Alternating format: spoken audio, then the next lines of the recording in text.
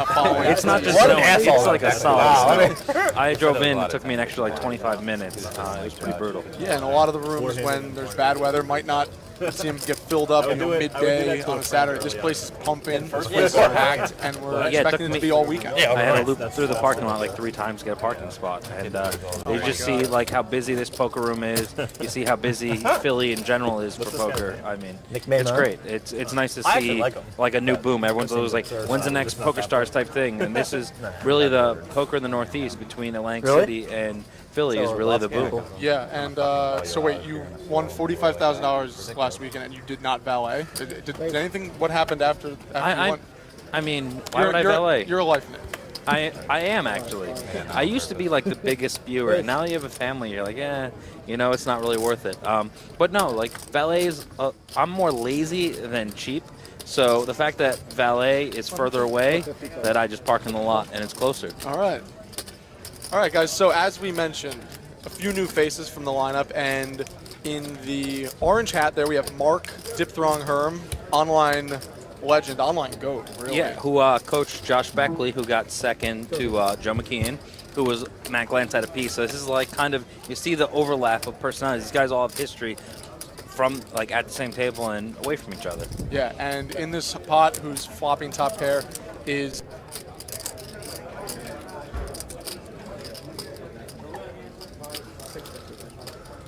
Are you playing the second one?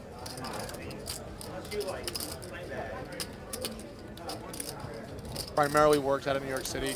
She made the trip down to Philadelphia this afternoon, and while she's new to the game of poker, she's not new to high-pressure situations. Yeah. You know, she works in some of the biggest cases that you may or may not hear about. You know, I'm not really privy to legal live updates, but they're a little slower live updates, not nearly the action that you're going to see at this stream. Yeah, so here we see her check raising here with top pair and getting it fold from Greg Fishberg. And we haven't seen Fish in the shot yet, but Fishberg is a Philadelphia-based professional, plays some of the bigger cash games, and is a regular on the tournament circuit, up and down the East Coast. Yeah, I'm going to be bashing him. He won a master pot to me early in the tournament, crippled me, and he tries to get in the streets with like good players, and I don't think he can handle it. And I think you're going to see him exploited a lot at this feature table. Yeah. Okay. So we get our first shot of Fish on the left, and maybe one of the bigger known players that we haven't even mentioned. He's just bigger. the ever popular Todd Brunson. Is he really popular? He's I mean, people respect his father, but it's just Todd. I mean, he's the redhead stepchild. Hello, Todd. With that awful beard he has working on, he clearly can't get cleaned up. Neither can Joe. I mean, this is just an embarrassing display of poker dressing. And as we mentioned, Joe McKeehan, Dude 904, reigning WSOP main event champion, a Philadelphia native, making his return appearance to Poker Night in America. Yeah, he played with me, Turning Stone. Well, there was another November Niner. Thomas Canuli was there, so it was fun to see the history of those guys building up, going to the final table. Yeah, and then our final player that we've yet to mention is, and we apologize for any name butchering here, Gajan Jeganathan. Yeah, he is a med school student in the Philadelphia area, also plays some of the bigger high-stakes cash games. He's been on Poker Night in America at Sugar House before, and he's making another appearance here. Yeah, he kind of splashed around a lot last time. I've played actually with him in some non-televised cash games. Played PLO mostly. He's got a lot of money, likes to gamble, will definitely splash around early, but he's obviously a very intelligent person, and you'll see him kind of surprise some of the pros here, I think, who aren't going to give him the credit that he deserves, and he might be able to get a player or two through them before they figure out what he's up to. Yeah, and we talked about his intelligence as a med school student. While he and Linda Kenney, Baden, might not be professionals in the sense, they are two of the smarter people that you're ever going to see at a poker table. Like, if you basically have poker skills and intelligence, and last at this table in both is Matt Glantz. No comment there, but here's a question for you. Poker skills or life skills, just like life intelligence, which would you take? Life skills. Life skills? Yeah. Okay. Life skills will just offset you more. Poker can only do so much for you, and being good at life is way more important than being good at poker. Yeah. All right, guys, so we're just checking. And I would have gave a different answer 3 years ago, but starting a family definitely pushed me to the left. All right, so we're just checking in on the Twitch chat. We see Chris P. He was with us last weekend. What's up, man? Jay Sensa, how's it going? I play fantasy. Deeb is so savage. I can attest that is true. Yeah, Absolute savage. Will is in an inner debate right now between Team Deeb and Team Glantz, and hopefully, like, you guys push him and tell him that clearly Team Deeb is the way to go. Yeah, I mean, look at that bald spot. Who would want to be with that guy? He clearly is past his prime. We played this game last week, guys. Whoever sends the best screenshot of the Twitch chat to Shaun Deeb on Twitter of Matt Glantz's bald spot. Yeah, I never got one. I was very disappointed. We didn't get you one guys. at all last week. Seriously, we want I need more. big red arrows, you know, like a black hole, like do some good photoshops. I know you guys are capable of that. Give me something good. And speaking of good, we might see a decent pot here with both players flopping top pair. This is Gajan getting in the action and Todd Brunson. Yeah, based on the pots, I think there was a straddle by Fish, and Todd just opened to 400. But Todd, like, he's a limit player, so he's not going to size well enough, I think, to get too much action here. And now he checks back the turn, which is just going to cost him money because he's probably just going to call a river bet. Yeah. I think on ace-9-3 rainbow, I don't mind betting, maybe even find a fall if he finds a check raise. And this is It's like a small bet from Gajan, and Todd just calls and good block bet. That is a good block bet by Gajan, and he kind of got lucky there that Todd checked back the turn. Yeah, he was saved a bet. going to call all 3 streets for sure with that hand. When you trap pre, you're just going to call. I mean, your opponent could be value betting ace-jack, ace-10, or bluffing because you know he only have 3 strong hands on board, or the flop sets, and obviously set ace is very unlikely. Yeah, and in the Twitch chat again, Big Pop Poker, can't forget you. You were with us all weekend last week in Pittsburgh. Happy to have you back here again. And Mitch Reese, no antes. This is a $25, $50, no limit, 7-handed game. We saw last week in basically the entirety of the session, $100 straddle. We haven't seen that. I think you're going to see more $200 straddles last week than you're going to see $100 straddles this one. Yeah. AJ Schmidt, don't worry. After dinner break in a few hours, I'll be jumping in the game. Hopefully someone's stuck at that point, and I'm going to have all these reads that you guys are going to help me with, and you're going to see me just destroy everyone. Yeah, do you think that there is a slight advantage to watching the first afternoon session from this perspective as opposed to being in the action? Of course. I mean, I hope I'm a pretty good thinking player so I can see who's abusing who's getting wide in what situations, how they playing their draws, you know, how they get deep, if they're in a bluffing move, if they're just running good, you know. I'm aware of their mentality, seeing their cards and seeing how they play all of them. Yeah. All right, this is going to be a check raise from Greg Fishberg, who's in the big blind. With 8-4 hearts, he's going to flop a flush draw and take it down against Mark Herm, who just had queen high. Yeah. Now Mark Herm, despite probably one of the more lengthy tournament resumes that we're ever going to see at a Poker Night in America cash game, a lot of players might not know who he is because he does a lot of his. He's had most of his damage online in the internet space, if you will. But he's not really a cash game guy. He's kind of made the transition into live poker. He mentioned earlier, just had a son. So he's making his real first appearance on Poker Night. And what are you kind of expecting from Mark? It was amazing. I think Mark's got a lot of people don't realize how much money Mark has won packing in poker, and obviously he's been such a quiet crusher. Like, he's in his circle, he's very well respected, but outside, most people really don't know him that well. I think his most his biggest moment was actually at this World Series final table with how he improved Beckley. So I think he's a great guy. He's a good friend of mine. Our kids are close. Our kids have had play dates. You know, it's great that me and him came from the online tournament grind, and now we're coming to the family grind. And it's cool to be going through such a similar thing with someone who had the same background as me. Yeah. And now AJ Schmidt asking about the Poker Night in America main event here at Sugar House. We're into day 1B. There were just under 70 entrants yesterday, and on last check, there were just under 70 entrants very early on day 1B. Oh, they were that high? I thought it was. I was hoping this could I have a little over/under bet with Glantz. Yeah, we have a right now just the most recent update on the Sugar House Poker blog. 145 entrants so far total. All right, we got a little flop action. 4-way pot, Mark open, hijack. Joe called, Jega called the button, and Glantz obviously couldn't find a fold with his hand. No, I would call there too, getting closing action, getting that price. Now, if I was Glantz, I think this is a decent board to lead some of the time because he hits that board way more. You see it with him just having 9-6 off, and he has some equity with a gut shot, but Matt's not good enough poker to find a bluff. You're only 1 for 2 in the straddle pots, too. And Big Pop Poker asking about who was owning you earlier in the main event. I mean, I don't think he owned me. Just like the blue shirt right there, seat 1. Greg Fishberg. Greg Fishberg. He really got splashy, and I don't mind people splashing with me. Obviously, he got me in the big pot, but I think throughout the day I would do well versus him in the tournament. He had position on me, but I have a feeling if you see me in this cash game with him, he's going to lose some pots to me. Let's not get anything wrong. You like to splash too. Oh yeah, no, there's nothing wrong with it, but when you come to the table, if I'm there, you just got to give me the control of the table. That's right. Hey Jacob, I tweeted the white substance that he got. They brought a lot of snow. That seemed to be what he wanted. He's got plenty of snow in his beard. He's an old ass man, and we'll see what he does. Letting the person to our left. He definitely owned me, and I think he'll get owned in the cash game. He beat me in the big pot we played and won a bunch of small pots, but he just always had the best hand. Yeah, so now Shaun has a little less experience with Greg Fishberg than I do from a tournament reporting side. Fishberg has crushed at Parks over the Big Stack series.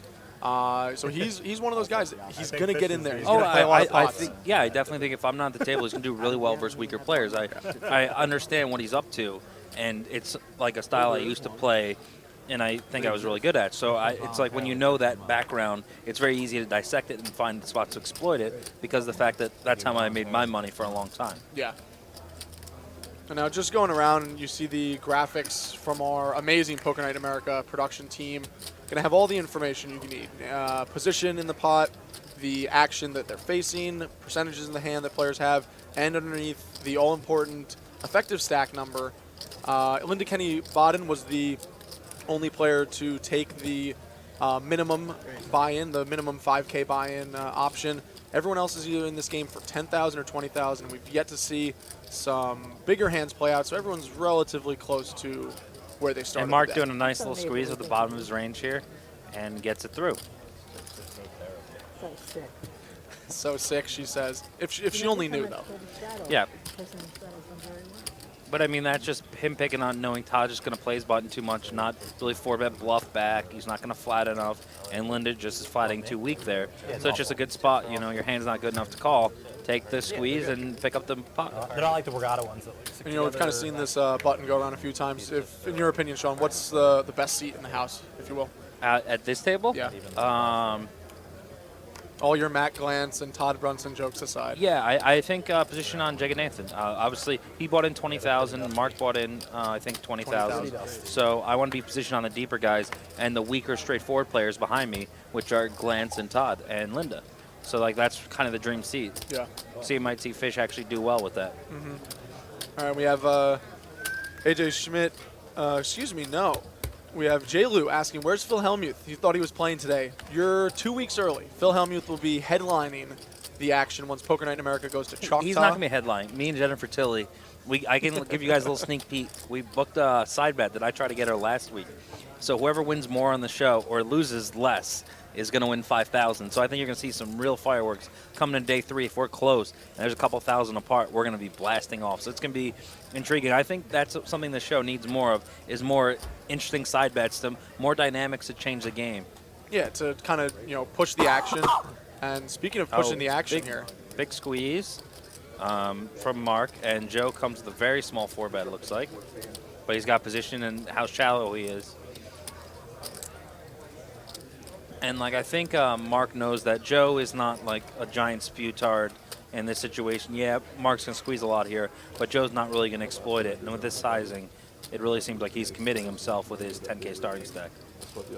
So Mark's going to say, well, if he's committing himself, obviously ace-jack's behind versus his range. Yeah.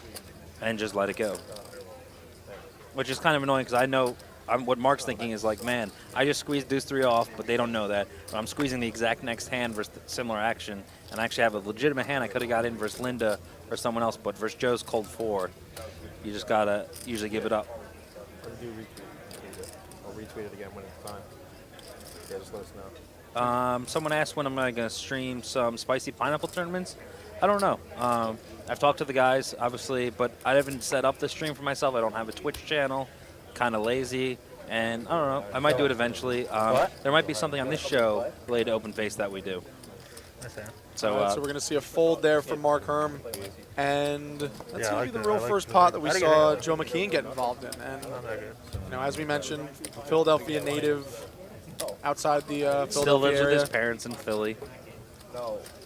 Still wearing the same awful outfits. Poor Joe. Living the life of a slave. Not in that situation. Life of a slave, yes. And Chops, you are not a slave to Shaun or myself in the commentary booth. We have a alternate stream with just Table Talk. The Table Talk audio was about 80% solid last weekend. We had some slight difficulties, obviously, like we said earlier, with a live stream, a huge production like this. It's going to be a little tough to have it be perfect 100%, but the guys are working extremely hard, and the Table Talk stream should be pretty exciting as well. And we're going to let these guys talk it out during Big Hands also.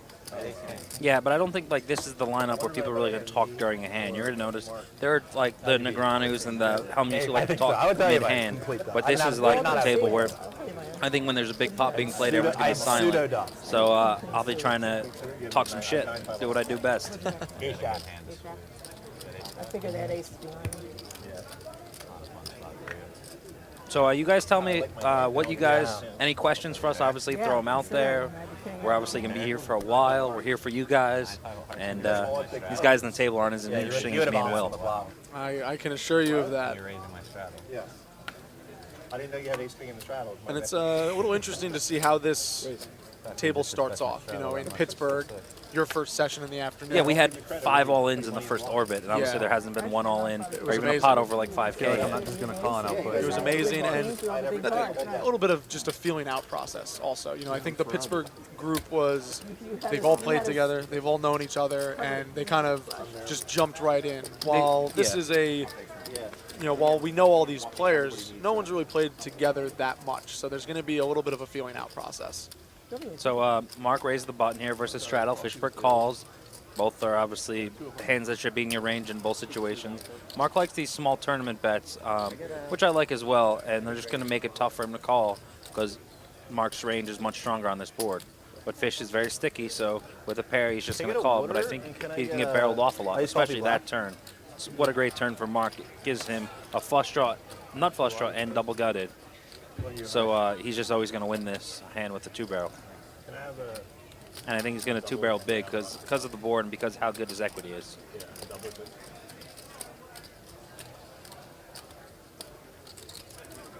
Yeah, this is a spot where it's going to be really tough for Fishberg to continue with a small pocket pair, and he just lets it go. It's going to be Mark Herm's Yeah, I think first you're pot seeing, other than that 3-deuce hand. Mark really being the one pushing the action here. He's most comfortable at deep stack no limit. Ganja too, but I mean, I just think he likes the seat. He's here to splash, and you're going to see him involved in a lot of hands.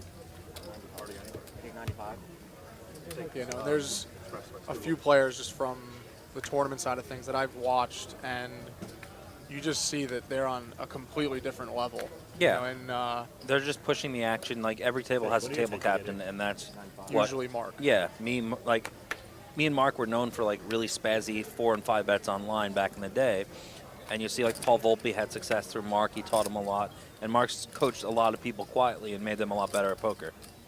So Glantz opens the king 10 off. Jeganathan sees his fish and pulls out a little 3-bet. And Glantz gives it up because Glantz doesn't know how to play poker. No, I think Glantz should fold to a small blind 3-bet there with that hand. It doesn't flop well, and obviously you don't really know. If your opponent has 7-5 off, he has better hands, worse hands, and it's tough to really outplay him post-flop because there's not any board texture he doesn't have some hands on. Is there a bigger nit at this table than Brunson? I think Joe. McKeehan is a giant nit. I mean, he only bought in $10,000. The guy has millions of dollars now. He just had to do taxes. He was complaining all weekend about his taxes. He complains about everything. Listen, I love Joe. I liked him a lot more before he won the main event. He's let the situation go to his head a little too much, and I think he likes the attention. That's why he makes his ridiculous comments. These flashy clothes, all the jewelry. He got a fresh haircut. He's still probably got the same girlfriend. Person to your left. be right, the one with the blind though. Yeah, the first one you left, always the one you left. No, it's right. Yeah. I'm never gonna say no. It's going to be a 3-bet from Brunson, and it's an interesting laydown there from Jeganathan. I mean, ace-9 off just doesn't play well versus a tight player's 3-bet, you know? Yeah. It's, you flop an ace, you flop a 9, you're not going to be happy with either. So I think that's fine to have a raise fold be that with that particular hand. Yeah, you should ask the So what are we doing? Are we straddling again? Lance would be proud. Let's do it. All right. All right, we got some action now. We're going to start a round of straddles, it sounds like, from the table talk.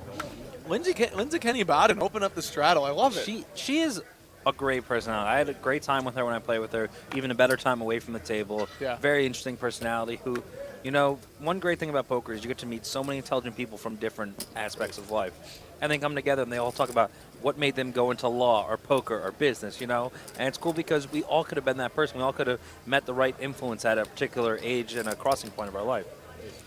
So we got McKeehan opens to 300, Jeganathan with a significantly large 3-bet to 1,050, considering how Joe is not playing 200 blinds.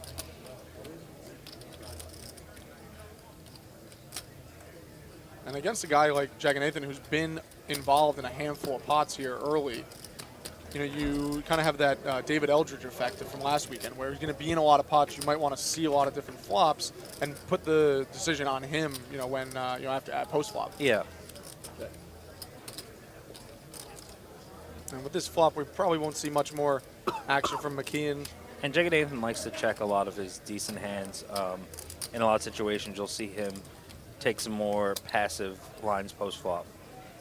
But, I mean, I think that's a fine spot to just bet and kind of figure out if your opponent flopped a king or not. And there's a lot of hands that miss. I actually love that idea from Poppy Van Winkle. Oh, someone We're just gonna be betting on Poker Night in America, the cash game. I mean, I'm fine with cross booking, but you got to post. I'm fine. I could do Bank of Deeb for sure for this stuff because obviously I think I have a good idea who's going to win. But I'm always open to side bets, so we can definitely have some fun. But like, obviously you can't take the nit who's just not going to lose and think I'm going to take the fish Glantz. I would never take Glantz at any lineup. Yeah. Maybe a Pittsburgh lineup. That's about it. It's close. You shouldn't have said that. I Yeah, might Glantz really was a slight winner last weekend. Only because he lost when I was in the game. He didn't win when I was not in the game. He did. He was, you know, that's like a plus-minus hockey stat. He was minus when Deeb was in, and he squeaked out a small victory when Deeb was away.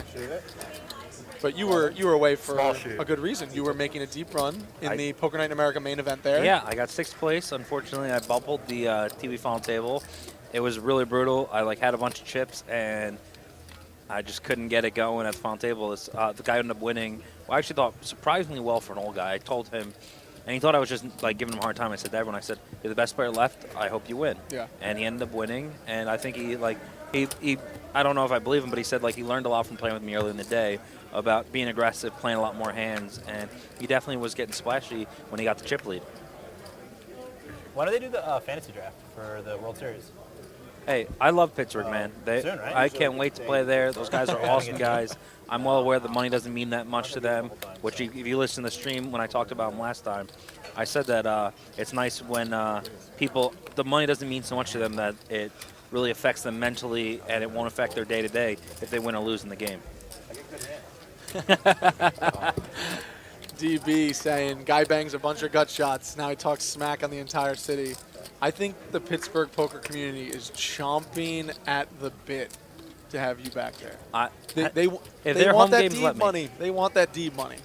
Yeah, Chris, I know that his son plays as well. He has 5 kids. We talked a lot. He is old school, but, I mean, he's a sharp guy, and he's obviously learning constantly in poker. And I hear his son's a good player, too. So, and it's DB is Dave Eldridge, one of the more exciting players from last weekend. He showed up to a pretty tight, similar to this lineup on the Sunday session. It's never tight when Tilly's in the lineup. He straight up said, 2 hands in, it was a raise fold. He said 2 hands in. All right, you guys are playing too tight. I'm gonna come bang some heads, and he did. He ended up taking Tilly for like 25,000 in a half hour. Yeah. So 6 set of hands. And then Dave shut me out of the booth. I was supposed to come talk to you for an hour on dinner break, and Dave just kept talking all his strategy and shut me out. I said this weekend, a few people have asked who was my favorite person to have in the booth. I have no idea. And every single time, Even So though I Shaun bet, Deeb like, is pop. sitting next to me right now, No, I've said I'm David not gonna do Eldridge. He was so It's clear, easier. so concise, and for a relatively quiet guy, you know, you've played with him, you know, you've seen him Yeah. away from the table. Relatively quiet guy was amazing, I thought, and I think a lot of the fans really enjoyed it too. Yeah, I mean, it's great to get that personality because he's played with those guys for years and Did you years. graduate college? He's been playing with me and Glantz a few episodes. He obviously final tabled the PCA, and he's had some tournament success when he actually gets a chance to get away from his life and family and business to demonstrate. You were talking so much strategy, you just don't realize it because you're not aware of what strategy is, He Dave. gives it away. He doesn't even know he's giving it away. All right, well, it looks like we're going to see a pretty big multi-way pot here. a lot of people Everyone in there. coming along. The Greg Fishberg Rays getting no respect here. Now, if I was Kenney here with her stack size, I would have definitely squeezed when there's over 1,000 in the middle. And Ace Queen usually doesn't flop well, but I mean, it gets the Ace 3-3 rainbow board, so what do I understand? But just no one's going to give her action here. Yeah, you know, and she has position, so looks like it's checked around to Fishberg. And she's going to check through to the turn. And she's going to improve to 2 pair. And that's a spot where, you know, you see a flop multi-ways, you probably just want to check if you're there with top pair on Ace 3. Yeah, I don't think you can get active. If someone has Ace 5, they're not too excited when you bet the flop. They know they'll probably beat because either you're bluffing with nothing or you have 3 or better ace. Like, that's actually a great turn because if someone actually had an ace, they're like, oh, now my kickers probably don't play. Could have had a flush draw. But she got unlucky, no one else had an ace there. Yeah, and I think that kind of just, that hand plays to how Linda Kenney Baden is going to attack this session. She's going to try to keep, you know, pots relatively small. She's okay seeing pots multi-ways. And she's one of those players, like, she has ace-queen and it comes king 3-3, she's just done with the hand. Yeah. Hey, Pappy Van Winkle's got a good drinking game. Every time I say family, he takes a shot. So my wife actually might be coming later. I don't know if she's going to pop in the stream or not. She might sneak away from our son if we can get a babysitter for a few hours. She wants to play in the show and just basically she said she wants to take Matt Glantz's hand when he's all in and throw it in the muck. And she wants to throw his chips everywhere. She loves getting Matt going. So maybe she'll show up. Maybe she'll come around. Fortunately, she can't get drunk. She's pregnant right now. So Congratulations. Thank you. But who knows? She's as much of a wild card as me when it comes to saying what's on her mind. Does she have, you know, a background in poker or just because of you, really? Yeah, I actually met her. I made a final table in Jacksonville about 6 years ago during Sick brag. the Chad Brown Invitational when Chad was still with us, great guy. And she was actually the dealer of the final table, and I started hitting on her while I made the final, and then while she was dealing to me. Oh, and she was dealing, okay. Yeah, there's like video of me hitting on her, like shit talking her, calling her. I was like, yeah, you know, you look kind of young, but you're actually old, and everyone and you just lie to everyone. I was like, you want everyone to think you're 23 and you're like 28, and I nailed her age perfectly. So, you know, I made a good read, and she happened to be dating someone at the time, but we connected a few times over the next few years. And when she was finally single, we started dating and got married like a year later. All right, Shaun Deeb, Mr. Steal Your Girl. So, poker players. Yeah, when we got married, she did text her ex and be like, just so you hear from us, me and Shaun ended up getting married after we dated for a while. He's like, I knew it was a bad idea to hang out with Shaun Deeb. He was a fanboy of mine, so it was really funny. Like, he talked me up to her, and it ended up working in my favor. Wow. Or Okay. not, depending on how our marriage turns out. I think it's going to be okay. So Crisp's got a question for me. What was the inexpensive whiskey or bourbon you were talking about while in Pittsburgh? You said it was your favorite. It's called, oh man. No, I just. You had it. I know. You had it. The only reason you brought it up is because you had it. Yeah. It's a bourbon. And while Shaun Deeb Booker's. is in the tank. There it is. Booker's. Booker's. Okay. It was Booker's Reserve, I believe. It was like 80 bucks. Very high proof, but amazingly smooth. All right, and King of Denmark asking, is that Todd Brunson? Yeah. Yes, it is. Yeah, very friendly, very talkative Todd Brunson. I'm sure he's spending time on Twitter needling Matt Glantz, 'cause that's one of his favorite things to do. Todd did throw out the tweet that the winnings for Matt and Todd going toward Donald Trump's presidential campaign. I think he's really good. I don't know if he was getting better cards. Yeah, Jay Cessna, you know, if you insult a girl, it works out well in your favor. You know, that's what all the pickup artists say. I must be doing that. That must be my problem. I just need to start. You're a little young. You know, at 25, I didn't know these things either. That wasn't special. I like Booker's more than Pappy Van Winkle. I know it's your screen name, so it's solid, but He it's has been to bought say out, that and for it's the not. sponsors. Yeah, it's not as good as it used to be. It's just a brand that was bought out by a bigger company. It's not the same. And we have our two Philadelphia locals squaring off here on the turn. Play like the World It's going to be a check, a lead on the turn from Greg Fishberg with top pair. I don't. When I And say I know how to play, I'm using my very. not sure how the flop went. It looks like it just went check, check on the flop. And Jegan is going to turn a pair here, but I just don't like this call with bottom pair. I mean, 2 flush draws. If you're calling here, you got to be trying to bluff them off with a better pair later on. And it's just going to be very tough. There's so many bad combinations. And Fishburn's kind of loose, so. we were talking last week. The turn is really where you make the decision on your hand. So, while obviously, bottom pair there is not good, this is a position where Gajan can just check. And then See, like, he doesn't bluff the river in this spot. Yeah. So, and that's part of the reason why it's And a bad call. a Like, perfect river card to really bluff Yeah, at because there's everything gets there. a lot of things. You could easily be value betting queen jack. You could have 7-9. There's a whole bunch of hands that improve on that river. Then you just got to recognize that your absolute hand strength is a little too weak. We are live now. Yeah, so that turn is a spot where you might have a situation where you don't have the best hand right then and there, but you have an idea for future streets or future action. If Greg Fishberg is going to check, I'm going to do this. If Greg Fishberg bets, I'm going to do this. And that was a little odd to just see him check back there after calling a pretty substantial bet on the turn. Yeah, see, Pappy knows the history. See, I know a little bit about my bourbons. Yeah, he said that the previous place was Steitzel Weller, and it was better than the current Buffalo Trace who owns them. So we're on the same page. Got to respect. If we're ever at a stop with Poker Night in America, send us a message, we'll get a drink. Yeah, my alcohol expertise starts and ends with natural light. I think I'm still Come on. I'm still a 20-year-old college kid at heart. I don't know. It's just it keeps me young. It's water. You need to at least get some good beers in you. Go the higher proof. Get some of the IPAs. And now the tightest player at this table just folded ace jack in the small blind. Well, I mean, it Todd was Brunson. open in a 3-bet, but yeah, Fishberg is going to make these small 3-bets on his button, and you just got to be aware that he's just trying to isolate, get heads up with a weak hand, and he knows McKeehan's kind of straightforward a lot post flop. Now everyone's gonna miss this flop. Well, no, it's not a miss. McKeehan's- Over isn't a gut shot. You guys know I love my gut shots. That is not a miss. Lego Stowe, you just got here. We're 30-minute delay with hole cards, but obviously we're doing this in real time with you guys. So anything going on, we'll let you know. So check. Joe's gonna fire, and he's probably gonna win this pot. I don't know why Fishberg would check back this flop. There's a lot of hands that Joe has, ace high, king highs, better queen highs that just can't continue on that low board.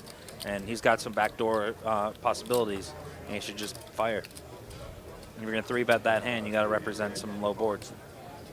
I wonder if I've had it. I've seen some tentative play from basically this entire lineup. Joe McKeehan has taken down a few pots with relative air, but it's still early. But people showed weakness. I mean, that's I said, that's kind of Joe's game is, okay, you kind of give up that you don't have top pair or better, so I'm just going to fire 1 bet, and hopefully he takes it down, and that usually works. And that's why you're not seeing the trickiness that you might see in Pittsburgh, where people are a little more balanced in their checks and a little more aggressive with their weaker hands. And it looks like the straddles are off right now. They did their orbiter straddles. We'll see that throughout the weekend. Each lineup handles that a little bit differently. Let's watch Matt misplay a hand. Ace 5 off. Just throws in the 3-bet. Where's the guy who's never folding to a 3-bet?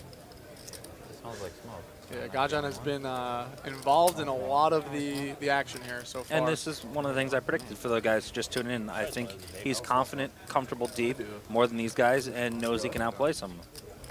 Yeah, while he is a med school student, I see, and I don't see him studying. I'm sure he does a lot of that. Yeah. I see him in poker rooms on the East Coast a lot. So he might consider himself a med school student, but I think deep down he considers himself a poker pseudo-pro, if you will. And I he hope wouldn't he be at calls this this table. flop, because I think you've got some back doors with the backdoor nut flush draw. He has the best hand sometimes with ace high, and he knows Matt is a big c-bet. If Matt particularly c-bets and gives up a lot in 3-bet pots, he likes to splash around, and he usually checks turn. It's an interesting turn. Matt turns a gut shot. Jeganathan turns the nut flush draw. So Matt picks up a little bit of equity. Obviously has the ace of hearts. So if Jeganathan does have a flush draw, he actually has him beat. and he could actually win in showdown if it goes check on the river. Say I can't breathe a lot, but now It doesn't look like Glantz is going to check here on the turn. So a Fire's bet of big. 1,700. That is a 17 big to 23. It's actually a good bet. I mean, he's setting up a river stack size shove, and you know Jeganathan doesn't have almost any 2-pair combos on that board. Not too many sets, so it's like going to be tough for him to call 3 streets if that's what he's going to go for. And he might be playing on bluffing if a heart comes, knowing that Jeganathan can't have the nut flush draw.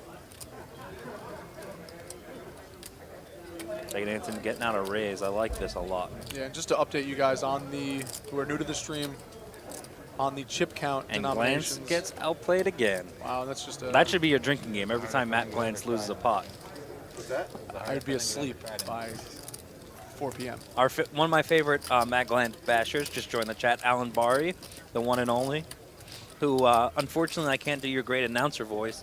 Maybe you can drive into here and... He has an announcer voice? Oh, yeah. He showed it to me playing it in a cash game this week, and it was awesome. Wow. It was really strong, yeah. He's got some good voices in him. He can project real well. He's a colorful guy, you know, and he's someone that I think we would have fun with on the stream. Yeah, I think he should be at one of these cash games. He should take a break from his business, Hudson Table, and find a way to get to Shout the out. poker room. And like we were saying, the chip denominations, as you can see from this great overhead view, the green chips are $25. The black chips are $100.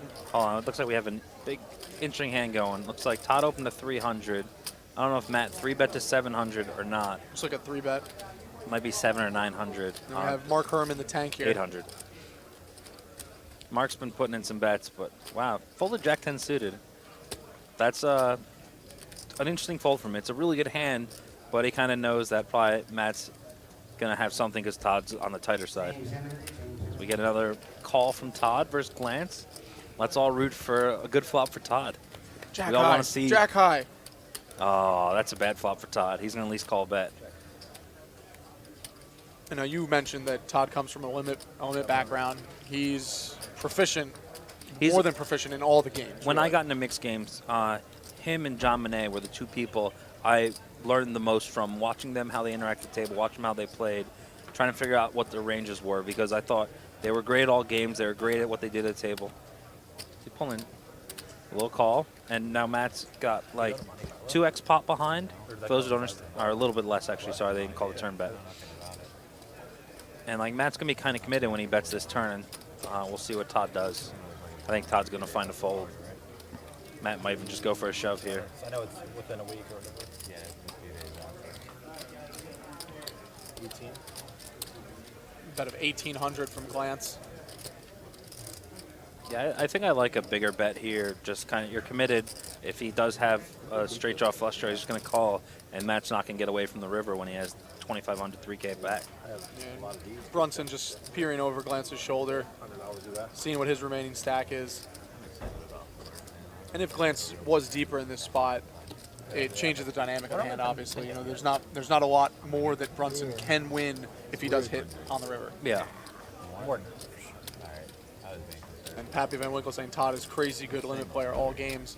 I have to agree. He has bracelets in 2 disciplines, I believe. But I still think Maybe even more. I'm surprised it's only 2. I bet He's just a great poker player. Bigger because I think anyone's I think like 4 there next week.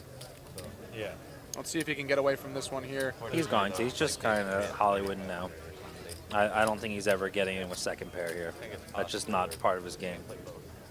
It's definitely possible because of the stupid thing they're doing. If you make the final table, you sit there for 3 days. That would work. What? If you make the final table of the 35, you're going to win. That's going to be a pot for Matt Glantz. And Really? Shaun Deeb Why? Because all the curses while his mic is off. I wouldn't mind that. It's kind of annoying. Like, Dave, I completely agree with you. Like you said, the only person more brutal than watching me win is Glantz. At least I play decent. There was a screenshot last weekend of Glantz involved in a hand. I think he held like 10 high on the river. And he's facing a bet. And as, I forget who the player was cutting out the bet, they zoomed in on Glantz's face. And he was licking his lips like an animal, like a dog would. And they zoomed in perfectly. Someone needs to make a GIF of that. If you make a GIF of that, It's GIF. It's not peanut butter. Make me a GIF, make me a GIF, make me something of that screenshot. Go back in the archives. I know, I agree. I really You will be on the Will O'Connor Play sick, and the other good players know they play. God mode forever. I don't even know how. I don't know if Will O'Connor. You still have to pick your side because you're either a minion of Glantz or me, and then you can have minions underneath you, but you can't be hopping the fence between the two of us. Yeah, like I need to pick my host person. Yeah. And then I can just. It's just like the branch family out from tree, there. exactly. Yeah, yeah, yeah. Like you can have he can have 2 proteges, and you can have 2 proteges. I only get 2. Yeah, Okay. but your proteges can have proteges. Come on. Yeah. All right, kind of a miss for both people. Jeganathan didn't make a set, but he does have a pair, so we're gonna see probably a flop call because Mark's gonna do one of his small bets. But you're gonna see more tournament based than cash game based. Hype No Beam, what's up? Happy to have you with you. And Mark turns top pair.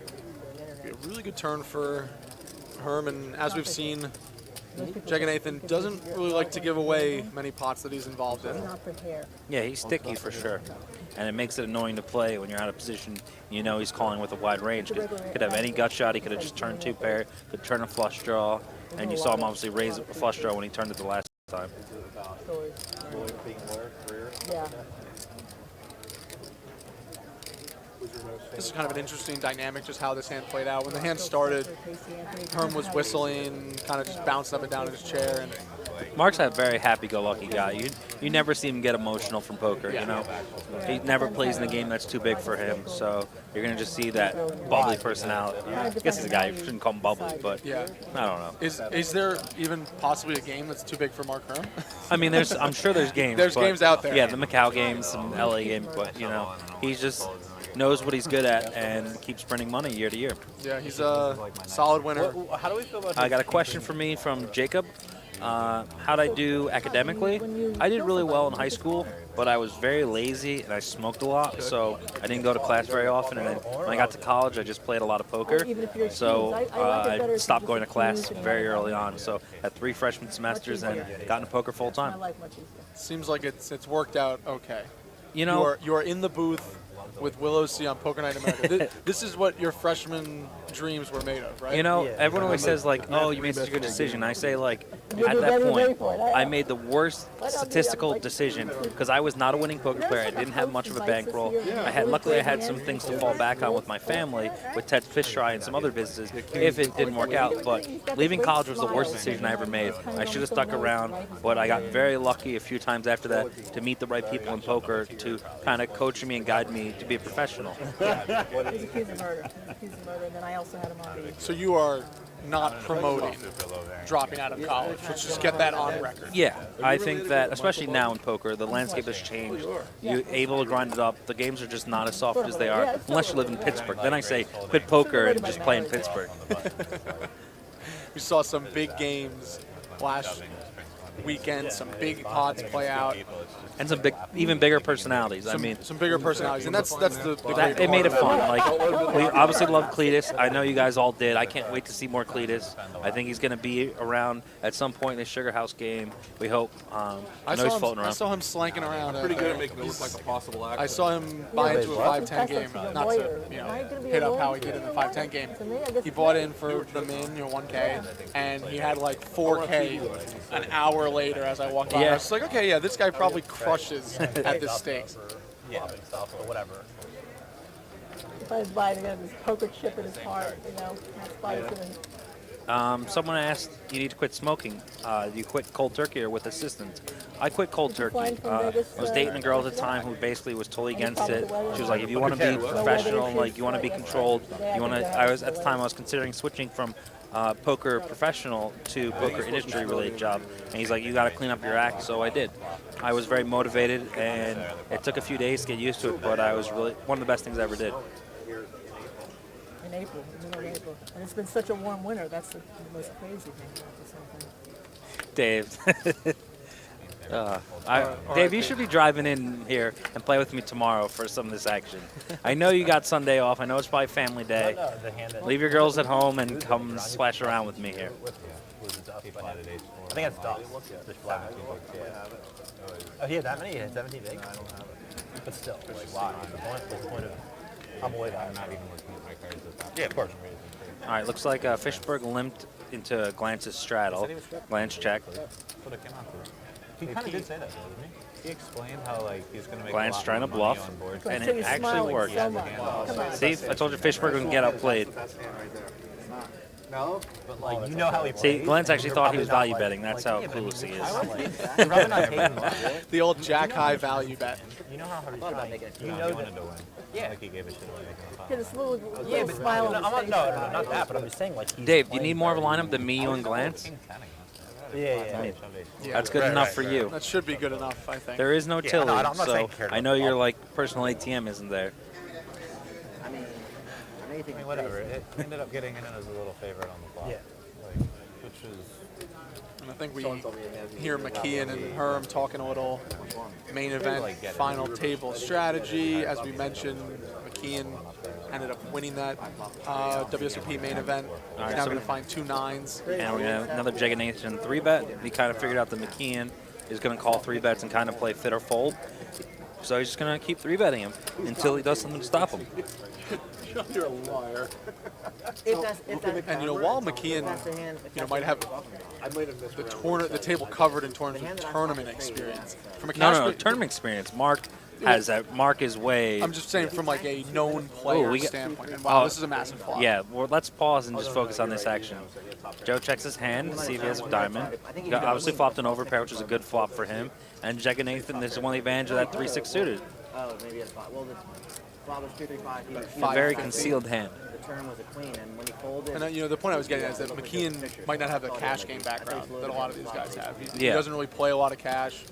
he would have snapped my face And off with do you think there's a negative effect on that, or poker is poker, to a certain extent? I don't. He's a good poker player, so he can adjust and know the differences between the two. I mean, that's part of the reason why I bought in Chal, where he knows that there's some people who are more might be better 400, 600 blinds deep, so he's just willing to play 200 blinds deep with the straddle 100 blinds deep, where he's more comfortable. I'm very disappointed Jeganathan didn't barrel that turn. Joe's range is just so much weaker on that ace. I know he's doing like a whole range check because he would check an ace and some other hands, but I think he should just fire when he has the real super draw and just 6 high. Yeah. Can we get you drinking? what? I'll pay $100 for every drink you have. Mark is trying to get Glantz to drink, I apparently. heard you go hard. Oh, or is it maybe even Yeah, Todd? I can lose I'm like not 400 sure. most. Oh, it's, if he just has just 400, then it's Glantz, because Todd, I've seen Todd drink a lot. And Joe's going to get outplayed again. Oh, he might actually call. make like $2,000. I mean, it's a tough runoff, but I don't like how big Jeganathan bet here. I think a little smaller bet. Then if he bet Where are we like at? What number are we at? 800, he also has 4? kings in his value betting range, not just ace X or. I mean, you seem pretty better. composed. And this is a spot where a bet on the turn from Jeganathan probably makes this line a little bit more believable. That's likely why McKeehan's thinking. He's trying to talk himself out. What beats me here? Yeah. And AJ Schmidt, I kind of agree. The river now looks a little bluffy, and I think that's why McKeehan's in the tank. He's trying to walk himself through it.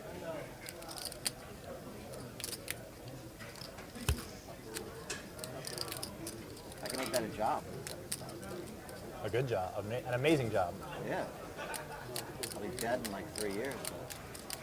Maybe. Oh, he's going to stick in the call. Joe loves his cut the chips on the rail thing. Yeah. It's so annoying on TV. So tilting. Just like use the table like every other player. I know you're used to the feature table all the time, but you don't usually have that. I think he's going to put it in here. Where'd you get your seat? I think it does call. Wow. It's a good call from Joe McKeehan. It's called Human Tool. I like it a lot. That's why he's the champ. Yeah, I think if he bet less, I think Joe's more likely to fold. I think that's one of the spots where the larger you bet, the bluffier it looks. They all make And it just so shouldn't even have gave up on the it's turn. easy. Like, shouldn't have taken that free river card. You just have too much equity in the stack sizes being what they are. That needs to be in your barreling range. Action for a bit. Love it. Poppy Van Winkle saying, no flush, no backdoors. The main event coverage, Joe McKeehan. Every time everything Joe talks, it tilts me, you know. Like I was trying to say earlier, I think I got interrupted. I knew Joe for about a year or two before he won the main event, and he was a way different person. And now some of the stuff went to his head, and that's some of the things that he says publicly that are just wrong. It's going to be an open from McKeehan. Jeganathan's going to get involved as well. We don't catch his cards. Looks like Glantz and Linda Kenney Baden have called as well. Going to see a flop 4 ways. Oh, Glantz flops the world. That's how he wins money at poker. Nice life. He just leads out, which is such a bad lead with his hand. It's tough to get a worse hand to continue. Yeah, when you have that 97% next to your name, you probably want a little bit more money into the pot. Let someone like turn a gut shot with when you make your flush, or let some like they're just gonna call with a better ace. They're not gonna call with 8-9 and 8-7. Yeah. But Matt just like, oh, I hit the flop. I bet. The worst part is I tell myself before the hand, all right, there's no straddle, and then it comes to me and I He forget. said something about he drove up from Maryland to Bank City and there was a car on fire. And we just didn't I know you guys can't hear it on the stream, but this Poker Night in America poker room is bumping. Well, you can see, and when you do some of the different shots, you see how full the room is behind. Yeah. And the tournament's actually upstairs in the event space. Yeah, this so is there's all even cash more game. action going on than what you guys see. And we are behind a single cloth, so we are hearing chips shuffled behind us, and we're in the heart of Philadelphia, so why wouldn't there be action almost around the clock? All right, so we got open from Fishberg, flat by Glantz on the button, and Mark squeezed. And Mark squeezed a ton, and again he has a decent hand to squeeze, and we'll see if Fishberg tries to 4-bet fold if he believes that Mark's just getting out of line like he's been doing. His hand's a little too weak to call. And we've seen Mark Herm make this squeeze with a wide range of hands, and this is probably the top of that range. Certainly. Oh, I think we got a raise or a shove. It sounded like something.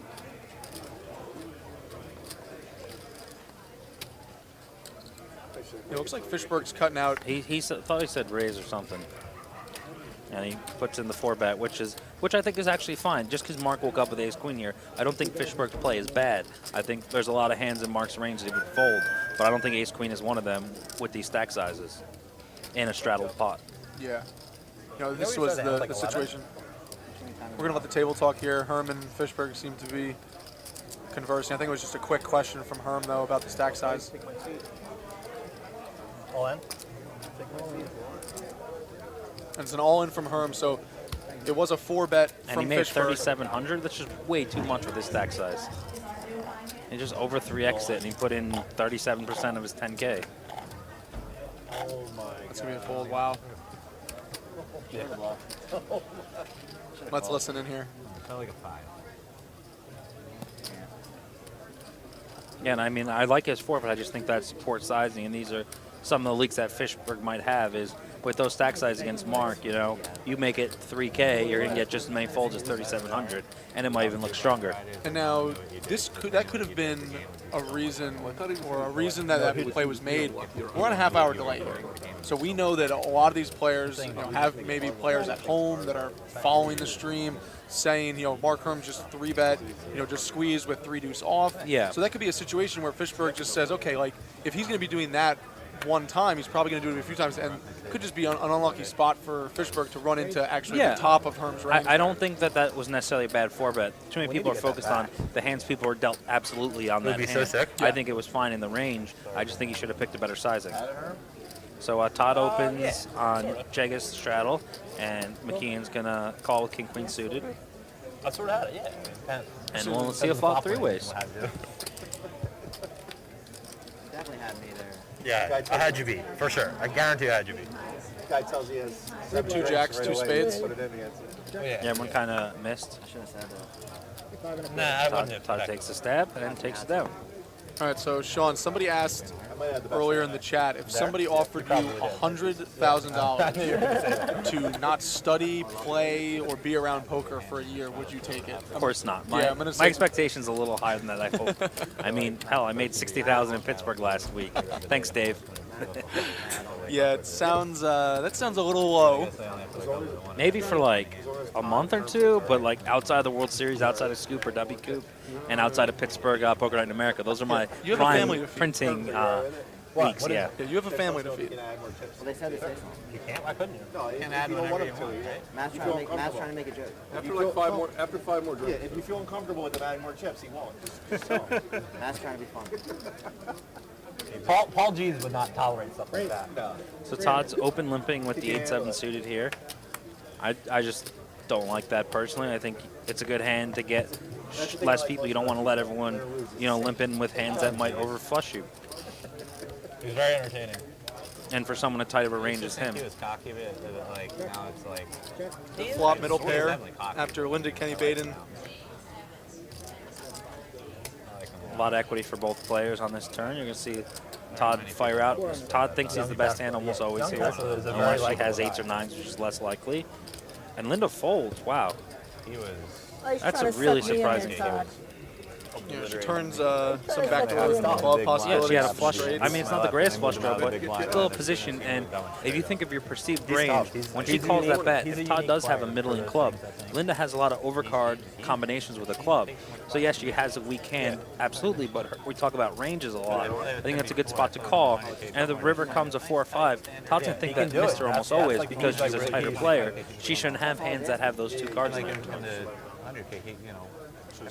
Chris was asking why not no Paul G's in this game. Paul is always invited to Poker Night in America. I have a feeling he's probably playing in Atlantic City or, messing around doing what he does. Paul's obviously a good friend of Mark's as well as myself, and he loves to drive his Tesla. Young Oh Tesla. my God. The young Tesla. I can't beat the jack. Never mind. Yeah, Paul G's is great. And someone actually in the chat earlier brought up the Chirp Herm podcast. That's Mark Herm's podcast with Joe McKeehan right after the main. Paul G's makes a, we'll say, celebrity appearance on that. And that is a Well-timed celebrity. That is a absolutely great listen. If you're interested in hearing a lot about, Mark's role with Josh, Joe's run to the main, how, Joe's feelings before, after the main, whether you like these players or even know about them, check out the Chirp Herm podcast. Really, really great production, I thought. Yeah, I mean, you just see the personality. Like, Joe does have personality. It doesn't come off very well on Twitter, but Yeah. I think if he's surrounded by people he's comfortable with, you'll see him loosen up a little bit. I just wonder what he's hiding under that hood. That hair looks a little long. He must be a Yeah, little he must ashamed not have gotten of a that haircut. shaggy look he's got going on. Yeah, and that is Chris P. saying the Chirp Herm Show. Find it on iTunes. Check your local listings. Now, we don't see Jeganathan's hand again, but it's going to be tough for Fishberger to continue on this board. Yeah, like kind of standard, like just like our. And when he checks back, I think he has a 6 or a deuce or ace high a lot. And I think he's just going to win with a turn bet here. Everyone was like you. I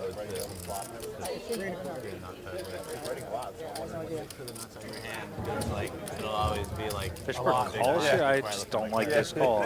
I just think, I don't know why he's calling. He has such a bad hand. He has no draw. I have to keep. I have to represent. He should fire this. He's got to do something besides what he's doing. Yeah, right. But I feel like. I think you just see him kind of getting dejected after trying that big bluff versus Mark. Plays a little bit. That's like Flyers Club or something. I made him go These on guys a- have a saying dynamic. Not so much at this table just yet, but they play a lot together on the East Coast, around Philadelphia, at Sugar House. Yeah, that time. I told him it was the most hard thing sitting there a day and a half. This is Fishberg Yeah. making a call with King High, though. He's incorrect. And we see 10-6 for Yeah, when you see how, Jeganathan. like I said, when he checks back, he checks a lot of those middling showdown hands, as is pretty straightforward in that spot. And I don't understand why Fishberg calls turn and calls river, especially to that sizing. It's just he always has it. Yeah, I saw that. And he could even be bluffing with King 10. It's just King 3 I is don't just even not have a good anyone enough know hand me. I there don't know versus anyone. checking range. one guy and he's also getting I think if he flopped a gut shot or a flush draw, I think he's going to bet the flop, check the turn, which is the line he took versus Joe. I would have folded 10. I mean, I would have So folded Linda has a big hand here under the gun, ace king suited. I think she's open. Yeah, she's gonna, and she is the shortest stack at this table. But short stack in cash doesn't really mean nearly as much as it does in tournament. She still has 130 blinds to start the hand. And as we move through this production, we haven't seen anybody re-up just yet. That's the $300 shot. And some figures always come across the screen, plus minus, stack sizes, things like that. And sometimes you got to realize the stack sizes are off. A couple times in Yeah. Pittsburgh, it's tough to keep track. There's tipping, there's a whole lot of stuff going on.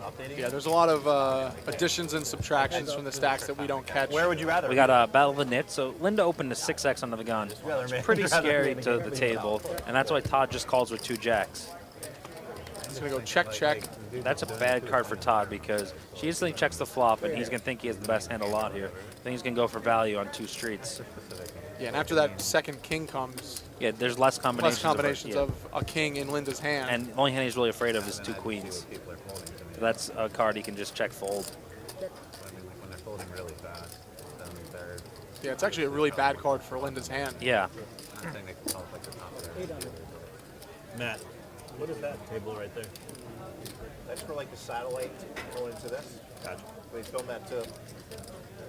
She might be giving Brunson a decent price to make a crying call here.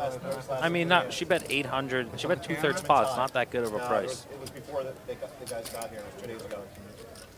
But if they have it today. And she's just not that. She doesn't have a hand that she's going to turn to a bluff here on the river. She doesn't have Jack 10 of spades. She doesn't have Queen Jack. You know, she's not going to turn 9s or 10s into a bluff here. So Todd wasted her time for 30 seconds. Wow, nice hand. Who would you like in that match? I bet 100 on tie. I would have taken fish. Really? You're going to see it in the stream. So. I think Todd said something. I think he said he was going to bet 800 if the ace didn't come. He was going to lose. Well, it's a big, He's going to value bet correctly. I think she has queens or 10s or 9s a lot. So you bet she might call because that looks like a good board runoff for those guys. When did the majority of the money Hypno go? Beam saying Brunson only plays like Didn't 5. 4K go in? Yeah, I mean, he's kind of got that old school. Big pairs, big aces, and How did suited all the money go in on connectors. the turn? Because it's time. Hey, it So works. he just jammed her. Yeah, I mean, he's made a lot of money in poker, a lot more than I have. But he's also lost a I mean, lot in I some don't know. games. I don't know him at all, but that seems. But I really respect his poker mind, and I just think No Limit is the weakest game he's at, but he's still going to be a winning player in most He lineups. was the button he raised. To You know, he plays primarily big mixed games in Vegas. You know, as we said, he has bracelets in multiple disciplines. I checked. So we got Todd opens the button and Linda 3-betting. Made it 1800. Nit on nit violence. okay, The so you have 2 some players are going to get involved the least. Back-to-back hands obviously got something to work with. This looks On like the a turn, he 3-bet put from, 80% of his Yeah, stack in. which I think is a great 3-bet. You know, as a tighter player, Todd's going to open a lot of hands in the button. He's already folded to a couple 3-bets. And you can, you know, King 9, that's it. build up a pot with a decent hand. No, just usually any ahead of nine, the any range. nine. And we don't see Todd's cards. Just gonna go check check here on the turn. Now, one thing I think Todd saw is you actually see how she checked on the ace king hand. She checked a little bit more tempo, and this one she's checking a lot slower. And I think if Todd was smart, he would try to bluff her off ace high and go 2 or 3 streets. If he was, he should be aware of what she has. I never played with him. I don't even know who he is. I don't have accounts. No, as soon as he gets. Todd just doesn't bluff. He'll call off 100 big blinds with king. He does Yeah, we look didn't like catch he's his got a hand, but little- that's probably a spot where he knows how Kenny Baden's going to play that hand and just realizes that bluffs there in that spot are likely not going to be able to get through. And Todd just has to be aware of his range. Like he has a lot of pocket pairs in her eyes. Like Yeah. you know, he might be calling the Jack 9 suited to the 3-bet there, which is fine. But she's gonna think he's set mining a lot and that low of a board. If he just 2 or 3 barrels, I think she's gonna believe him and find a fall. I think she's the type to hero call for stack off of ace high. Over to someone and they explain running the place. It's just better TV running it once. More pain, Some more. poker players don't. Yeah. Some poker players don't. Yeah, sure. So you see that Mark and Joe are up about the same.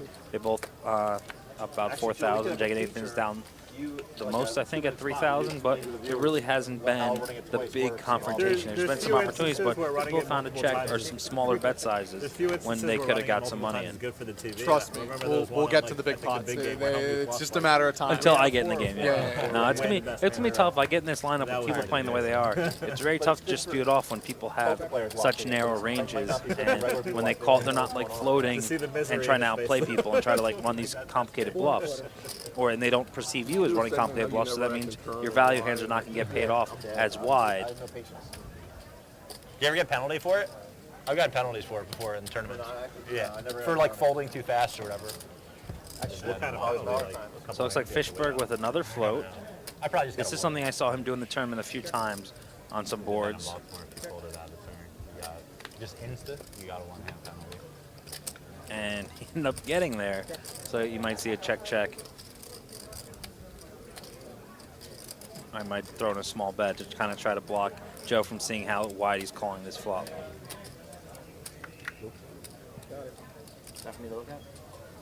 Nice turn. Turn? Nice turn. I hit the river. And see, like Joe kind of felt like he had the best hand on the flop, and he thought that he would float too wide, which he was right. But he kind of felt that check and that bet sizing that he had something. I got lucky. Got him. Hey, Chris, I'm all for slow rolling. I try to encourage it in all games. You know, I always try to get 1 or 2 per show.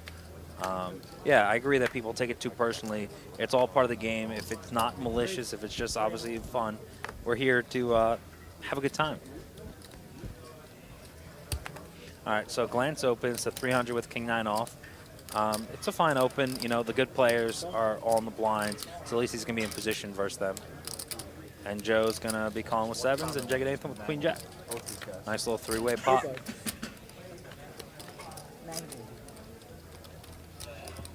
Good flop for Joe. I don't like that snap check there. I know he's just checking his whole range quickly, but I think that's a good board to lead with 7s as kind of part of balance. And I think he should fire turn because he doesn't have many 7s, but no one really has many deuces.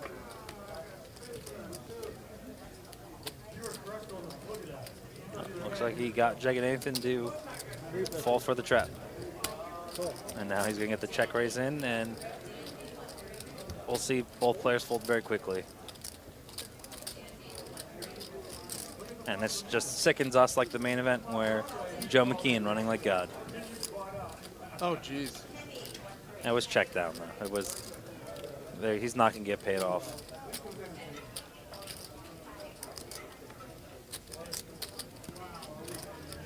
Come on, Glantz. If Glantz calls here, I mean, he made it big. It looks bluffy, but it's also a spot where it looks so obviously bluffy. And Glantz just wasting our time. We're never going to get these moments back. Never. 9, you can't call. So keep going. We only have 4 minutes. We only have 4 hours before they switch you out of here. So. Never.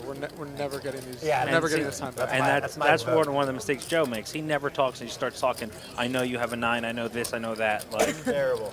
I just don't understand why he picked that big of a sizing. If he thinks Glantz has a 9, he makes it 1100. He's more likely to call than the 1800. I don't think that was mangled. Somehow mangled didn't go. Yeah. And Linda, I'm Kenney wondering Baden who is Captain Onan just talking about, saying you're so hostile towards him. Yeah. You can't cast a game to people and have this unfair bias because you personally dislike the guy or something. Not ever get called. Captain Onan. You just have to realize that we are very, very good friends with everyone. Well, in this I don't game. know. He might be talking to someone in the chat. I'm just trying to get clarification. Yeah, you know, if we're coming off as Not we. It's more me. No, that's a good question. Shaun, for 100K, would you have Matt Glantz's bald spot for a year? Probably. I think it would be funny because like they just call me Mini Matt. Well, yeah, I mean, bald spots would be funny to have, and then you know you don't have Yeah. the bald spot anymore. Like when you have the bald spot, you're like, oh my god, it's getting Then we worse could be like from here. Negreanu. I mean, eventually you get those proper Ooh. plugs. Again, that was Shaun Deeb. Gonna have to check whose voice said that. And Pimple Popper asking, LOL. I've played temporarily in the Sugar House Poker Room. How's the new one? Sugar House used to operate in the quote-unquote poker tent. Yeah, but we are now in the brand new Poker Night in America poker room. great location, right by the door, right by the parking lot. Right by the new marketplace, pizza place. Yeah, Gino I had a Steaks. Gino Steaks. I It's- played with Gino last time here, had one of the steaks during the tournament yesterday. Great food, you can't beat it. Yeah, and this is an amazing room. I think one of the top-notch rooms that in the East Coast. You've been up and down, I've been up and down. We are blown away. As you can see in the background, kind of the action is growing here. We expect a full capacity house here today, so we're really, I think really happy to be every here. table will be filled if it wasn't for the snow. You see people finally getting through. Traffic is bad, so people kind of try and avoid. No. You want the jack or the four? The 4. You want to see the jack or the four? No, I'm not going to say that one. I'll say the jack. I mean, this is like where your libraries come into play. When people are giggling and like saw Joe, they're so comfortable. They know they have the best hand. Just begging for a call. Well, you're messing with his head. You're messing with his head. Jack 10. No, I did not have jack 10. Jack 8 or jack 10. And we have Aaron Mermel in the chat. He's a Philadelphia native, 2-time WPT champion. What's up, man? Good to have you with us. You don't think you'd open the jack? And I wonder where in the world Aaron Mermelstein is right now. He's Did not have jack 1? done most of his damage Good fold. on the World Poker Tour, but Good smile. in between those wins, he's been all over the place. So interesting to see if he's local, if he's in town. We can maybe get him in a game one of these times. Now you see the updated chip stacks. Pseudonym 3, what you said is what we all think constantly. I meant raise. Could definitely raise it. And Mark Herm, slightly the biggest winner, up 3,000. Like we've said, we haven't really seen. Well, I think Many Joe's big probably up pots. more than him now because he bought in 10,000 and won that 2-7s hand. Okay, yeah. And again, this is Poker Night in America, the cash game live from the brand new Poker Night in America poker room at Sugar House Casino in It Philadelphia. just had their grand opening. Great speech by Matt Glantz at the opening. I hope that's on YouTube somewhere. It's somewhere, don't worry. We have that for a rainy day. All right, Todd flops very well here. Top pair, second kicker, and second on flush draw. And now someone in the Twitch chat asking, what's a Kenney Baden? That's Linda Kenney Baden. She is a attorney from New York Pro City. attorney, amateur attorney, poker player. Amateur poker player. And I was talking with her earlier, she's relatively new to the game. She's only really been playing for like a year and a half.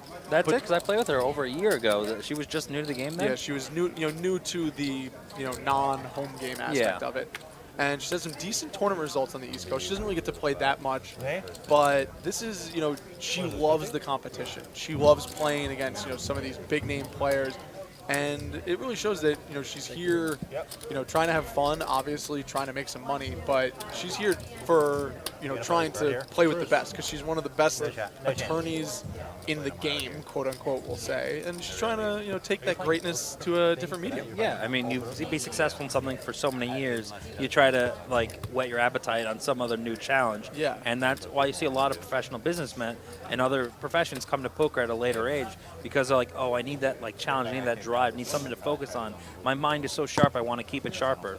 Yeah, and Linda is actually has with her a member of the non-poker media. She's being followed this weekend for a piece in I won't say the name, but a website and magazine in New York City.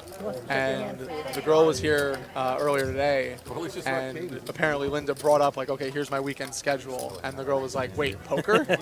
wait, poker in Philadelphia? Okay. So happy to have Linda.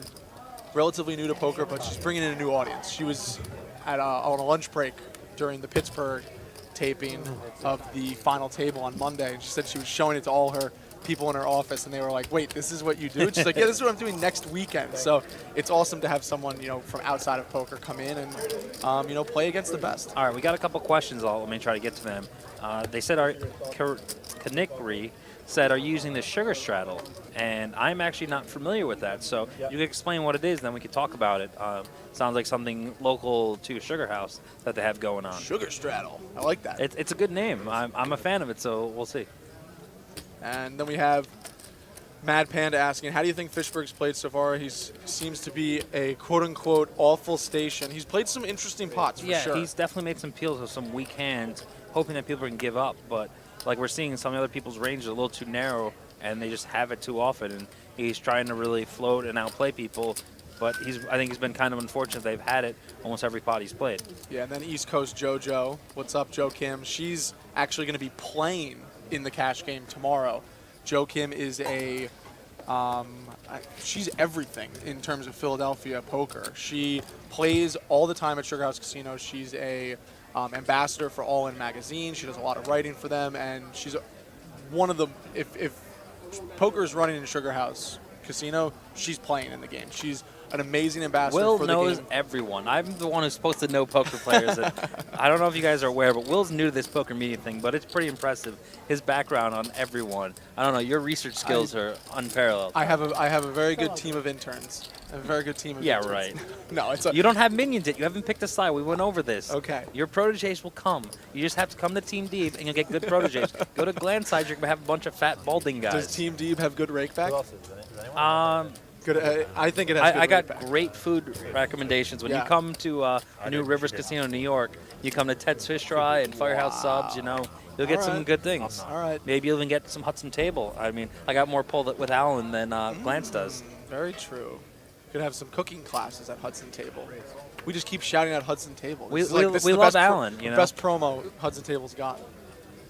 But yeah, Jo Kim, the cash game lineup is going to be relatively similar to this. We're going to have Todd Brunson on again, Joe McKeehan on again, I should be on Shaun both Deeb full will be sessions on. tomorrow. and so it should be really fun. And we're looking forward to have Jo Kim. Obviously we said a big player here at Sugar House, and two big hands running into each other with both players flopping top pair. But it's not the best board to get. Like, if you want top pair versus top pair, you want the King 3-4 rainbow boards where there's two pairs, less sets, no straights, I think you're only going to see one or two streets here. Yeah, and this card should really kill the action for Joe McKeehan with just top pair. You gonna play the tournament? And here we go. We have Kirkney describing the sugar straddle. You can straddle from any position. Under the gun has the right of straddle, so opposite to Mississippi straddle, you can take away the action when you can straddle from any position. I don't think we're going to see that in this game, but Yeah. maybe when Deeb gets in, he's going to bring it up to the table. It's brutal because you want to straddle and want to push the game, but if people are playing sometimes the straddle tightens up the game. And with this crowd, who aren't going to be as splashy like Pittsburgh, I think you're going to see a straddle actually reduce action because they're good, oh man, I don't want to put. They might get 3-bet by the straddle, I have to put in 1,200, and I only want to play hands I'm willing to put 1,200 in free. And you saw the 2-barrel there work, which is what we kind of figured was going to Do you have a happen. desire to retire anytime soon or not? Good. That's awesome. Okay. Okay. And Mark Herm asking when Kenney Baden is if she's going to retire anytime soon. I don't think Mark Herm's going to get a 9-to-5 attorney He's job not that anytime type. soon. No. But as we said, he's been one of the more successful online guys, coach, backer, and it's really hard to make that jump from being a great poker player to a great poker coach. Have you ever coached and you don't have to name names? I've coached a few, and I'm not the best coach. I think a lot of what I learned is through trial and error, and I'm not the best explaining why I do things, and a lot of the ways I play are based on my perceived image, like being a known player. It's very different when I come to a table like I played in the tournament yesterday. Everyone knows me as you wrote, the online guy, the splashy guy, the guy who slow rolled Mattis out. They have all these preconceived notions about how I play. So what might be mathematically correct for an unknown is actually a bad play for me because of my perceived image. So it's very difficult. You have to I have to have them build up the image that I have and then teach them how I play. It's more complicated than just teaching them how to play. So we got Fishberg peels again, or maybe even bet He flop. actually led flop, Oh. and Kenney Baden just called with ace high. Now Fishberg looks like he's going to fire a Not second ace high, bullet top here. pair. Excuse me, yeah, top pair of aces. And I think it's a good when he's got the queen of hearts. I think he can barrel some hard combos.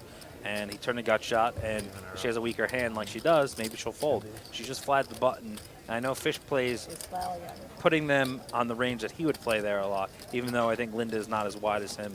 But I think he'd be surprised to know that she had ace-5 off his hand, and she lets it go. He groaned when I folded. Oh, I have a small one? He just groaned when I folded. Linda making bad reads at the table. What's that? Not as easy as a courtroom every time. Not true. And you think like Fish is trying to like play a lot of pots, and he got versus one of the weaker players. He was able to push her off the best end. Yeah, no, and that's a situation where Got an ace. Kenny Baden might not want to call 3 streets with a pair of aces, weak kicker. So a good read by Fishberg. Sometimes bottom pair is good against Fish. It's tough to pull top. Yeah, Jeganathan, who knows him, is They like, don't know. They don't know. And Linda obviously didn't know. Sometimes bottom pair's good against fish. Yeah. Messed up, right? Yeah, none of them know. And Mermel. Play with them. The game hasn't changed that much. We've yet to see an all-in. We've yet to see very many big pots. Still kind of feeling it out. Still, middling along here. And I think Shaun Deeb is chomping at the bit to get into this game and to change that for our afternoon session. yeah, I mean, it really depends on where I get positioned on Jeganathan. I think he's going to be the guy battling with me. So Mark make some squeezes, but versus the weaker players who are shallower, and the people on his right are the tighter players. I don't think if it's me 3-betting Jeganathan, he's going to come in for a cold 4 too often wide, knowing that I could perceive how wide he could be. Yeah. Without a doubt. Pseudonym's got another question for me. Who do you think are the great innovators or trailblazers in the game today? I'm kind of out of the loop. I don't really travel as much as I did, but I think my close friend Dan Wyman, the one who invaded Fantasyland, a whole bunch of other versions of Open Face, is kind of the guy who helps come up with new games like Duck Flush. And so I like just coming up with new games. So he's kind of who I think is my trailblazer. But I'm very biased since he's such a good friend of mine. And I'd have to obviously, we're streaming on Twitch. I'd have to just obviously throw out Jason Somerville. He's he's trailblazing in a different way. Yeah, in a different capacity. And I think we talked about him during the week. Twitch. Yeah. And obviously a lot of compliments. And you see people in the tournament wearing the Run It Up gear. Like he's done a really good job of branding himself to branding an audience and really talking to the skill level of his audience. There is something to be said about taking a very high intelligence, highly complex game like poker and, for lack of a word, with all due respect, dumbing it down for a mainstream audience. I think Jason does a really, really good job of that with his streams. And, he's an innovator, a trailblazer in a different way, per se, but bringing poker to a new audience, I think, is so key for the game. And that's what Poker Night in America is really doing every day in millions of households across the country. I mean, I like we were talking before we got on stream about why I got so involved with Poker Night in America. I went to the first episode before we even had a TV deal on Turning Stone, did the Madison Slow Roll, and I just felt the crew behind it, the staff, the head guys, with Nolan and Todd, really just had the right vision of what poker needed, and there was a big gap in poker TV coverage, and I think that I was so happy to get invited the first time because it happened to be one of my early casinos because I lived in Albany. Todd didn't even know who I was when I first came on the show, which, I mean, to some of you guys, you're shocked this was only a few years ago, but, I mean, I'm not that known to outside of the online world. Yeah. I hadn't won a bracelet yet. I hadn't done a lot of things, so it was I just got very lucky to be invited to that show and be able to play an interesting hand and get it away with, and then I got invited to a lot of their shows. Ooh, we got a big action flop here. Glantz flops the second unflush draw. Fishberg flops a flush draw with a straight flush draw, while Mark has a under pair with a flush draw. So he makes a small bet here, which I said we should expect a lot. Yeah, this is a teaser tournament-esque style bet. It's kind of like a block bet to try to get some more action. Fishberg's just going to call here with the flop flush, and now Matt Glantz is going to get punished. Matt, but normally it's a good check raise. Like Fish calls really wide. Mark betting that small is pretty dead. And this is one of those pots that might start off pretty. It looked innocuous, but pretty I kind of innocuous. Pretty small. Everyone's kind of like Glantz is laughing. Glantz has a smirk on his face. I guarantee you, when the action gets back to Fishberg, it turns into a much different vibe. Well, you see, like Matt's laugh, like it's like he's laughing, but he's not as comfortable as when he had the 8. He's not sure he has an absolute nuts, but I don't know how good these guys are picking up at some of Matt's weaker physical tells. And if I'm Fishberg, I just like calling here. He kind of was weak. And I like calling quickly here. It looks like okay, I don't believe you, but don't come put in a raise. I just think, yeah. And that is a raise from Fishberg. And he's just gonna only get it in with hands that have you beat. I never have it here. And David Eldridge in the Twitch chat, melt Glantz, please. Yeah, let's get that hashtag trending. But Fishberg just took a bad sizing here. Like, I just don't like this. It's not really believable. Like, as a bluff, like, what does he just call? Like, he doesn't just ace 10 with the ace of spades or something? Like, it's just so unlikely. If I want to gamble. Live? Yeah. So, yeah. Queen of spade or something? And this is a spot where even Glantz said, just kind of depends if I want to gamble. Yeah, and you don't have an overcard. There's just too likely that he could have a better hand or just have you in really bad shape. He calls? No, he's making change. Nice angle. Give me a black. Oh, I thought he He's called. going to lay it down. Yeah, that should be a call. I didn't think you should have flipped your hand over really fast. Yeah. Got a ruling. Looks like 5-4 spade. And Fishberg There's no way he's full. lets Glantz off the hook there, but I had the 5 of spades, actually. He had a Yeah, straight Aaron, card. I think we all agree that that's a bad raise with perceived ranges and That I believe. what it appears to be and what Glantz is up to. How good do you run? It's pretty lucky to have a straight flush. says the most disgusting human. Dave in the just planet. said if Glantz calls and gets there, I'm taking out on my dog. Hey, your dog has more hair than Glantz. Be nice to that dog. Just give it a little shave on top of its butt, you know, and then just take a photo and say, put it side by side with Glantz, because that's basically what the intelligence level of Matt is. My bad. You played it well. R.I.P. dog. I'm berating him, not you. You're berating him? Yeah, of course. He flopped the flush. I mean, I'm either. There's I'm one either- person on this table I'm going to berate today. I'm either As of right now, flatting anyway. or I'm going to put him in. He just decided to give you. Oh, it looks like Joe bought new shoes. Oh my God. No way. Oh yeah, they look new. He'll want it Look at from that. spade and he's gonna Those are not the end up same having beat up to ones. Whoa, are those Jordans? No, he doesn't have Jordans. He's not that cool. He didn't have a I stick, mean, probably he might have didn't been told to spade. buy it. Maybe it's someone like gave him a gift from his ex-girlfriend or whatever. She might have forced him to clean up his act a little bit. Dave says his dog runs good. This doesn't get any free passes from me today. Yeah, I mean, if we were like talking about crossbook, I don't know whose action I'd want, Glantz's or Fish's. Forever. Both seem to be making some incorrect decisions that obviously it's a little easier with the cards face up, but you just got to be aware of how your hand looks in these situations. Saw my hand, I guess. Yeah, 8-4 spades. Yeah. I didn't realize I made I it. saw the 4 of spades. I didn't see the other card. I saw it was the 8 though. I got shot straight flush. In case. Couldn't be drawing dead. We're still talking about that last hand where If we were lucky on the flop. Yeah, everyone's so mad at Fish for not letting Glantz hang himself. Remember you told me that? I had queen jack with two black cards. melt Did I Glantz, trade your hand when you please. made it 1200? Hashtag.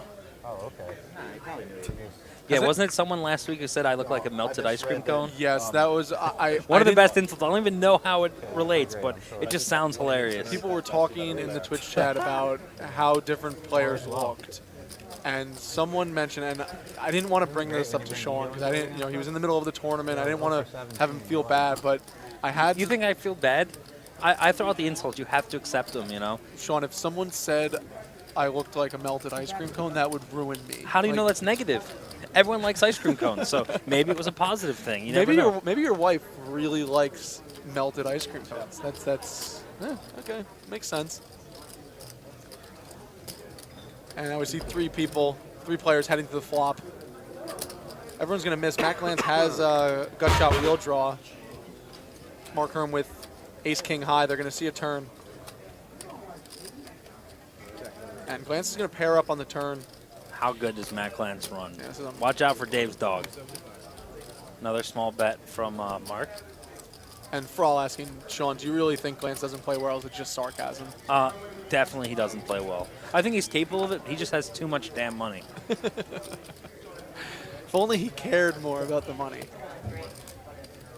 But yeah, earlier this week, Glantz described you to me as a younger, smarter, richer, fatter version of himself. To know that I might morph into Matt later on in life scares me, you know, Yeah. and my children, that I might be him. No, Matt's a great father, and getting obviously desperate. me and him really enjoy our time together. Oh, 5. Because You he's could've told him that. he's happy, you know, he's an entertaining Now guy, calm win or down a little lose, and like we said, he has a lot of money, so this isn't going to affect him, and that's why you see him even consider calling with the queen high flush draw on that hand. And I guess Sasana is on the same page as Yeah, you. I you know, Marshmallow Man, and happy, sweet. Who doesn't like marshmallows? It's true. You know, you can spin anything as a compliment if you're clever enough.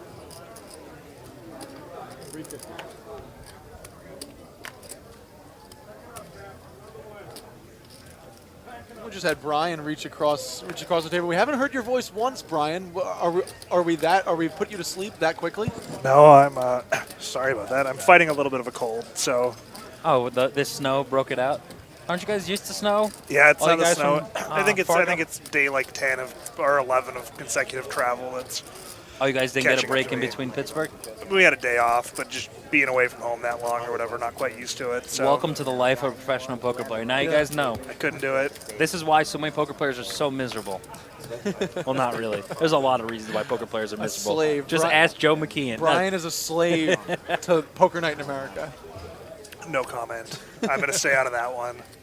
Yeah, no, but Brian and the entire production team do an amazing job. Yeah, for the few guys who haven't seen the great Photoshop that was sent to you, I'm disappointed it wasn't yours. But the 12 Years a Slave Joe McKeehan has potential for being the greatest Twitter post of the year in poker. You can find it on my Twitter page at WOC Poker. And Shaun, what are you on? You're just Shaun. Shaun Deeb. At Shaun Deeb. Yeah, You were very one of the simple. lucky ones. We got another Glantz with another good hand. Fishberg with ace high. I assume it was a 3-bet pot. Looks like it was probably open like 150, a 3-bet to 400 based on the pot size. And Fish makes another one of his loose calls, but I think it's a fine call. And oh yes, Glantz gets punished. Woohoo! Oh, he's just going to check behind. Now Fishberg has to. Oh, that's Ooh, check raise the river. Check raise river. Check raise river. There we go. And Oh my Glantz is God. so happy. Look at him. He just calls. How do you not slow roll? Oh my God. How do you just call? Glantz has so few threes in his range. Now You just he's have to playing check like raise. ace-king. He's getting so desperate. It's so sick. Oh my God! I would have loved a longer wait there from Fishberg. Yeah, he's got to double think check of- the cards. Dude, I know Fishburne has more threes in the range, but it's Glantz. Like, you gotta. That was a great river check. I thought he for sure check raising, and those are maybe some of the weaker points of his game. Like, I think that a better player would have considered raising there and figured out that you can check raise and fold to a 3-bet possibly, but you definitely need to put in a raise, especially to that small of a bet on that board runoff. All right, so Matt Glantz, yeah, and David Eldridge is petting his dog now. He's not beating him. Yeah, Dave, why don't you tweet us a photo of this all-impressive The dog? river there, Fish? Is Eldridge on That would be Twitter? too safe, you know. I think so, yeah. Yeah? I've contacted him. Okay. If you have a 3, I think. I don't know. ace or 6. Yeah, and Goofy Bra, there are a lot of behind-the-scenes action that goes into every single one of these productions. Yeah, I don't think people realize how difficult it is to move this much equipment, this much. What do you guys have? 15, Brian, 15 or 20 people with us, you know? And then they all have to drive in, get set up, wire everything. You never know what the layout's going to be. There was some technical difficulty why we got delayed. You know, new internet, new rules in every state. Yeah. So it's a very complicated system. You got a little 5-way pot going down That here. was right. But I think she put in let's see. 425. There's going to be tough for a big pot because no one really has hands that are going to match up that well on too many 50 more. boards. So we'll see what happens. Come on, dealer, prove Shaun Deeb wrong. Yeah, like King or just flop a flush. And Glantz isn't in there, so we can't just auto root against Glantz. So Mark flops a flush draw. Todd doesn't really. No one really flops anything. Joe middle pair. Todd with effectively third pair. And we'll see a check to Mark, and he'll probably fire and take it down. Now, pseudonym asking, how does Linda Kenney Baden or a few non-poker pros get involved in these games? I think Poker Night in America is always trying to find that non-poker pro. Well, to be it's not involved in the even lineup. poker pro. If you're a Cleetus, Yeah, you can be a Cleetus. a non-well-known player, and I believe Linda Kenney Baden actually was friends with a few players that played early on in Poker Night in America. Knew some people, Incorrect. and expressed interest in playing in the game. And I think it's amazing to have women on the show. I think it's amazing to have professionals on the show. And I'm talking professionals, lawyer types, non-poker players, business owners. We had a great dynamic in Pittsburgh, and we should have another one. Last year here, we had one of the best shows. We had the Philly cheesesteak battle. We had Tony Luke, Geno's, and Pat, all three of the owners here playing. They were all friends. It was a great dynamic. It was fun to be with some less experienced poker players, and they were all needling Phil Hellmuth. So anyone who hasn't seen that episode from Sugar House last year, I recommend looking on it, YouTube, looking at the Poker Night website. It was some amazing poker and some amazing needles. Yeah, and if you're in the Sugar House Poker Room, the Poker Night in America Poker Room, right across the hallway, Gino's Steaks just opened up, brand new in their marketplace. So check it out. Take a break from the table, and then come right back to the stream. Bad fold. And Sasana asked, do you ever find out what the sugar straddle is? Sugar straddle's just a straddle from every position. That's a good line. And I It's don't, just I a don't less think we're- preference in a straddle. I don't think it's going to make a difference in this game. Money earned. Can't lose what you don't put in the middle.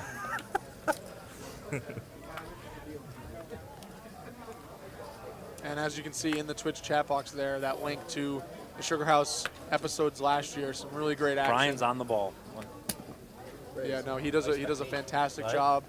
He's moderating the chat. We have a lot of, I'll just call them guest mods. I don't know if that's the proper term in Twitch speak, but everyone does a really, really great job to make this an awesome stream, and it's all for you guys in the end. All right, we got Mark open to 300. Joe finally steps up with a 3-bet. The bottom one flash. And I just think Mark's going to find a fold. It's just like we talked about ace-9 off specifically, just plays bad. I think I'd rather see a 4-bet than flat here. Yeah, there's no real perfect flop for this hand. If you flop an ace, you flop a 9, you're not going to like it one way or the other. And that's the thing in like 3-betting some of these hands from Joe's spot. Yeah, Your flatly. opponent's going to open some hands that just can't continue versus a 3-bet. That's part of the value of having a good 3-bet, like a wide 3-betting range. Yeah, King Joker, Twitch speak. I am not so much new to the poker world, but Twitch. I actually just signed up for my first Twitch account, like my WillowC Poker Twitch account. And it wasn't taken? Wow. Yeah, it wasn't taken. You ran good there. Wow, we're in before it. But I love the interactions. We've seen some pretty regular faces. Whether we're in Pittsburgh or Philadelphia. So hoping to have that throughout the season. A lot of big streams, and Joe McKeehan finding a big hand here. Nope. I thought, let's Glantz lose a pot. Yes. Melt Glantz. You don't want to get bad beat by this hand. How good does Matt Glantz run? Oh, he's got Jack that he doesn't have the king deuce. Good. A little graphic glitch there. We were all going to be frustrated. Queens. He sucked out again. I know. I can see your cards. I was going to tell you. Not be the queen. I think if there's one player that Joe McKeehan wants to just put a complete beat down on this weekend, it's Matt Glantz. Yeah. I mean, without a doubt. That's I the don't only think there's reason he's anyone at here. the table who doesn't want to just beat down Glantz. Yeah. Linda definitely does. Fish definitely does. Todd loves the needle Matt. Probably not. And Jeganathan doesn't even know Matt Glantz. He just wants to beat it down no matter what. Looking for that pair. Opening your poker room. Glantz is easy to get. Pimple Pop asked how far down your Twitter. Didn't you pin that as your tweet? You're looking for the Joe McKeehan 12 Years a Slave Pimple Pop. If you tweet at me right now, I will message it to you. How is that not your pinned tweet? That should be up there all year. Because my pin tweet is promoting the Sugar House Poker Night Classic Series. We are brand loyal here. We don't we got McKeehan flopping the nuts again. World Series all over again. yawn. And Fishberg flops top pair. Brunson flops a gut shot. Pretty coordinated board here. So Yeah. Fishberg, I don't think he's going to raise. I think he's just going to call. And it'll be really dangerous if a 7 or an ace comes off. But even an ace, you're afraid of king, queen, and some other, obviously the sets, and 8-9. and we are just getting confirmation that Dan Wolf, a.k.a. Cleetus, from last weekend's stream. He will never be known as Dan Wolf. Cleetus He only. is- he We is got to going to change be his playing. Twitter. Yeah. He's going to be playing this weekend. In this nighttime session.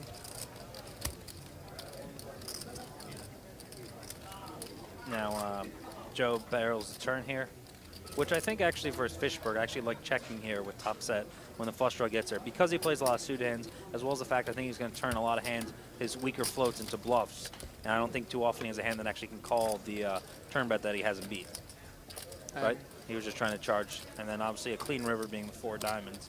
So if Joe was ahead on the turn, he's still ahead on the river. And also all the draws that Joe might be barreling, ace, queen, ace, king with the spade, are didn't get there. Yeah, and Grime Rat, what's up? Thank you. It was well worth it. I'm going to get that post in the Twitch chat right now.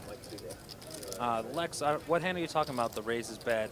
the ace-10, there are definitely hands that bet call there. You could have worse aces up, you could have ace-king, and it looks believable that he might have a mid-pair like 5-6 or 7s or 8s that he wants to turn into a bluff on the river, knowing that Matt hit that ace a lot. It's a big bet from Joe. And Fish is very sticky, as we know. Get Alan Kessler and me and Gavin. Gavin's coming in. I know, I talked to him. Probably Kessler will be there, I guess. And Grime Rat in the Twitch chat is Roman Wallerstein. Went to school in Philadelphia, plays a lot on the East Coast circuit. Primarily comes from an online background, just like I don't believe just Tuckman like will be Shaun. making an appearance. Cessna, unfortunately.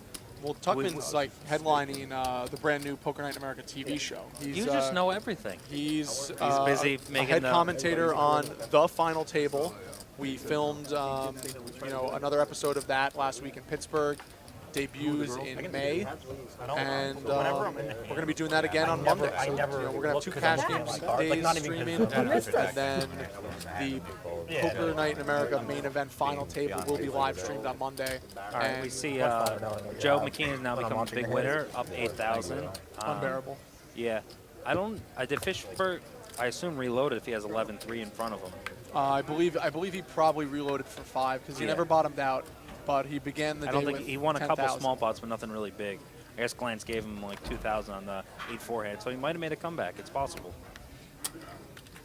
But yeah, a lot of relatively similar to where we started. As we mentioned, Joe McKeehan, the big winner, but there is haven't really seen many big pots. We've yet to see an all-in, which is a little strange.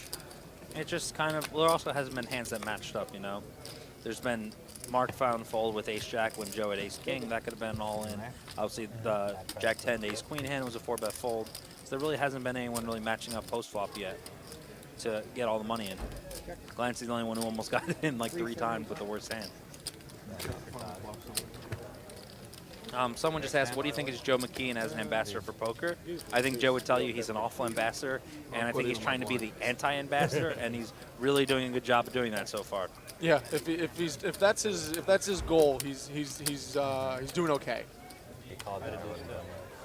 But I also think that just assuming that a player should take a quote-unquote ambassador role just for winning a tournament, I think that's a wrong assumption. It's a poor assumption for the general public. I don't know. I'm surprised you take that stance because I'm totally against that. I don't know. Maybe I have more personality than Joe, which isn't difficult. But I just think that when you're in that role, poker got you to where you are. Poker made you millions of dollars. Return the favor to poker. You're going to be represented. You're the one who they focus on. You might do these random offshoot interviews with different media, and don't just look so miserable and say, "Oh, poker's been so awful to me." No, Joe, poker's been great to you.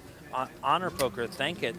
Obviously there's some negative sides of poker. There's negative sides of any profession, and just learn to return the favor that poker has given you in comfort, in financial well-being. And, I just think I've tried to tell Joe this, and he's not a good listener. I think he, like we say, wants so hard to be anti-establishment, and stuff like that. Yeah, and I think we talked, briefly about you in college, and you left school your freshman year, and you were saying, when I was, 22, when I was 23, that decision, I didn't really think of the big picture repercussions. So I think Joe, he's a very young kid, he's a very smart kid, and I think right now, he might think that the best way to go about whatever it is he wants to go about is to be anti-establishment. Well, I think he just doesn't like the attention. I think that has to be it. Is because he doesn't want people to expect him to take photos and give autographs and stuff like that. I don't think he has the personality for that. But I think he could at least tried a little harder, tried for a little longer. I think people really were rooting for him. People obviously went wire to wire. He played great. He's obviously a really great poker talent. But you can practice on the personality side of poker. He obviously doesn't need to practice on his game. Yeah. But he could have just tried to, learn from Matt or me and just be more personable in all situations. Yeah, no, and I think, down the road. By the way, that was a really tight fold. Kenny just folded Queen Jack off in the cutoff in a straddle. I just think you have to be playing that hand. Like just flat out raise with it. I'd rather open with it than flat out raise with it. Yeah. Yeah, so I think down the road, I think Joe McKeehan is going to, obviously. Since we have no cards, why don't you play fish, since you're closer to fish, and I'll play Mark. All right, so we had a button open from Herm and a defend out of the straddle from Fishberg. I am going to pretend to be Greg Fishberg, and I'm going to check the flop. And Mark checks back quickly, which usually means he has a decent showdown, and he could have a 5, could have an 8. I have no information. Like I am lost. I am lost. A small bet here. That's usually teaser bet from Willis. It's 10 block. Like I think 10 very often here, and I think Mark is only going to raise if he has an 8, and he's going to fold almost everything else. Literally, like, 40 cards. I don't think Mark has a very big calling range on this river to the sizing. And Killer Chewy, the whole cards are not gone. Every so often, players. Here comes the raise. Like, I love it when I nail a hand. I think Mark's checking back an 8 a lot with his timing. We have the whole cards just on certain hands. Some players might not get them in the right box area. They might just get one, and if it gets one and it doesn't get the other, then it doesn't come up. So we do have whole cards. This is just a wild card beef links jerky hand with me pretending to be Greg Fishberg, Shaun Deeb being Mark Herman. Shaun Deeb wins the pot. All right, taking out my wallet. Thanks, Fish. What's up, bro? And as Bradley's asking, this is the Poker Night in America, the cash game, 25-50 no limit from the brand new Poker Night in America poker room at Sugar House Casino in Philadelphia. I'm Will O'Connor here with Shaun Deeb, who was our biggest winner last weekend. You're looking forward to get back in the action. Well, I this mean, time. if the action keeps up what it is, I just have to stack someone the first hand. I'll be the biggest winner this week, too. Yeah, no. And Alexa saying, good raise, Shaun. Nice one. I'm going to tap the table. It's just kind of like I'm big into timing tells, and especially in this show, I think a lot of my decisions have been based on that. And there's a lot of checking tells out there, and I just think that you kind of give it away. But I don't want people to then offset and do that stupid wait 30 seconds before checking everything. You can balance, but I think a lot of these situations, these people who aren't as used to these games are kind of more predictable in their bets and checks.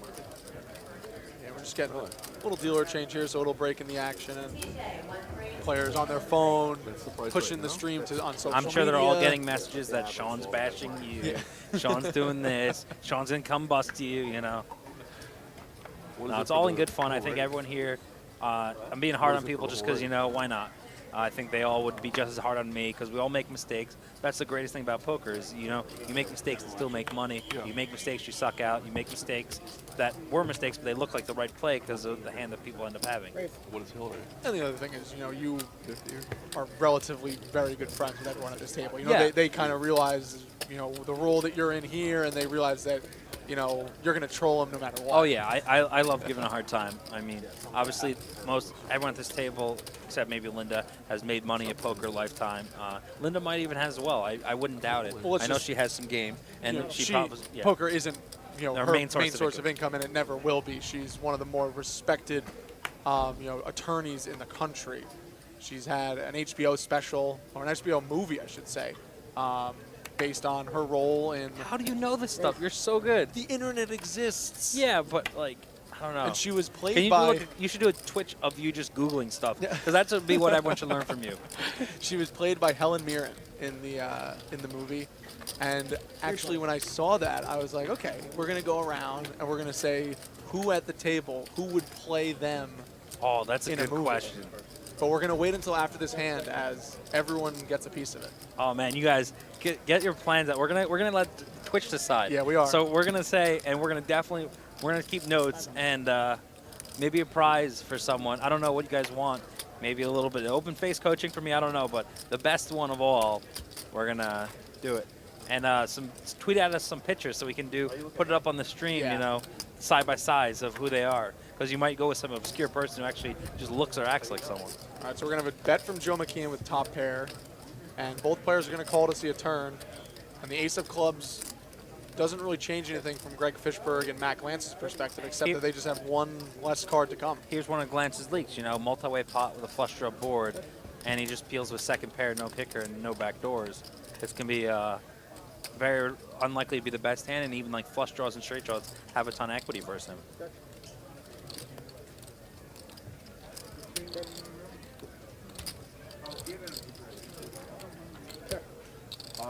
It's going to check around. Joe McKeehan's not going to go with a river bed, and he's Yeah, I just going think to that's take it fine down. to check there. I think it's tough to get paid off by a worse hand on that board runoff. And now, see, Poppy Van Winkle, he knocked it right out of the No, park, no, right one. I disagree. First. I don't think Jonah Hill. This was an old story of mine. I'll let you guys say me a few more before I tell you who I think is actually the winner. Okay. Because I actually looked like him at one point, and yeah, all right. You guys act similar or not? Yeah, we're both controlled by our wives. There's a hint. This is an old school one. You might not even know who this is. You're so young. My pop culture references don't really go past like 2002. Okay, yeah, Like, this show was on before then. Yeah, there was this very long Star Wars thread on Twitter with a few members of the poker community, and they were making these references, and I'm frantically Googling after every tweet. Of course like, you're what, Googling. What am you I, love Google. What am I looking at? Are you what, like what am I being do you Google described more as? than anyone else, do you think? No, there's definitely people that Google more than me, but I just like to be informed. That's All right, the Glantz, only reason I'm hey, here. Oh man, wrong black five. We could have straight flush versus straight flush, getting all the money in. Nah, but probably would have definitely got Ooh, that some would have action. been sick, Yeah. actually. Still can happen. We have Chris Farley as Shaun Deeb. Okay, I mean, just stop calling Shaun fat, guys. I am fat, so it's okay. Kevin James, wow. That's a solid one. Yeah, King of Queens. So Not the reference I was going for, but similar style, similar show than the one I'm thinking of. Interesting. Trying to think of like sitcoms that were. This is an all-in from Matt Glantz. We know that. I think he's gonna get. Oh, he got fold. Wow. I like the 8 of hearts. Come on. Bell? Close enough. Unbearable. Toilet Meat, what's up? How you doing? Great name, Toilet Meat. Oh, that's like the best. The best, the best, the best. Must have a straight. You see Ray Schmuckles in the chat as well. I bet on 7. He was here with us all last weekend. Pocket ace. All right, so since it's kind of died down, we'll say that John Goodman was, I think, Okay, I can definitely see that. And what show was he on? Roseanne. So when I was told this, it was like two German twins, the Zink twins, I think were their names. They're like big magic guys into poker years ago, and with their thick accent, they're like, "Oh, John Goodman, you mean husband of Roseanne?" And it was just like the funniest thing. Like, this is back in my smoking day, and I was with Randall Flowers, I think was with me, my roommate at the time, and we were just cracking up, and then we just went over this so yeah. Okay. I think when I had my slick back hair, I looked a lot like John Goodman. You had slick back hair. Oh, I had hair down to my shoulders at one point. There's some photos floating around of that. I've had many looks, and some bad, and a lot more that were worse. All right, so let's go with Fishburg. Fishberg should be, I think, one of the tougher ones. But I don't know. Let's see who you guys like so far, Fishberg. Give you guys like a minute to throw some out there. No, Ravens Dark Heart. I know who John Goodman Oh, hold on. is. We got to look like a solid 4-bet from Jeganathan. Or no, just a squeeze. Oh, it was a 4-bet. I think it was just a non-straddle pot.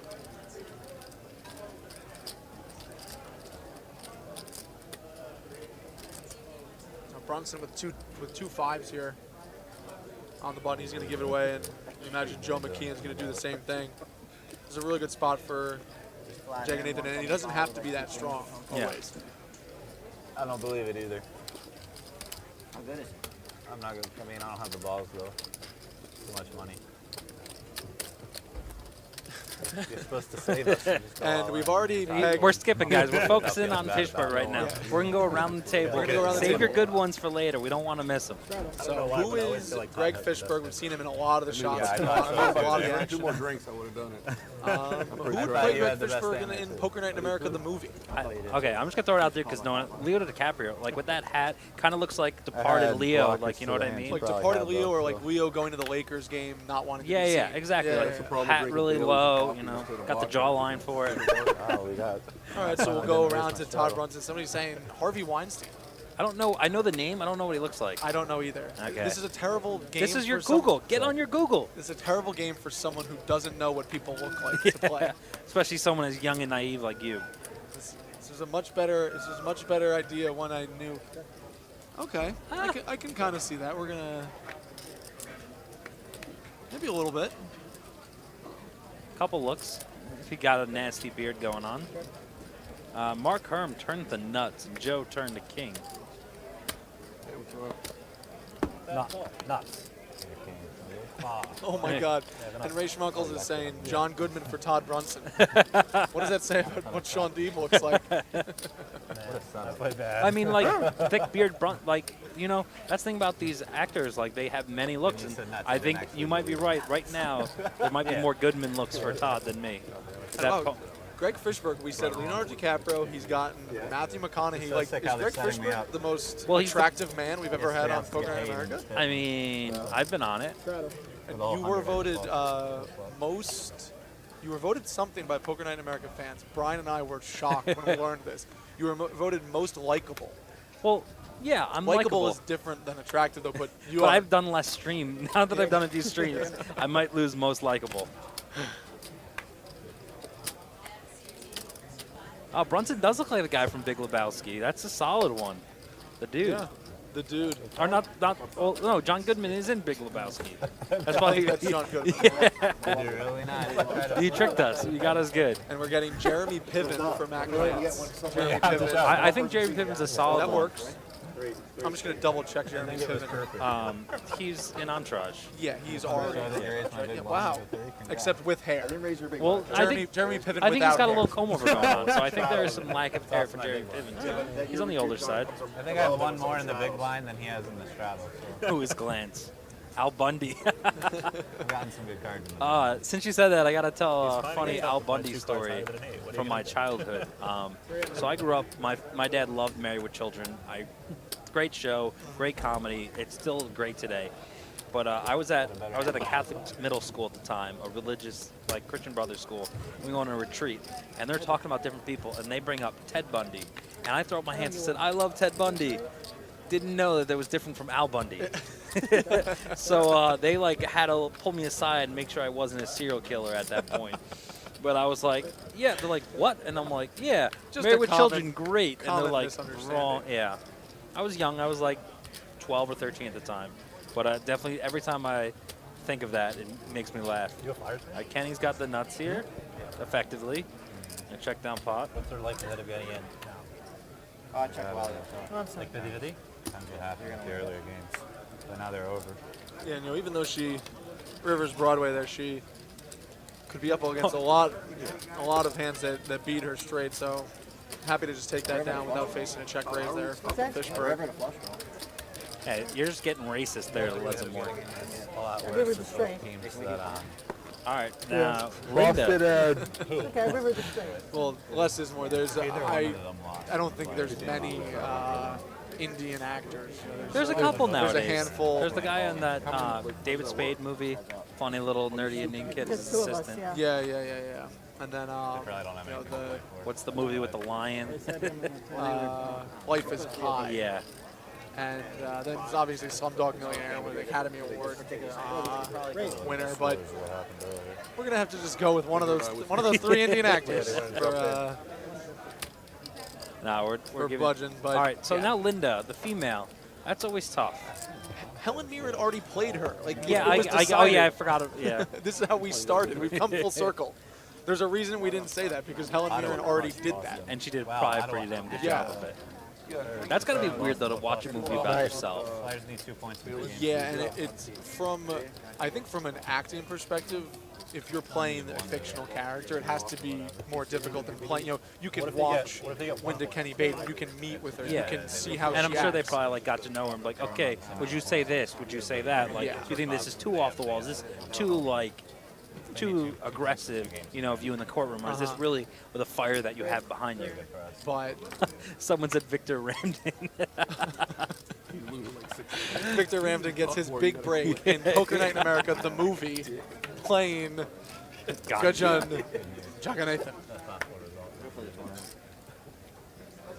And the guy from Beer Fest is being brought up. He's Barry They Baranoff. weren't even supposed to be close. Beer Fest, you ever seen? I've Some seen Super Troopers. Okay, The yeah. Indian guy. There's a lot of variance in hockey. One goalie. Yeah. All right, who we got from Mark Herm? Yeah, we haven't talked about Mark Herm. Mark Herm definitely looks like somebody. One hand. And I don't want to say it just yet. All-star break? Oh, you're saying in this year? Yeah. I feel like of all time. Like, oh. He's going to shove all the Victor Ramden. Wow, that's actually We're terrible people to laugh at that. Victor would laugh at it, though. Victor's a great guy. I hope we get him on the show one day. Great life story. He should have had a book about him. Like, the fact he got to where he is one of the true, like, the stories. Like, I just want to sit Victor down with Joe for an hour and say, look at what poker did to Victor. Yeah. Look at where it got his family. And understand that you doing the things you do and insulting the media, insulting the game, insulting, like, poker's future, you're affecting him and how it, respect what it got for him. Yeah, no, and I don't know the Victor Ramden story, personally like you would, but that has to be a guy who is so grateful for what poker has done for him. And I think everyone at this table is super grateful. Glenn's got a big hand. He's just talking about all the action he wants to get. Let's see. I think he's probably going to make it 550. My name ain't Earl coming into the chat just as Matt Glantz finds aces. Jeganathan folds it quickly. Oh my, Glantz is going to be so giddy when he shows. Oh, he didn't even show it to the He table. flashed at Todd. Him and Todd are their little buddies over there. The skinny Ben Affleck. Is Ben Affleck not skinny?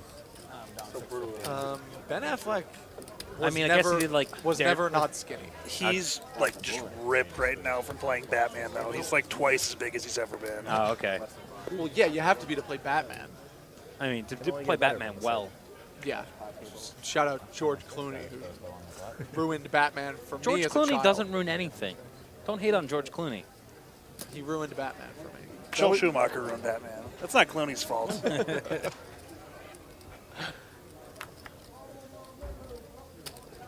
And oh my God, some of these names are amazing. Steve Buscemi as Joe McKeehan. Wow. And so you guys don't see this, but we are getting a Barry Pepper picture up on our screen of Joe McKeehan. Really? I don't see it. Google that. I mean, and like Barry Pepper in all the movies he plays is like a miserable, quiet Oh, okay. guy. So it's personality. So I think personality also, and he has that same kind of really just like tired look to him. Looks like he just got off the streets. Is that Bane in the background? Who are we referencing as Bane? Steve Buscemi. That is funny. Yeah, that would be funny to do personality poker players instead of just looks. We'd be on for hours. Yeah, we've gone off on a big enough tangent here. All right, we got Glantz with a worst king to mark. Not a giant pot. Bad king. Good king. Good king. Yeah. Matt loses again. Yes. Hashtag melt Glantz. That's what happened to the top of his head. They got melted. I was so tilted this morning. I went to iron a T-shirt, and it's like one of my. You iron your clothes? You're the media. Come on. I'm trying to have a good perception. I know you did that poker fashionable tweet earlier today. I saw that one, so I got to give you some hard time about that one. So I go to iron a shirt, and the iron, I guess it had some residue on it or something like that. And I don't know if that was residue or the previous occupants of the room. I don't know what it was, but I went to iron the shirt, and the iron just burnt through like half the shirt. Like it's just like I put it on the shirt, and just like instantly I knew something was wrong, and I lifted it up, and it was just like scorched. So the shirt is ruined. I gotta say, someone nailed it. I forgot about this when it came out during the main event. Joe McKeehan as Zach Galifianakis. It might be worth it. There were so many side-by-sides that you could do the photos between them. When he had his scruffy beard, he looked like just from him, like talking to two ferns, wherever his little podcast was. Between two ferns. Yeah. That's some funny stuff. Yeah, and I really think that is Joe. Like, yeah. Not the personality, just the looks. Couldn't be more opposite personality. Yeah. That'd be Zach Galifianakis in a poker game. I wonder what. Probably pretty unbearable after a while. But Really? How could he's so funny? How could I just don't think he'd ever act on his hand. It would be 10 minutes per hand. that would be awesome? We'd be okay with yeah, it. Yeah, I would love Zach if you're listening. I'm sure you're on Twitch listening for poker, but someone knows him. Get him on the show. One of our I 600 believe she just talked to listeners. Tilly. is I'm Zach sure she's got some connections to Galifianakis. get to him. And now we have This is a pretty interesting pot here with Matt Glantz opening the button. Linda Kenney Baden, as she has a lot, is just flatted in the small blind. And Mark Herm, again, is squeezing from the big. Glantz is going to lay down King 10. And I think that's the spot Glantz should have piled. He's kind of shallow, and like Mark has just squeezed so many of Linda's flats. Now Linda's probably, I hope she 4-bets. When she calls, she's going to check fold the best hand so often. And she does just call, and I think that you're going to see so many board textures where 7s just aren't going to connect well enough, and with 4,400 behind of a 2,700 chip pot. Oh, don't worry, there's the connection. Let's see what Mark does with bottom pair with those stack sizes. Probably going to bet like 800 and fold to a jam. And Linda very quickly checked here, and we get that overhead view of the action. And Herm's going to continue here. He has flopped bottom Someone pair. just said Matt Glantz is Wee Man from Jackass.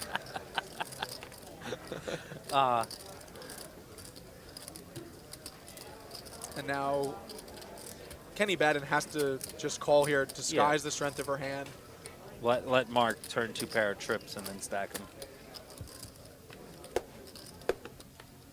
And it's a jack of hearts on the turn. Changes nothing from Mark Herm's perspective. Well, I mean, it connects a lot of hands, like Jack 10, 10, 9.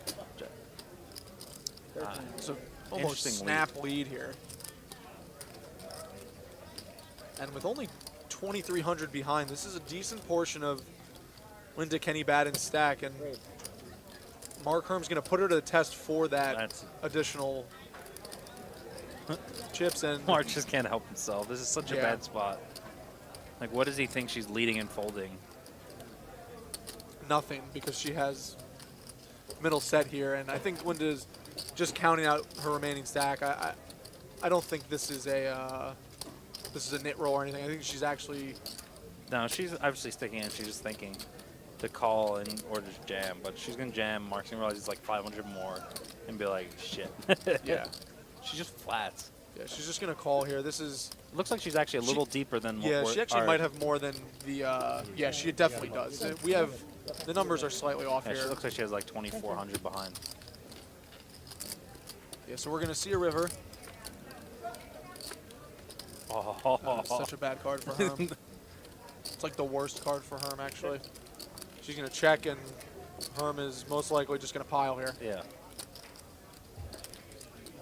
All in? Call. All in, call. It's going to be 2 pair, but Linda Kenney Baden is going to show flops at a 7. That's so brutal for Mark. Like, he makes a really loose turn raise, and like it's gin river, and he's like, okay, sweet. She had another 2 pairs. She had 8-7, Jack 8, Jack 7, or just any. Like, he just has her beat. Nice, man. Thank you. I don't know. And Linda Kenney Baden is going to score a double up there, and she's Biggest now, winner now probably in the game. Yeah, most Her and likely. Joe are going to be close. You know, that's a spot, you know, where if Kenney Baden doesn't flop a set, that line from Herm works, but we have the ability to see the whole cards, I was obviously. confused, and I was in it. I was confused. I thought you had Jack. Dan Wyman comes into the chat and says, play your turn. I'm sorry, Dan. Thank you. You know, you can. Always. You're my only action. Jason never plays me. Gotta clean up this. Take your time. Enjoy it. Yeah. Private diamond. And Linda Kenney Baden, after the hand, kind of joked that she was even a little confused, you know, throughout the hand. But it's okay to be confused in poker when you have a It's set. really when you have easy. set. I don't mind being confused with the flopping the second nuts anytime. I'll take my chances of making the incorrect call because I'm probably never going to fold the second nuts. 350. 350. All right, Fishberg loosening it up with the 8-7 off, kind of early, but Linda's just stacking the pot and the button, match short, and Todd's a nit, so it's not a terrible spot to do. Jeganathan's going to call him that wide. You just love it when the guy's defending to 3.5x with 9-4 suited. These guys have a lot of history.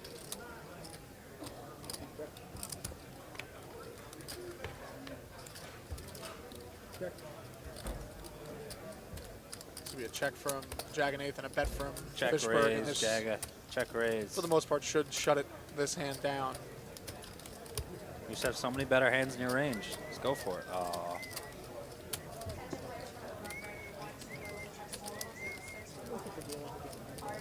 that?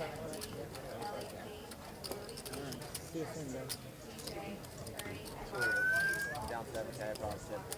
You're down 7? I'm down 7.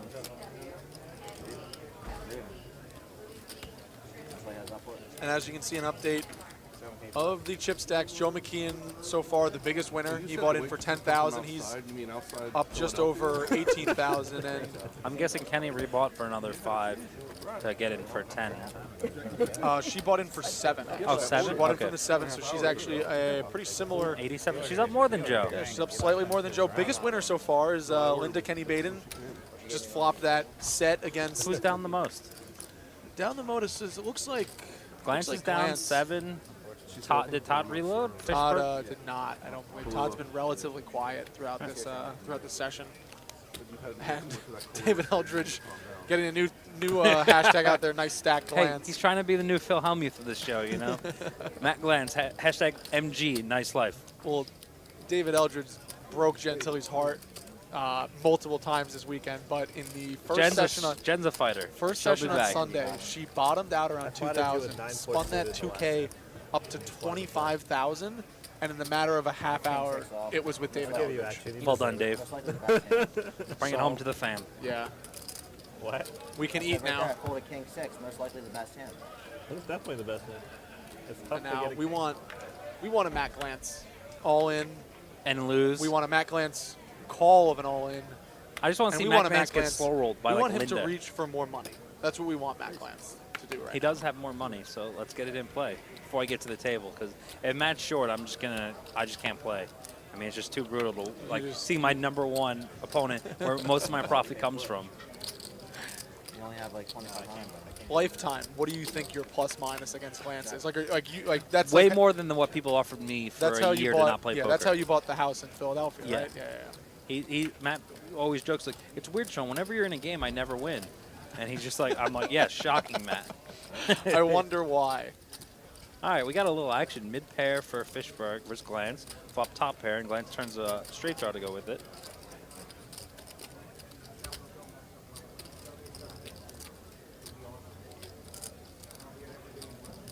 And as you can see in the Twitch chat, there is the link for the alternative stream. No commentary, just table talk. If you go there, you will forever be on the Willow Sea and Shaun Deeb shit list. I mean, if you're trying to move, just let us know what we're doing wrong. You know? Yeah, we would love some feedback. And if it's just that you hate our voices, then we can't do anything about that. We'll get I Alan Barry apologize. to do some voices for you guys in the future.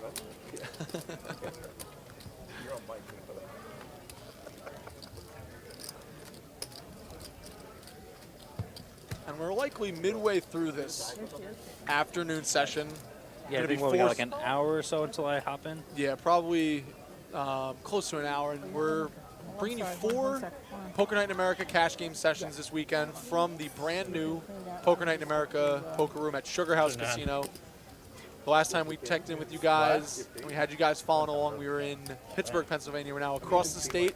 If you are geographically impaired in Philadelphia, Now, McKeehan's open really wide here, just because Glantz's straddle. That's the thing you need to know going to the table, that Joe just wants to bluff Glantz and show him 10 deuce here. hearts, hearts, hearts. Just 10 deuce. Oh, Boom. Glantz loses. Glantz going to win a big one.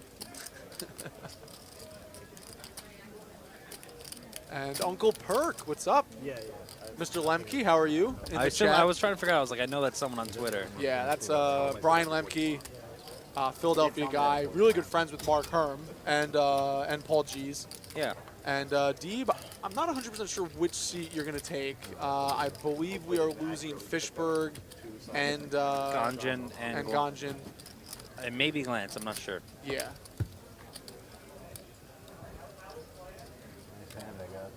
What? And Greasy, I think we are. I think most people who found our stream are most likely can be people who know poker. You know, we're not getting the Jason Somerville totally recreational players. So we're going to talk on a little higher level because we assume that's what you guys want. And obviously, Will, when it comes to the low level, that's all Will. Like his strategy is actually not bad for media. But I'll still take him in the game I just anyway. have an 18-month-old baby that may or may not be eating. It's fine. Do you want to see a picture of him?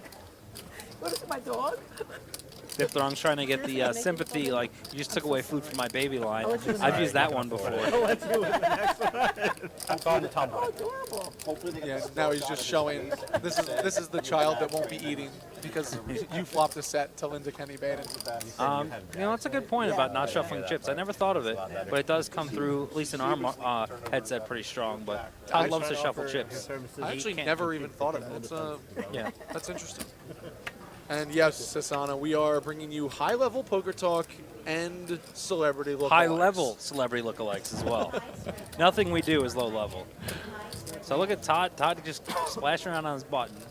And he just wakes up, McKeehan wakes up with a hand. Kenney flats, and now Joe's going to put a big squeeze in. Yeah, this is Joe McKeehan in the straddle with No, King, he wasn't King. a straddle. He just opened to 150. There was no Oh, straddle. excuse me. I didn't see the 3-bet from Brunson. Yeah. I thought he was just a call. The poor Nit finally gets out of line with Yeah. 9-10 off and wakes up with the 2 kings. And I think Joe just made a little too big here. I think you want Kenney to flat call. You saw how she played her set. And Todd, with his stack size, I think you could make it smaller because he didn't start the hand with that much. And Ben Winkle asking for the 6-7-8 flop. That would bring a lot of action. And Let's that just would- do, let's like, I'm trying to think of a way that Joe Everyone- also has yeah, top everyone set. can I get want in. Linda to get Joe and Joe to just cry. Yeah, like the King 6X flop, and then like the X on the 6 on the river as well. I know. Oh wow, Sasana, he doesn't want Kenney Baden to go broke. He wants Joe McKeehan to go broke. Everyone King wants Jack, Joe. Well, King Queen Jack flop, yeah. but that's going to be no longer in play as Brunson gets out of the way. Joe's saying he misclicked, should have made 1,600, which is something that I agree with because she's just going to fold too much. 16 is my hand back. I probably folded the winner. No, you didn't. I bet money against that. You just did. You just did. But yeah, guys, thank you for the feedback in the stream. You know, We had the 6. we are always trying to improve here at Poker Night in America. So Yeah, Seattle Pro. I don't think very often people are going to talk about the reads mid-hand. It's a lot easier for us to say something because it's not going to affect action. I think it would be wrong in most hands to be like, oh, you looked Nice weak there, catch you know. It's going to be kind of bad for the game. but you know, there are certain instances where, you know, in big tanks, in big pots, where, you know, table talk does come into play, and we'll definitely, you know, tone down the commentary there and try to get in the heads of these players the best we can. That's what I thought you were doing. But the best way to get into these guys' heads is being on the stream with us, seeing their hands, seeing them play in real Could time. be deceiving me. Poker Night in America, the cash Someone's game. mad that they didn't take 8 photos when they busted the tourney. Watched it in 30 minutes. Wow. My name in Earl is, I greatly apologize for that. Gravitated? Yeah, but Donkey, this is Shaun Deeb speaking to you. The hand before any We got Glantz with the gutter ball. Fish checks when he flops no equity. And it's going to peel. He's got a lot of equity with flush draw, straight draw. And he rivers the third nuts. And my name in Earl, he is, I should say, Philadelphia local grinder, always around on Twitter. He's a big fan of Matt Glantz. I know that much. So How that do you means- not raise here, Matt? that means Shaun I Deeb guess he doesn't bet- like him. I thought he bet 450. Bet more. Fish just keeps barreling. And Raven Darkheart, I was hoping I had a dime. did not watch any of the Global Poker League action this week. I thought I had a dime. We were busy at Sugar House vlogging their Poker Night Classic series, so I wasn't able to follow any of it. I heard some, you know, hot takes, if you will, but I think Global Poker League, for the most part, is a good thing for poker. You know, bringing new people in, bringing new audience members in, and I think a lot of the problems that they had in the first week will be addressed and will be fixed. Dave, the next stop for Poker Night in America has not been announced after Choctaw. I think they're going to probably wait to the end after World Series to make sure we can keep getting the solid lineups that we're getting. Well, the Poker Night is going to Vegas, Golden Nugget, after the during the series. Yeah. Weekend of Colossus at Golden Nugget, another main event, and some cash game action.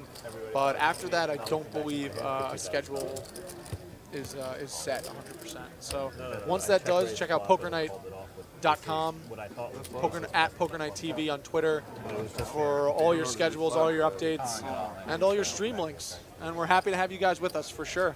I got a question from Twitter from Christopher Heaney asking, do players get an hourly rate or some sort of money? There is no hourly rate for this like High Stakes Poker had. Occasionally you get a hotel, occasionally you get a flight, but I mean, people are willing to travel to get on the show because it is the only active poker TV show. So it's well worth it for anyone. So we got a little action. Jeganathan, 3-betting Mark's button open. And this is like, Mark likes the 4-bet in this particular spot. So I wouldn't be surprised to see him make it like 3,000 here. He just lets it go. Because Jeganathan kind of hasn't messed with him too much. No, I mean, I probably would have just folded the flop. Someone's asking in the chat, STS Herm saying, does Will sound a little bit like Dwan? I don't think I sound like Tom Dwan. I don't know. I haven't talked to Dawn in a while, but let's just give it to you, you know? It's a compliment. It's me. And I can even be a Tom Dwan has come out of hiding as Will O.C. It's been no one's realized it's been me the entire time.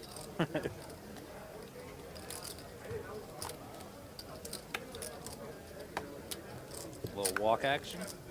Something we'll never see in Pittsburgh. Ooh. Yeah, baseball just started, and now the walks come out. How cool was Pittsburgh last weekend? I mean, opening Pirates opening their season. I've been around some sports towns, but man, Pittsburgh puts everyone to shame. Yeah. They are the most loyal. Like, everyone wears Pittsburgh gear, and it's kind of amazing just to see how motivated they are for it, and just how they respect all sports, you know? Some towns are like baseball towns, but they're all the major sports, they got their teams, and they just go for it.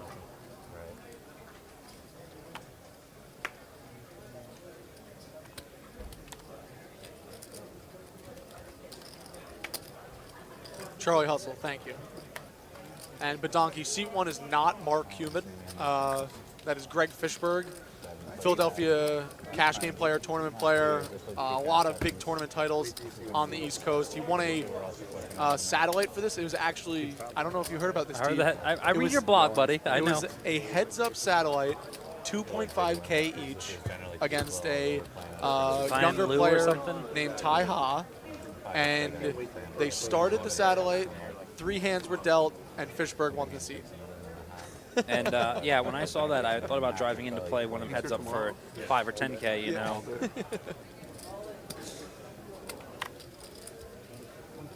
But yeah, so that's you know, the cool thing about Poker Night in America. There are set lineups, there are pros, but there every stop there's usually fresh faces. There's recreational players, there's local guys, and there's super satellites running at every stop to get in the action. And those are running, you know, throughout the weekend, kind of on a first come, first serve, you know, wait list basis. There's no real set schedule to them, if you will. And then usually if you flow around the poker room, sometimes they're actually open, seats open up, like where there's so much action, or like shorter player too, because a few people busted, and whoever's coming in later wasn't available or might be committed to a tournament. I thought I saw the 8 of clubs. 8 of clubs, right? Totally not Mark Cuban. Yeah, just wait for some other camera angles. Some fun flops to get some money in. I don't think Cuban would be wearing a Philadelphia Phillies hat either. I think he'd probably be wearing like Mavericks. He might wear the local stuff, you know. He plays. Well, you were rocking the Pittsburgh hat last week. A man of the people, Shaun Deeb. I needled the guy so hard. Shout out to Robbie. That he went tailgating, showed up shit-faced to day 2 of the tournament, and bought me a hat. It was a very nice gesture. And I didn't know that me and Robbie have a lot of friends in common. So it was great that he was complaining to all of them, and they kept saying back to me like how harsh I was on the guy. I know Dave was a key part of me needling him. I called him Dave's assistant and a few other Dave-related needles, and I got a little hurt. And then, but I think we made peace by the end of the trip.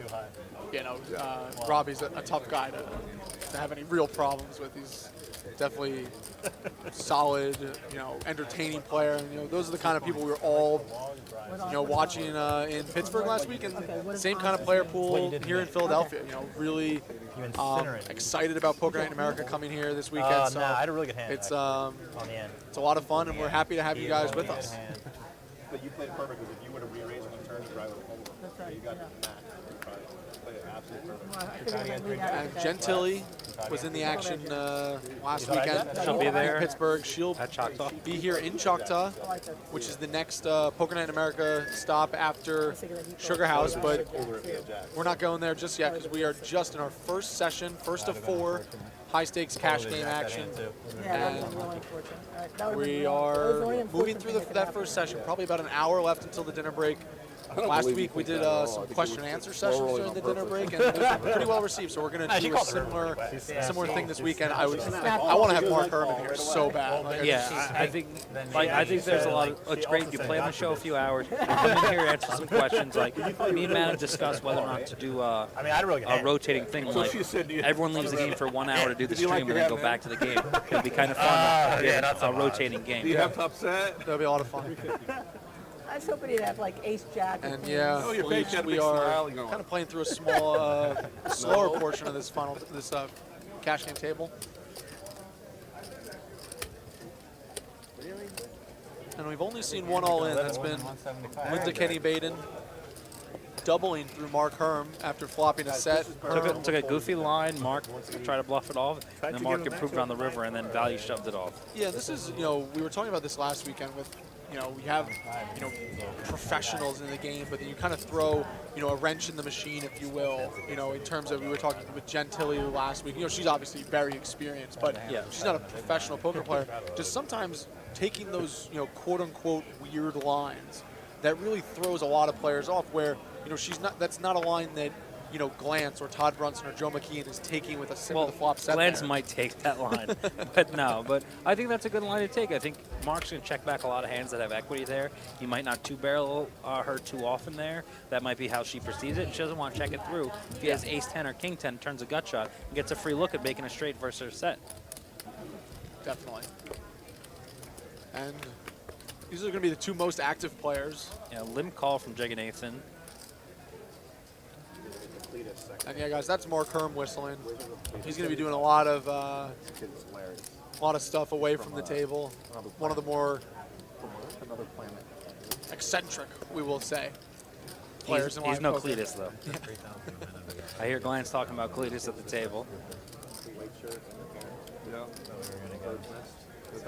That was a massive hand last weekend. Did you actually? Yeah, I heard about the hand from a few people, from the locals, and I saw like Alec and Cleetus talking about it for hours after, and I actually told Alec, because Alec was giving a bunch of life advice, bankroll advice, and I said, like, that might be the most expensive mistake that's going to save him so much money. Yeah. I think he's young, impressionable, and I think he gets some of the professional advice from Alec or me or Glantz or anyone else he met, or even Dave or Jack were also around. I think he's got potential, he's got personality, and he's got a bright future ahead. Whatever he directs his mind to, he's obviously a sharp kid, and we all just want to see what's best for him. Yeah, now we'll get into that massive hand when Dan Wolf, a.k.a. Cleetus, gets on the stream later today. It was How do you not call here? He bets so big. I feel like It's you just- have like 7 high. But 7 high? yeah. 6 high. Yeah. I don't know why you find that fold there. He's not going to bet aces up that much. He's not going to check back a jack on a flush draw board. So I just think you have to call him off there because it's a bet size where he bets, expecting you to never have a calling range unless you are slow playing a jack. Someone said I should invite Eli on the show with 4 satellite winners. I don't think it's going to make a difference. He's probably going to win and not pay me. That's just what he likes to do. The structure is probably not Chainsaw approved. So I don't know if Chainsaw appreciates antes as much as proper poker players, but Matt has done a great job with the structures at Sugar House, Rivers, and all the other casinos that they have where he's had influence. It's been open from Mark Herm with Ace King and Ace a flat king. by Jeganathan.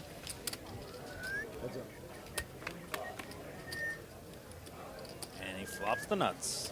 That's a pretty good flop for Ace Deuce of Hearts. Yeah, but he wanted Mark to obviously connect a little better than he did. Yeah, where's the King of Hearts?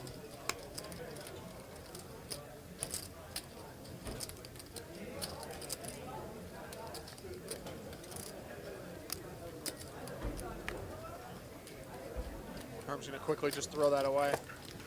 And Jeganathan takes in the small pot after flopping the nut flush. Not what he was hoping when he's 18K deep with the nuts. Yeah.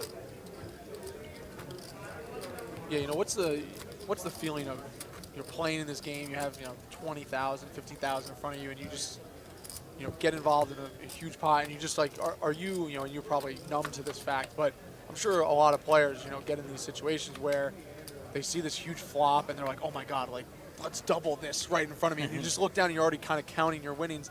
How do you kind of balance that? Well, you kind of got to realize that, okay, I have the nuts here, but how would I play other hands? And, like, I talk a lot about range versus range situations.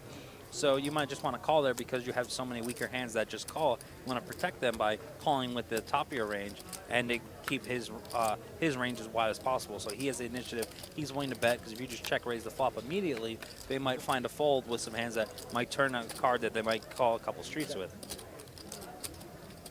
All right, and here we see just go check, check. Yeah, I think Jeganathan should just fire there. I mean, she's been playing so weak. I don't think she's trapping top pair out of position, and I think you just got to value bet, protect your hand. We've seen this line a lot, just checking it down, playing small pots from Kenney, Baden, and I think that's a strategy she has coming in. And people got to be aware of that. Like, if she's going to play weak, flat her a little wider and just make a stab. If she calls the flop, she's probably calling a bunch of streets, but yeah. I think she just check folding the flop so often there that you should be betting your whole range there. And I know you have middle pair, you're not super excited, but don't let her, if she had 6 outs there, or 7 outs, you can't just give her those free looks for those hands. And we now bid David Eldridge in the Twitch chat adieu. Thank you, and I personally hope Deeb does something in there. I hope he comes in, I hope he mixes it up, and I know you are going to, right? Yeah. I'm going to do what I can. And we are, as we mentioned a few times, trending towards the dinner break here. We are going to not go off air. Poker action is going to stop, but we are going to have another question and answer session. We're waiting to hear some confirmations on those names. But we did it last week. It was very, very some good content, and I think we had a lot of fun with it. And it's better than staring at a screen that says "coming back soon." Yeah.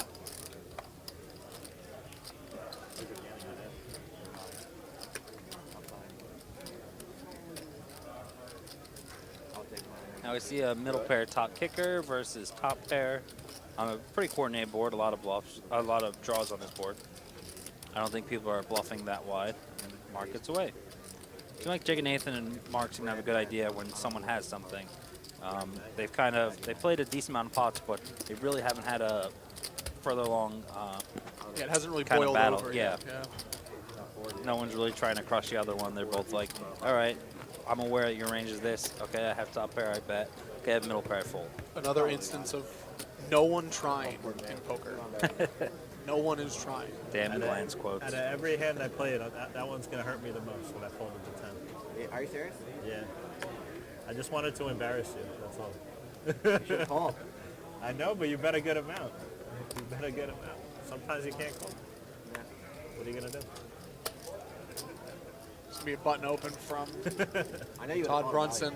But the reason why and we don't get to see his hand just yet. I yet. wanted to embarrass you, but then you just embarrassed me. It's exactly reverse. I don't think that was It's a that total embarrassing. reverse. We do get to see Matt Glantz's hand, though, We're with missing Todd's hand a lot. ace, king of hearts. I struggled to fold. Don't we all?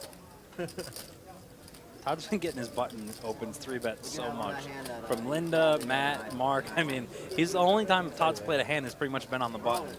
And it's pretty funny just how often he's been 3-bet. Oh, yeah. And if you're Todd Brunson, you'd rather get 3-bet by Linda Kenney Baden because that means it's a tighter range. But no, not necessarily. You actually like the wider range because you might be able to rebuff it and actually, call down with second pair. That Matt has some bluffs in his range. You don't want to always play against a super tight range. It makes it difficult to actually win unimproved.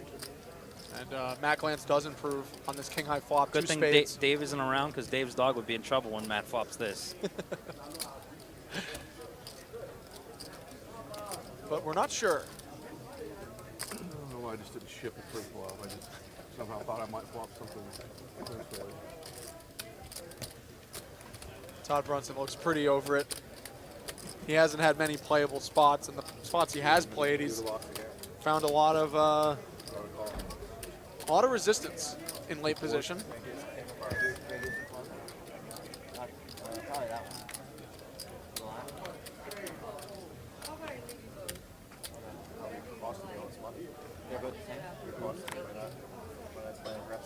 seen as many drinks at this table Well, than there's last week. You know, there's- nowhere near as many with Jack around. Jack Yeah. pushes the drinking action. For about 2,000 We need to shift it for today. I was gonna make it 2,000. If you moved in, I'm calling. Obviously, yeah. Pop the cake, you'd have been in bad shape.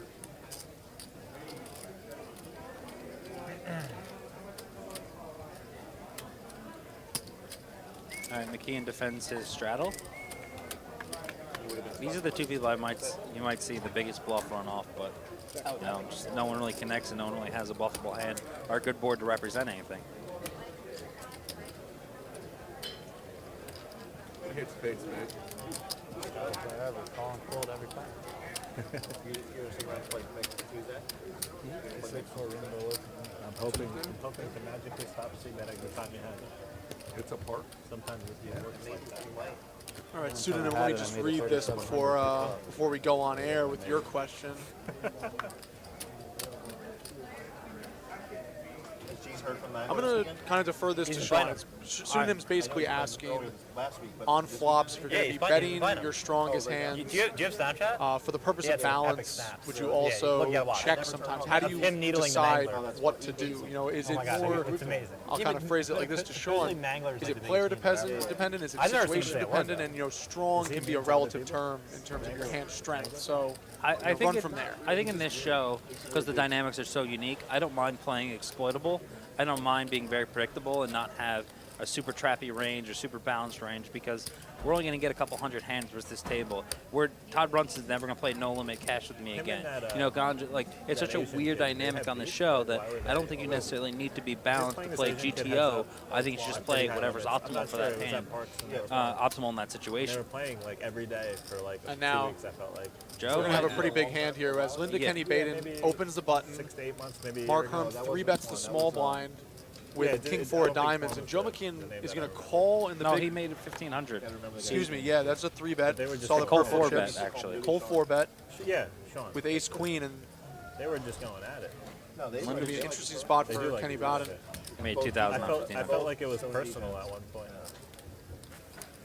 I would really like to see a 5-bet there versus Linda. I think it's just she's going to get bluffed off. I think a good amount of From boards. Herm's perspective. No, from Joe. I think Joe knows she has a hand, but she doesn't have ace or kings. So I think he's going to barrel her on some boards. You know, is Mark Herm getting a decent price to Yeah, I see think- 3 cards here? He knows what the ranges are, and his range is a lot more concealed. He could have 7-5 suited, he could have ace-deuce suited, he could have 2 7s. You know, he has a whole bunch of hands. So he might be able to represent, and he's closing the action. And Oh, this that's- is Bad for Joe. Yay. this is We did root for Linda to get Joe, but we I did, think and it looks if, like she might here. if Joe bets and Linda raises, I think he should actually fold this hand. I think she's not raising a draw. I don't think she's raising light, and I think she has sets and ace-king as her hand most of the time. This is going to be a check from Herm, and just the way Linda Kenney Baden has played throughout this session, I think we're just going to see a call here. There doesn't really. No, I think she's gonna raise. Oh, looks like Will's gonna be right.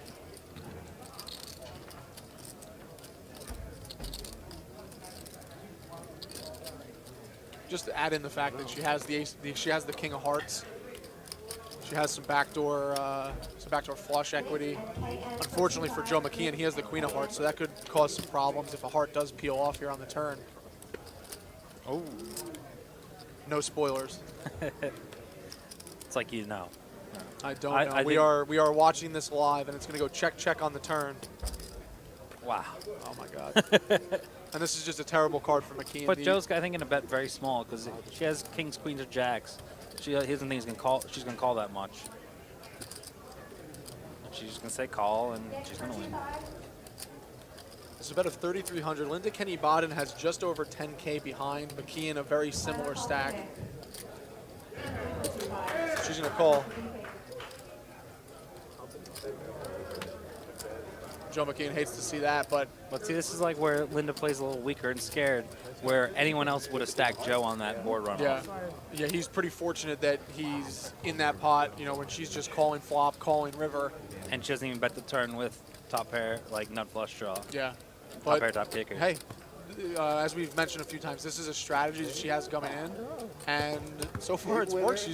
She's Well, it a could go down $14,000 win to over that actually. She bought it for $7,000. Two hands away. Close to a Two $15,000 hands win. away from being. Yeah, she won more with the sevens than I would have, but I would have obviously won more. The likelihood of that happening is like 1 in 67,000. Again, that was RW, CW, ND, LEP. And you know, while we sit in the booth and you guys sit at home Look at dejected Joe on the Twitch chat Aw, saying, "Oh, she he's should have so raised." sad. Linda Well, I Kenney mean, Baden is. I think a raise is reasonable there because, like, his sizing on the river, he usually doesn't have a flush or a full house to only bet 3,300. So I think he does have an ace a lot there. So I think a raise is fine. It's kind of like perceived hands betting a particular amount of the pot.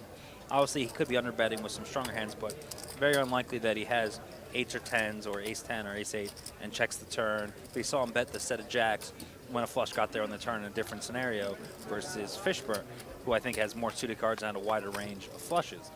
So I think you can be aware of that his range is actually capped to be ace king or ace queen. If she shoves river, he might bet fold ace king himself. Yeah. So you don't even realize that sometimes she gets him off a chop by shoving or raising the river, depending on what she wants to do. Yeah, and this is going to be Jeganathan flopping top pair, Matt Glantz with an open-ended straight draw. Glantz is going to shove because he likes to shove his draws here, and he's going to get called, and he's going to have to get there. And Glantz is the shortest stack at this final table, and he's going to Final have table. excuse me, cash game table. I always say that. 5K. No, yeah, 5K. This is going to be a call from Yeah. Jeganathan, Nathan, we imagine.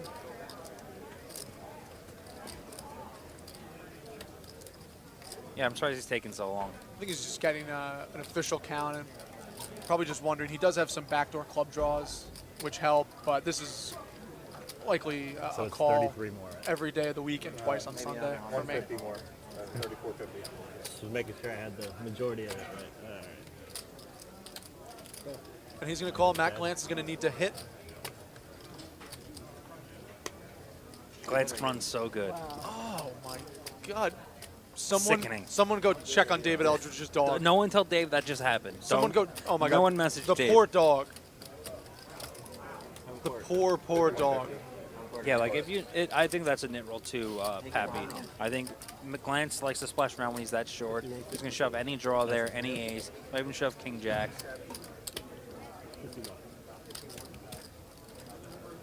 Yeah, that's Matt Glantz doubling up, straight on the river, and he was the shortest stack at this table, but he's now back over close to 13,000. That was good.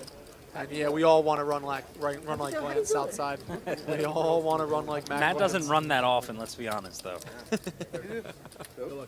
Definitely not. How come you win every time? Blue plaid shirt. Getting a little dealer change here after the Glantz double. I'm done. Why do you win every time? What is that guy blue talking And he's now a small winner in this Poker Night America cash game.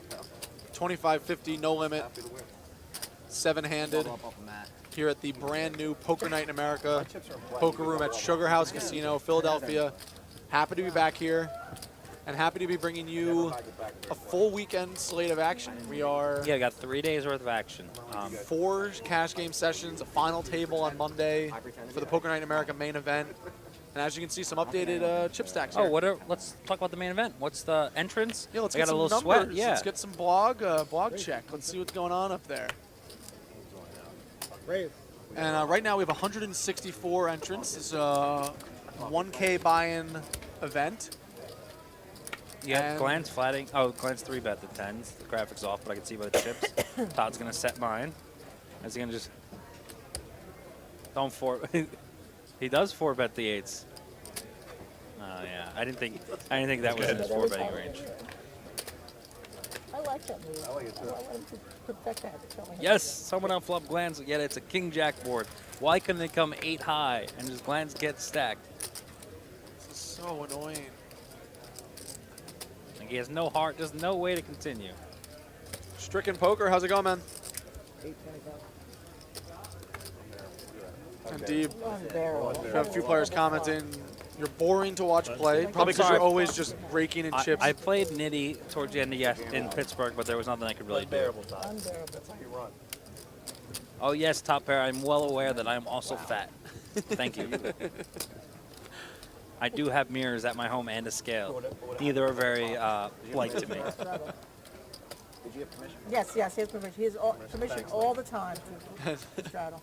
I didn't even think of this. Bada Donkey saying, isn't the Apple Watch and the dealer a security risk? I don't think so. The what? He said that the Apple Watch that the dealer is wearing. Oh. He saw it when they zoomed in on the flop earlier. I don't know. Are Apple Watches that technologically advanced where they can do anything? I don't know. I don't know. I'm not an expert of cheating in games and what's available. Game is under protest. All right, Fishberg with the suited ace. Todd calls the queen jack, and Glantz calls the ace 9. A little four-way action to the flop. Ace 9-6. Actually, I don't even root for Joe. It's like so brutal. Glantz and Joe are in the same pot. All right, Todd flops. The only one who really flopped anything on that board. You can see a check around. Turn 7. Todd's going to figure out he's probably got the best hand. Draw out 7-800 and win it the pot.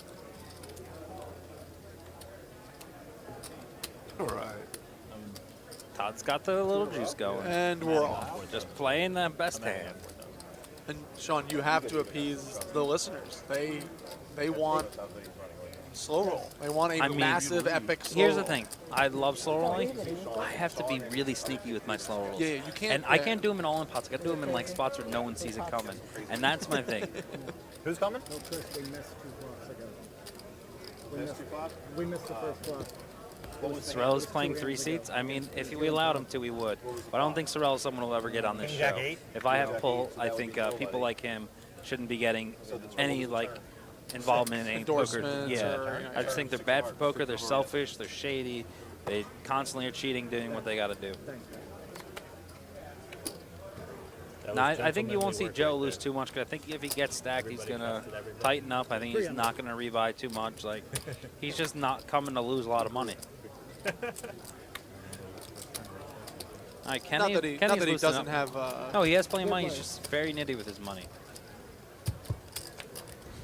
Oh, we got some real hands matching up. We could have some flops. Kenney flops again in the nuts.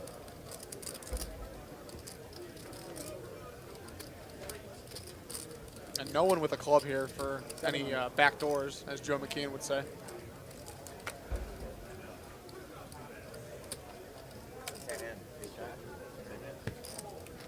Take it down, man. Thank you, thank you. That's Is that your straddle? No, I was going to straddle. And I think Yeah, we had different suits. if anyone was going to bet on who the biggest winner in this game would be, they probably wouldn't have picked Linda Kenny Baden, with all due respect. She does have obviously. position on the fish of the table. She does. She has position on Matt Glantz, table fish. And Fish and Todd. So obviously she's like ran good. The more aggressive players have had kind of coolers making trip aces and aces up when she had them beat. So Yes, I will it just accept. shows I will like accept. that's what's great about poker. Anyone can win. Don't feel bad for him. No, and I think okay. this He's kind giving of me- just shows he's that giving me all that she's nonsense. coming here to be competitive. She's coming here to play pots. She's been relatively tight, but she's played some decent hands. She's taken some interesting lines, and I think that kind of threw her off in the Mark Herm off in the hand with her where she flopped top set, middle set and played it a little differently than your average person would. And here we see Todd Brunson. Yeah, I mean the calling on the turn was definitely the thing that no one else would do. Yeah. And like she actually can get away with that because if a good player called with that little behind, their range is very defined as big combo draws, or the nuts. And for her to do it, they could think she has some weaker hands in it because she might call and decide later. Yeah, then Herm, he rivers, aces up, which doesn't exactly help. And this is Todd Brunson opening his button again. Please, Todd, just 4-bet Matt and shove him up. Put it back, put it back. Todd just keeps opening the button. No, 3-betting nothing. Ace jack again? Ace jack again. I'm not coming to this stupid place anymore. 3-bet me every hand. Oh, you lost 150. Oh. I think I'm done with this place, too. Todd, come up to Philadelphia. Right now, someone asking about the 3-bet you every dealers. hand. What do we do? Sit right here. I don't blame him. I mean, anytime you win a pot, it's pretty fucking disgusting. Straddle. Bitter Joe. Joe McKeehan telling it like, saying what we were all thinking, I guess. I mean, I just say it, so yeah. But anyway, back to the question about the dealer. We like to do tip flops, which the first card in the flop, ace through 7. That person pays 50. And then there's tips, obviously, in big Yeah, pots and things people like to that. bet on top. And this is a non-rake game. Yeah, the casino's nice enough to hook us up and not charge us break. So we got Todd's gonna get 3-bet again here. I'm very excited for this. Watching Todd tilt. And no one's really got out of line besides Mark versus Todd. It just feels like the whole table's picking on you. You guys got it all in turn. I mean, Kenney loosened it up there too, like calling the king nine off. Like she does some weird things in the blinds. Little play hands normally that she'll call. She's one of those people who feel committed when they have a chip in the pot. Nice, that didn't glance. You had aces? I had a better hand than you had. You had ace jack. Oh, you better than ace hand jack. than ace jack. 6-4 suited, man.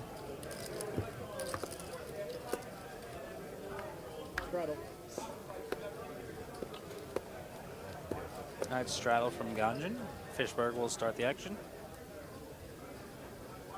Let's just hope Todd. Let's just keep hoping Todd gets 3-bet. This might be the drinking game. You probably would have anyway. I wouldn't. Yeah, I'd fold when you fold, but if you raise, I See, Matt just folded Jack 7 suited there in the cutoff with Linda's button. I'd be opening that hand. And then a straddle pot as well. Yeah, especially knowing how wide Ganja's defending his straddle. Kind of a great hand to have. You're going to win. He's going to miss because he's calling 70-80% of his hands. You're just going to take it down, and you're also going to have a concealed hand. You're going to win on the ace and king high boards a lot. Straddle. Yeah, it's right here. I was going to check that. I probably would check fold the flush draw. I knew that would have. Are you playing this hand? No.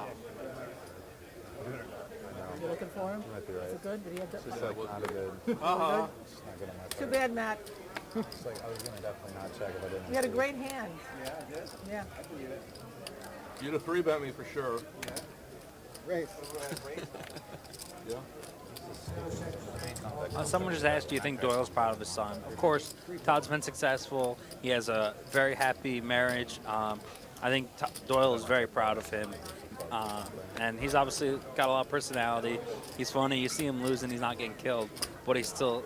People think he's like a quiet nit. That's not Todd at all. This is sober Todd. Drunk Todd is a whole nother level. Yeah, that might come later tonight. It'll take about 2.5 bottles of vodka. He's anyone who was like, I can drink and play poker, I'm like, okay, I'll bet. I got my horse. If there's ever a drunken poker game, I want my action on Todd. Yeah. He is a professional. Oh, Fishberg turns a straight versus Joe, and Joe has nothing. So every time someone gets a gut shot, it's not like Pittsburgh where someone would have Queen Jack or a set of nines, you know. Pray for Eldridge. Yeah. Good old Dave. Was King 10 off. Someone asked what's the highest I've played open face. I played 3,000 a point regular back at 1 card, and we had just learned Pineapple that summer. We played 2K a point. But obviously I was staked for a large portion of it, but had some big winning sessions and some losing sessions during that summer. It was a crazy summer of my life. And well, that was bet. before the 4 years ago? marriage, before... I ended up getting married later that year. Okay. That was, I made enough money that summer to decide to get married. Not joking. Every time before I actually had it. I think when you're a father, I don't know, maybe this is just me. You're going to be proud of your son if they're successful, whatever they devote their time to. Whether he follows in his footsteps in poker, becomes a lawyer, becomes a doctor, becomes, you know, a manager of a restaurant, whatever they do, as long as they're happy and successful, you know what I mean? That's what you want as a parent. I've been 3 Yeah, out no, of 200 open Mark games. I don't Herm's wanna make it. son, Little your son, tumbler. like, they're too small to, like, they're super young, so they don't Oh, really...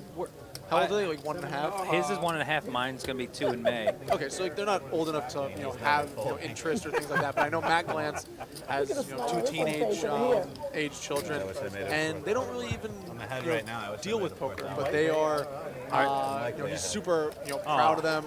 Obviously. Let's get sickened. Matt opens at 200. Joe bombs it, makes it 800 on the button, and Matt just flops the nuts. And he's just going to check and call. And Joe, let's hopefully he doesn't. Is he going to check raise? Come on, Matt. You're not this bad. 19 total.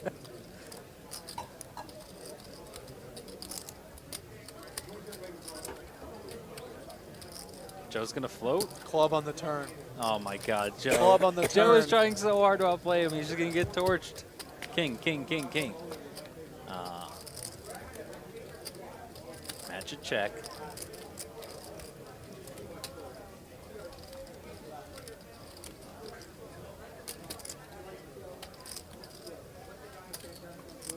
$21. 2,600.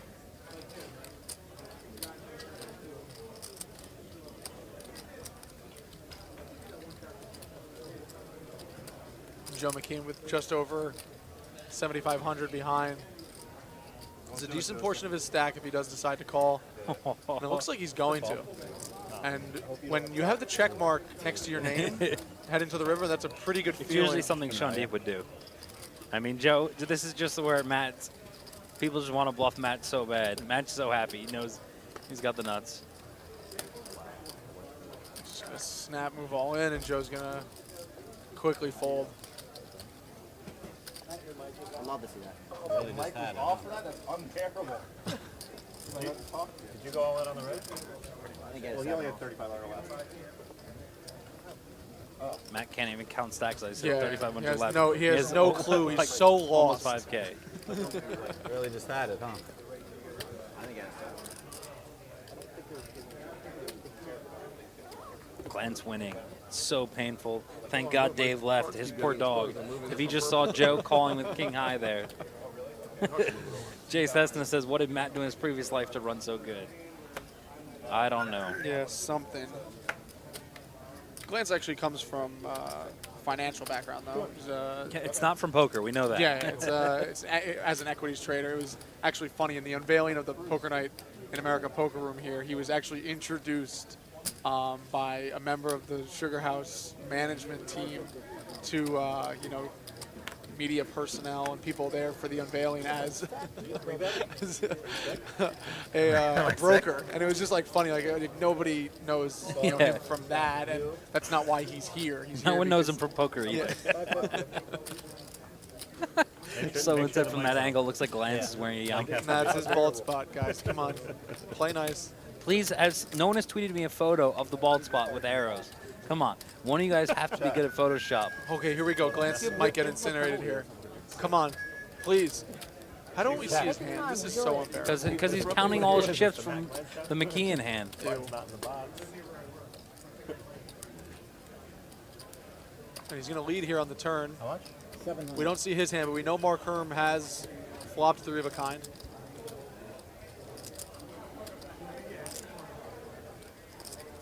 If you call, I'm done with it. I'm not banging the river. Just so you know.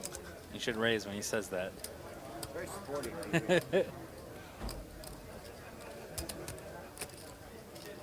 Raise. Wow.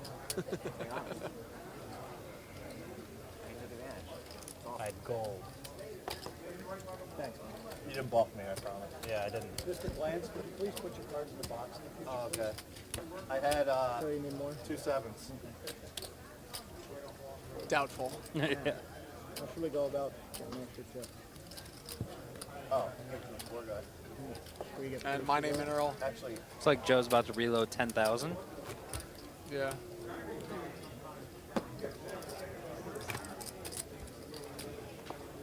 take care of that. Wow, Easy. Matt Glantz getting thrown 10,000 cash. I never want to see that again. I mean- that's gonna like haunt me in my night, in my sleep. I've seen that throw money more than he's received money for sure. Against me? what? You had it against me? Obviously. Really? Or What?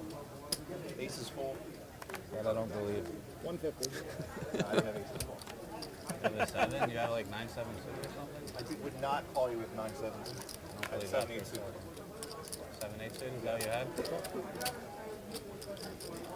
It's gonna be raised from Herm to 150, and Brunson's gonna come along in the small blind, as is Glantz in the big. Brunson's starting to loosen it up a little bit. And each are gonna flop bottom pair with But a Herm. board they're just not really going to continue on. Yeah. King 10 with a flush draw. Just Glantz just can't help himself. Incinerating me right now. The Herm. Barrel him. Shot. Looks like a 10 on the turn. Not the best card to 2 barrel. But He's going to go for it because Glantz isn't thinking on that level. Oh, 10 of hearts, okay. Makes more sense. More value hands. And Herm going to recheck, see that he does have the queen of hearts. Glantz with the black 85. I'm done with it. You done? It's going to go check, check. I'm done. 7 of clubs changes nothing. You checking? Glantz checks for a third time.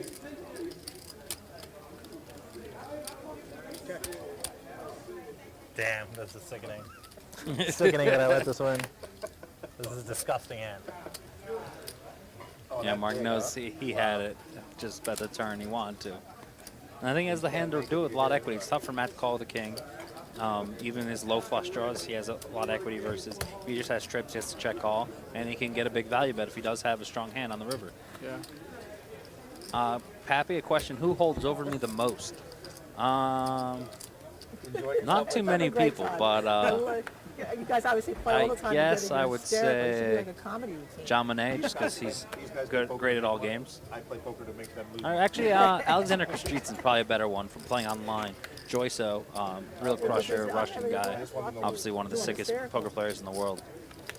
And when you say hold over, you mean Beats me in a lot of pots. He beat me in a lot of yeah. equity online. We made a couple final tables this summer as well, and he's just a very difficult player to play against. He knows what I'm up to. Because if somebody actually called on him, they could say that the money has to stay in. Nobody ever would. Todd Brunson. I've never seen And Chad, don't worry. No, no McKeehan haters My hand isn't big enough. That's the here in the booth. He goes like this. Hey, no. We liked Joe we before like he Joe. was big time. We don't like new Joe. He's too big time for us. Question: do I like open face on the app or the deck? Obviously, with an app, it's faster, but the deck is more fun because you can have more variants that we just invent on the spot and make it more degen. And you take me as someone who wants to see the pain on someone else's face. I do. I got some good slow rolls in open face in. Being in Fantasyland open face, you get some of the best, like especially when you play low in the middle where you can foul and you just scare them. Shaun Deeb might How do you feel about the fact one that day Joseph pen a book about slow rolls. That would be a long book. So I just Multiple versions. Yeah, I just got the word that I'll be coming in seat 7, taking Gajan's seat, which I'm loving because obviously Mark and Joe's tilted. I can play position on him, so you're gonna see me some good spots to isolate. But I also think that Mark and Joe will tighten up some of the 3-bets and 4-bets when I still have a random hand behind. Yeah. Because of what I'm capable of. So should be interesting. Joe's gonna probably shut down versus me a lot, and I don't think he's really gonna get out of line. He hasn't really got out of line besides Glantz. You got me feeling so guilty. I folded an egg sign. It's got me feeling so good about his child. All right, Mark with another big squeeze, and he takes it down. Yeah, that's in this type of cash game, there's so much dead money out there all the time where those squeezes. Linda keeps calling him these really goofy hands in some spots, and Mark is just aware. Yeah, and it might only be a $1,200 pot, but over the course, we were seeing earlier when the graphics were coming up, Herm was one of the biggest winners, and he hasn't really played a big pot. He actually lost the biggest pot, but he's still kind of trending towards that 20,000. I mean, you just see picking up, he's gaining $600, $700, $800 on those hands. He's been doing it every other orbit. That's easy to cover what he plays in regular pots. I'm actually a tight player of that game. Yeah, I mean, it's the right way to Glantz play, trying to But no limit. let everyone know that he's a quote-unquote tight player. Yeah. I think he needs One to thing recheck. tight is his shirt. Yeah. He needs to recheck his definition of tight. This kid, don't worry about that. He's done very well. At Fishberg opens, and we'll see. Gajan called them wide as always. Yeah, the 9-5 suited. Yep. Flopped really good though. 2 5s. And like Fishberg has a hand that can actually like pay off a little bit here. 2 4s on this board versus Gajan's defend. Looks pretty good. Yeah. Because as we've mentioned, Jeganathan has defended very, very wide, when he's in the blinds, when he's in the straddle, and this is why, because you can flop a hand like this and try to find some value from Fishberg, who likes to get pretty sticky. Yeah. Yeah, painful. There's going to be a check raise from... And Fishberg's going to call at least once, for sure, knowing him. Up 8. And there it is. Right on cue from Shaun Deeb. Again, my name's Will O'Connor. I'm going to be bringing you all the action from Sugar House Casino this weekend. We have Shaun Deeb in the booth before he is going to join the cash game action later tonight on the other side of dinner break. And the King of Clubs doesn't change much with these two players' hands, but it flush draw. With their exact hands, it doesn't. But for the board, more hands. He could check raise 6-7, 4-6 with clubs, and now have a straight draw and a flush draw. Could have ace-3 of clubs. You know, there are plenty of hands that pick up equity. Because a lot of people like to check raise some hands with backdoor flush draws, aware that it helps out their hand, and you know you can barrel on some cards. Like you decide you're going to barrel when you turn a flush draw. Yeah, there's I forget 100% who it was during the summer. Someone used, you know, this card as like the perfect quote-unquote pivot card. You know, the turn is such a pivotal, you know, moment in the hand where you're really making a decision for the hand, but it can also change the, you know, landscape of the board. And with backdoors, a lot of people don't really realize that they have so much equity in those spots. Yeah. So the front door flush completes with the 7 of diamonds, as well as 4-6 straight gets there. So I don't think it's a good spot for Gajan to bet, but maybe he might do a small block bet. Yeah, that's look what he's going to do. Yeah, we've seen Fishberg pay off pretty light here. And yeah, but it's just tough when someone check raises barrels. Like, there's very few bluff combos that they still have at this point. Yeah, and everything comes in really on the river. So we imagine it has to be a very complicated bluff. And having 2 4s, and he doesn't have ace-4 or 4 deuce, you know, it blocks some of his bluffing combos that have no showdown value. Gino Roman, what's up, man? Good to hear you in the chat. Good to have you following along. We're going to add Shaun Deeb. We're going to let these guys talk it out here. Guys, come with us. I got it all set up. ABB for 2-5, ABB. 5-9. All right, calls. He's going to call. Not just with the history they have. These guys flop trips like this. Like with these random hands. You just flop trips. I don't know how. I'll pick it up on it. Glantz just loves to brag. You always defend with 5-9, apparently. 4-9. Oh, 4-9 before? I figured since I was upgraded, it would be embarrassing to fold. How do you flop straight? How do you flop trips?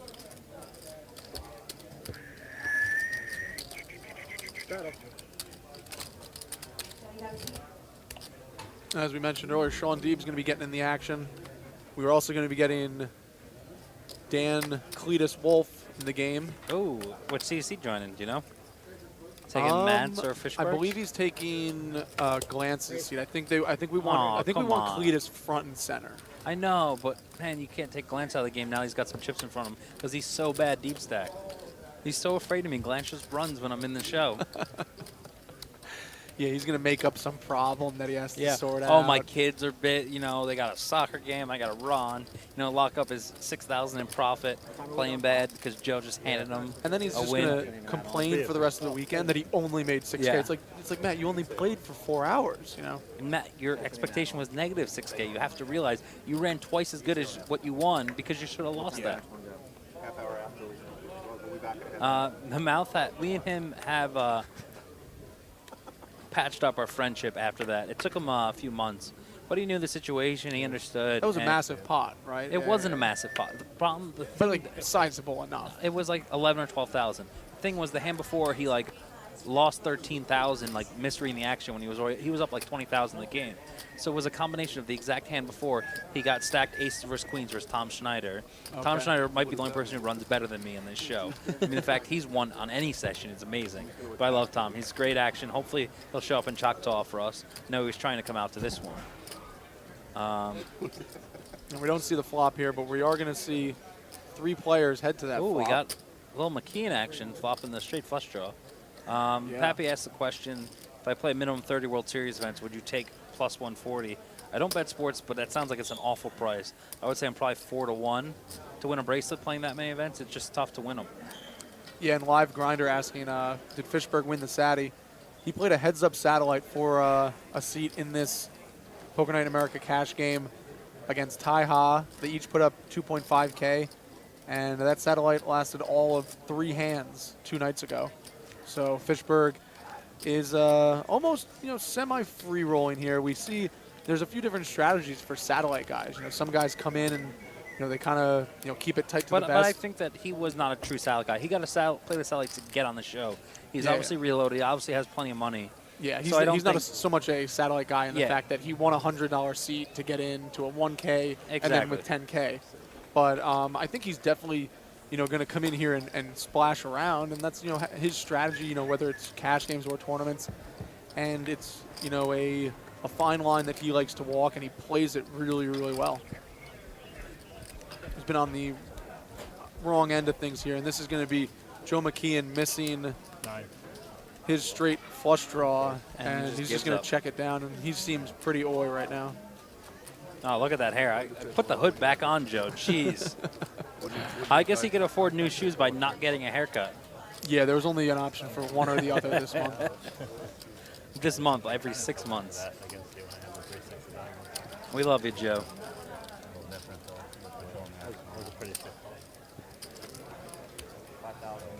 And Casey, I don't believe there's a time requirement for any of the satellite players. I know that in Pittsburgh we had 2 satellite winners. Both were, stacked relatively, quickly, but they each rebought. So these are, and we were saying last weekend, these are the situations where, yeah, you satellite in, you're in there kind of, quote unquote free rolling. Yeah. But this is also a position where this is the biggest game that a lot of these, regular cash game players can play. So why not take a shot if you have that opportunity, if you win that seat? And I also think, there's a bunch of pros at the table, but they're not. Glantz is not playing well. So, and I get in the game, I don't play that well every time, We splash. So there's been plenty of times where the satellite qualifier has been one of the biggest winners because of the fact that so many of the pros we're playing 20K deep, so we're going to put a couple thousand in a 3-bet for someone deep, but you're sitting there with 5K, you got with ace queen, you just piled in, and we just have to call with 9-7 suit or whatever hand we're committed with. So there's plenty of probable situations to arise, excuse me, being the short stack. Yeah.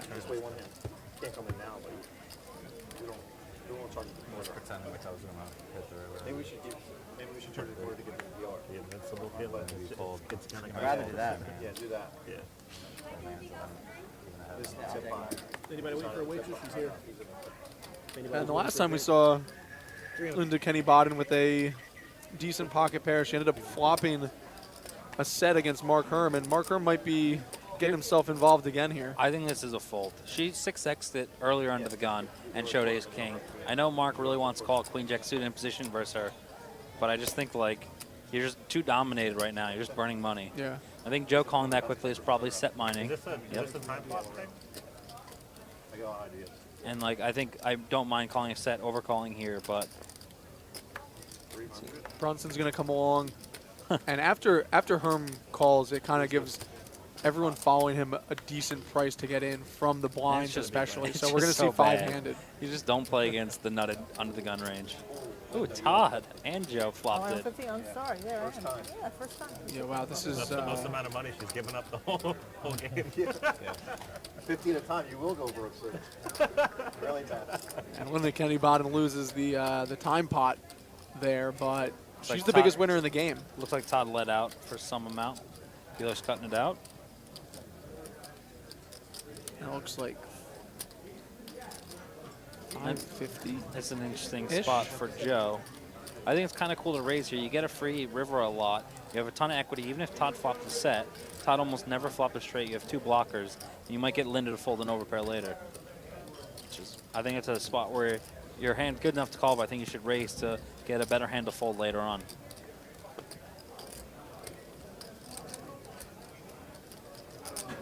This is an interesting spot for Linda Kenney Baden, as she has an overpair to the board still, but with a bet and a call behind, pretty coordinated board, and a five-way pot to start this hand.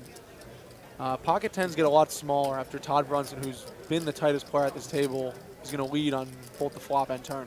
Yeah, I think it's kind of cool with Todd. It's like usually a flop two pair, you're like all excited, but this is kind of a board where you can bet folds. I think all one pair hands are going to call you, and two pair hands, sets plus are going to raise at some point. Yeah, sets and plus, better two pairs, potential straights. They're going I to don't let think you know. No one has better two pair on this board. There's just no one has 7-4, no one has 7-3. Calling Linda is 300 on the gun. Now I hope Joe overcalling the turn will bluff clubs as well. I think he's the only one who can really have a flush draw here, the way the hand went down. So we're going to see 3 players head to the river, and it's going to be the 8 of clubs. So Kenny Baden keeps her overpair to the board, but Todd Brunson with bottom 2 pairs is going to check here after leading flop and turn. And I imagine Kenny Baden is going to check back as well, and this is going to give... Joe doesn't even bluff.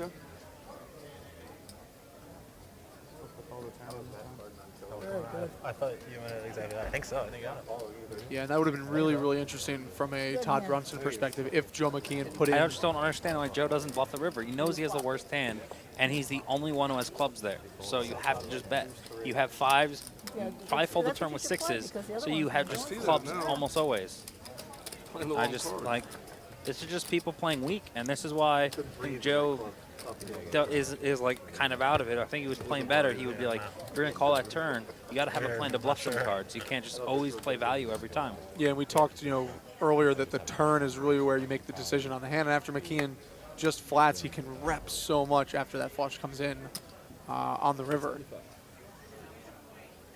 And now we have a question from Jesse Will. Deeb, who's the best all-around poker player at the table? Todd Brunson. Who's the best no-limit cash game player at the table? No-limit cash? It seems to be Gajan. He seems to be playing the best. I think Mark or Joe are better tournament players than him. I think Fish is probably better overall. Like, he's probably second or third. He has possibility. But this is not a no-limit cash game. These are people who never played no-limit cash. And you're kind of seeing it with some of the hands they're doing. All right, we got Mark flopping trips here. Kenney flop top pair. And no one else really flopped anything. And yeah, green teed. Joe is a tournament player.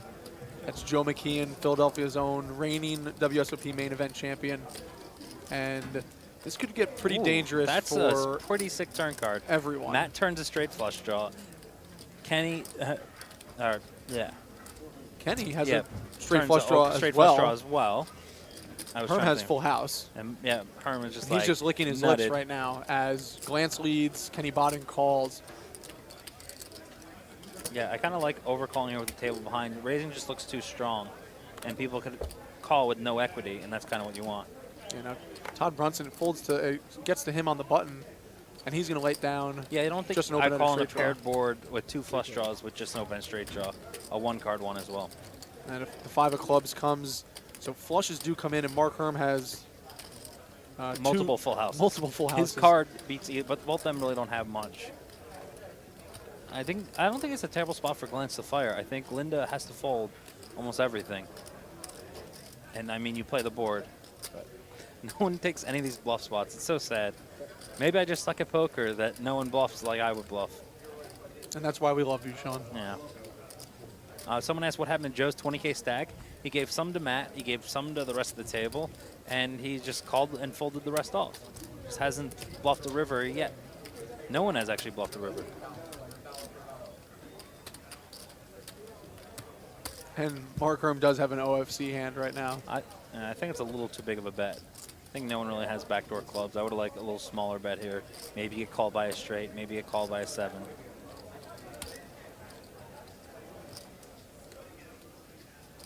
And this is an interesting spot. These two have a bit of a dynamic.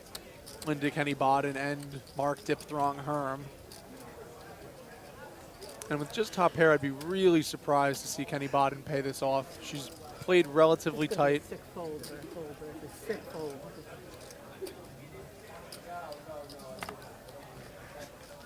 And Herm can't even show one that's a bluff. Mark just like, thank God the river wasn't a 3 or 8 of hearts. I would have lost the money. He's like, I thought they were drawn dead, and she had 2 outs perceived. But obviously Matt had 3 hearts in his hand. That makes sense. What's that? Nothing. I had you beat. I know you did. That's why I folded. But it was a sick turn. I mean, I have a straight flush. I have a straight flush. Can't breathe. Shaun, you were getting rave reviews in the Twitch chat. I think everybody likes you. I just tell it like it is, you know. I appreciate that. You guys are a great audience, and it's great to get like you guys involved. That's what I love about Twitch. Like, I love doing commentary, but it was so much slower. There was so much less interaction. You guys can throw in your one-liners, throw in your Matt Glantz needles, you know, throw in your opinion, and it's just great to interact with you guys while watching some great, well, not great poker, but potentially great poker. My straight flush is better, right? You had the 3? I had 3 deuce of hearts. So I had the higher straight. But you had Yes, my and three. So you were in good this shape is on the Shaun turn. Deeb, soon to be joining the table. So that's why Oh, that would've been- that is why I want to check raise the river. That would have been a funny. That would have been a funny thing. Yeah, that would have been really funny for That you, would've not for me. been-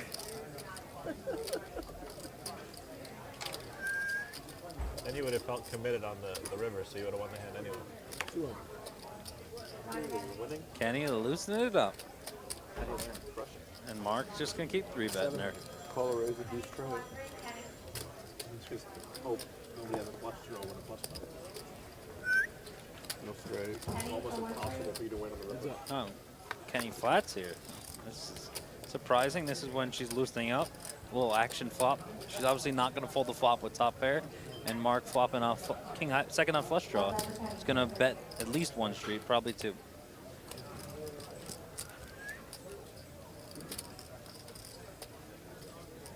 Now this is like I talk about tempo. Notice how quickly she calls with this hand and how much slower she took some of her set hand.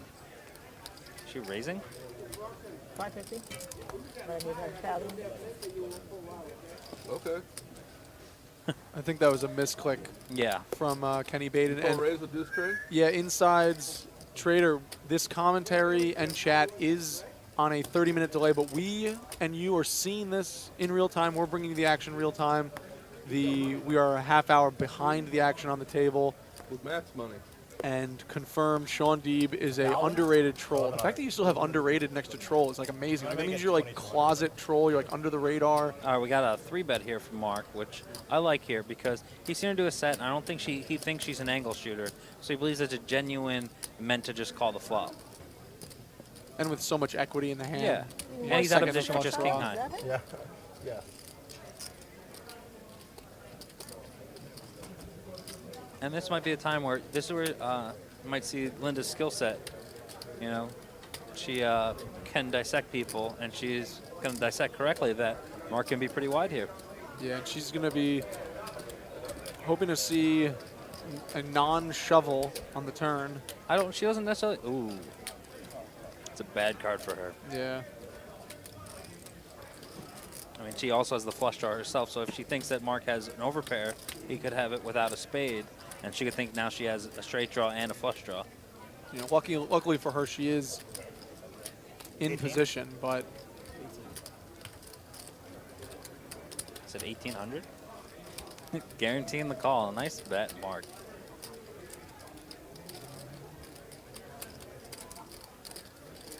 This is kind of not. I don't want to insult her by saying fish dependent, but it's kind of like I want to make sure I get called. yeah, if you're she playing really this hand misclicked. differently against a certain type of player. And Mr. Curtin asking, does Kenney play a lot, or Linda Kenney Baden plays a fair share of poker, but she is most known, around the world. We were saying earlier as one of the more well-respected attorneys in the United States, and she's going to call here. And you see like how dejected she is when she calls. Like this is some of the weaker. Yeah, she doesn't like it. And so like that's why Mark sometimes would be scared of the board pair, but I don't think she ever has a set here. I think she would have called much happier on the turn.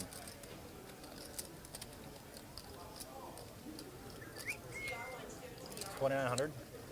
Yeah, and this is kind of just a name your price from Mark Herm. He's going to make another relatively small bet of $2,800. Yeah, he's just aware of that she's weak, so he's going to bet an amount that she can call with the hand she has.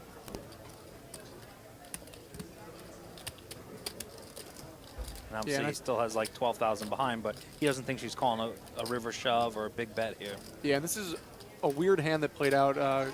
Kenny Baden misclicked a raise. We assume misclicked. I mean, it appeared to be an honest misclick. Yeah, I don't. She's never gonna make an angler like that, and she's gonna make a really, really good fold on the river here.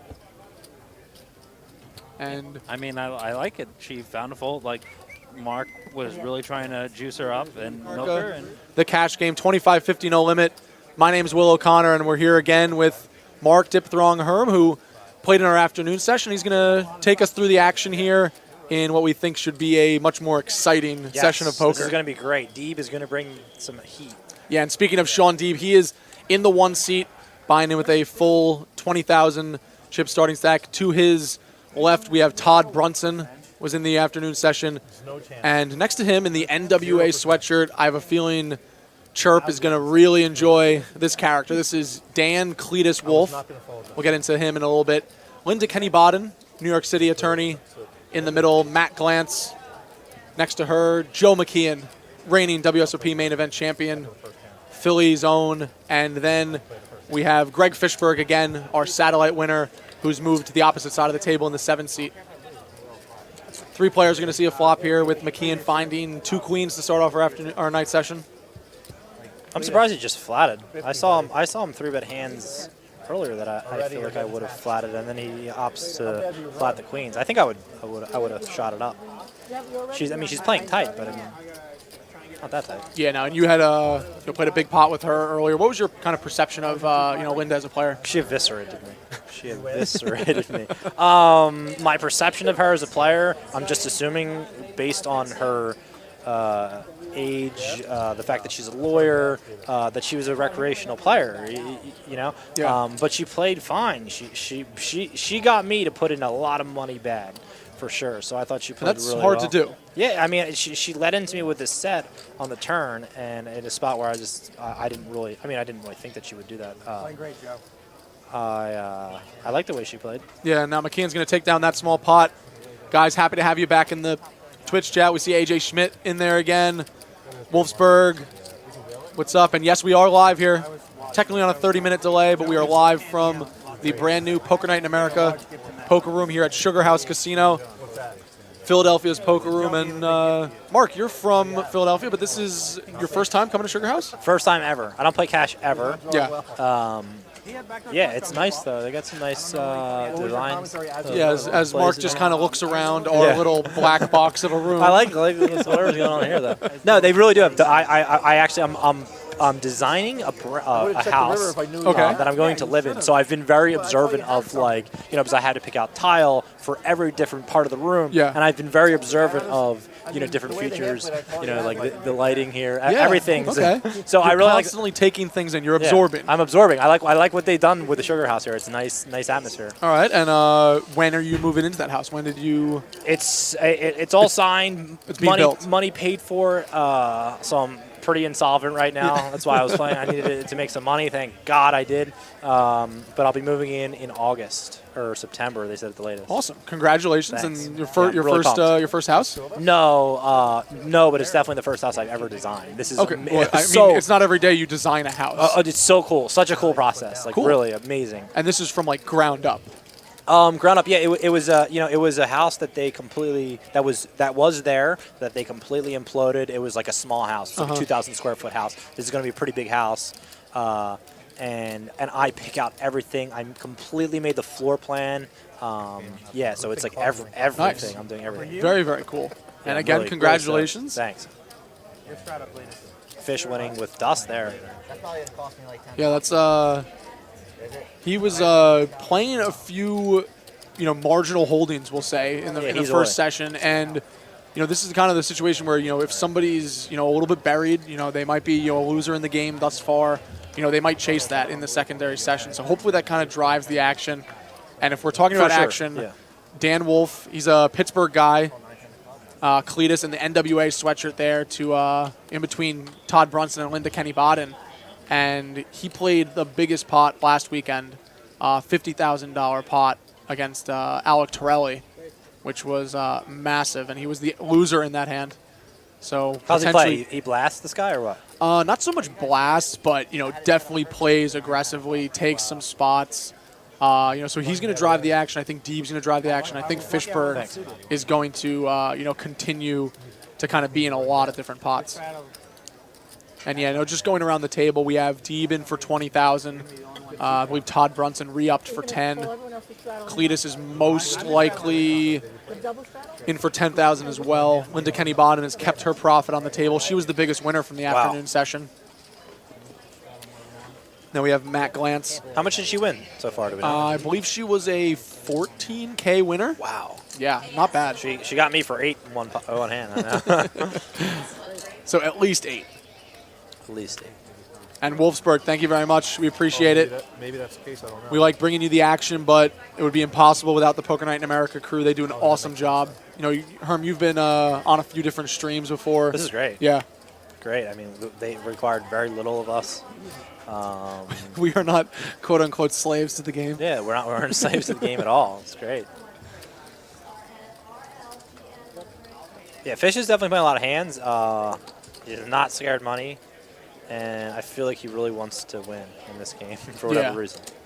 No, and I think there's, you know, I hate to use the word ego when I talk about poker, but there is something to be said about you're playing in this huge game. You know, you're playing on TV, on a live stream that, you know, anyone, you know, nobody wants to play and like get run over. They want to come. They want to assert themselves. Yeah. And you know, Perk brought up in the chat that Fishberg was on a live stream at Parks during their WPT Deep Stacks main event, and he was the same way. He was, you know, him and Brandon Cantu were battling, and you know, Brandon Cantu is one of, you know, he's a crazy player in his own regard. He's wild. So you know, that was a lot of fun to watch, and hopefully see some really big pots here. And Wolfsburg, I agree.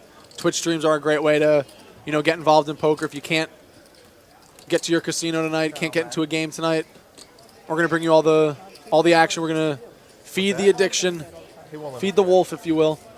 This is great. People play so much looser because it's a televised cash game for sure. Like everyone's splashing. You know, I was playing a bit looser too. Well, and the cool thing I've always said about, you know, Poker Night in America is these guys, you know, yeah, there's a lot of money on the table, but everyone can, you know, we hope everyone can lose, but everyone can lose, and no one's going to be, you know, like, no one cares. You know, everyone can go back to their newly designed house afterwards. You know what I mean? Like they can at least like go back and like feed their families. Yeah. So I think it just makes for a really good, you know, entertaining product on top of it. For sure. And good game. It's good game. If you're a pro, it's good. There's good games. I mean, for sure.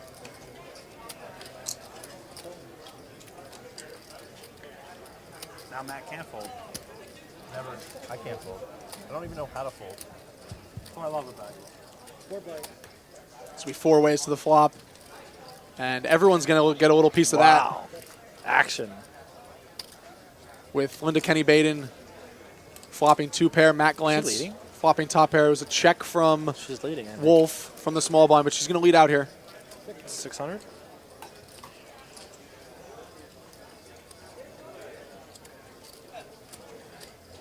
Unbearable fold.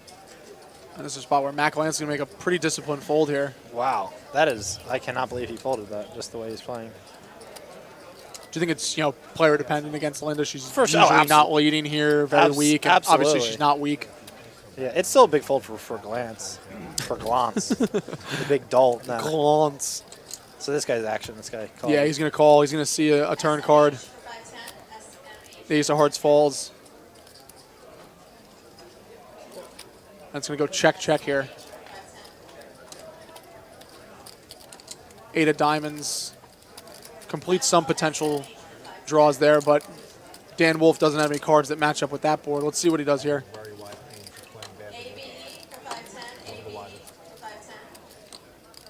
10K can go really quick when we're straddling every hand. Like that's not. Yeah, these games can get big. Like if he fires 2K here, you know, he has 7K left. So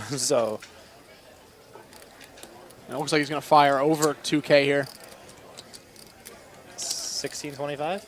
Never mind. 1825. A pretty big bet though. 1825 into 2400. Yeah, that's a relatively pot-sized bet. Here I don't blame him for taking this line because she looks like she just has like 10x, like Jack 10 or whatever. She's gonna make a good call here. She was spot on. Of course.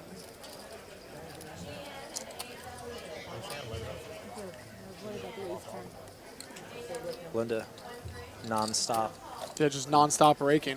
Just non-stop taking in chips. We both got away too.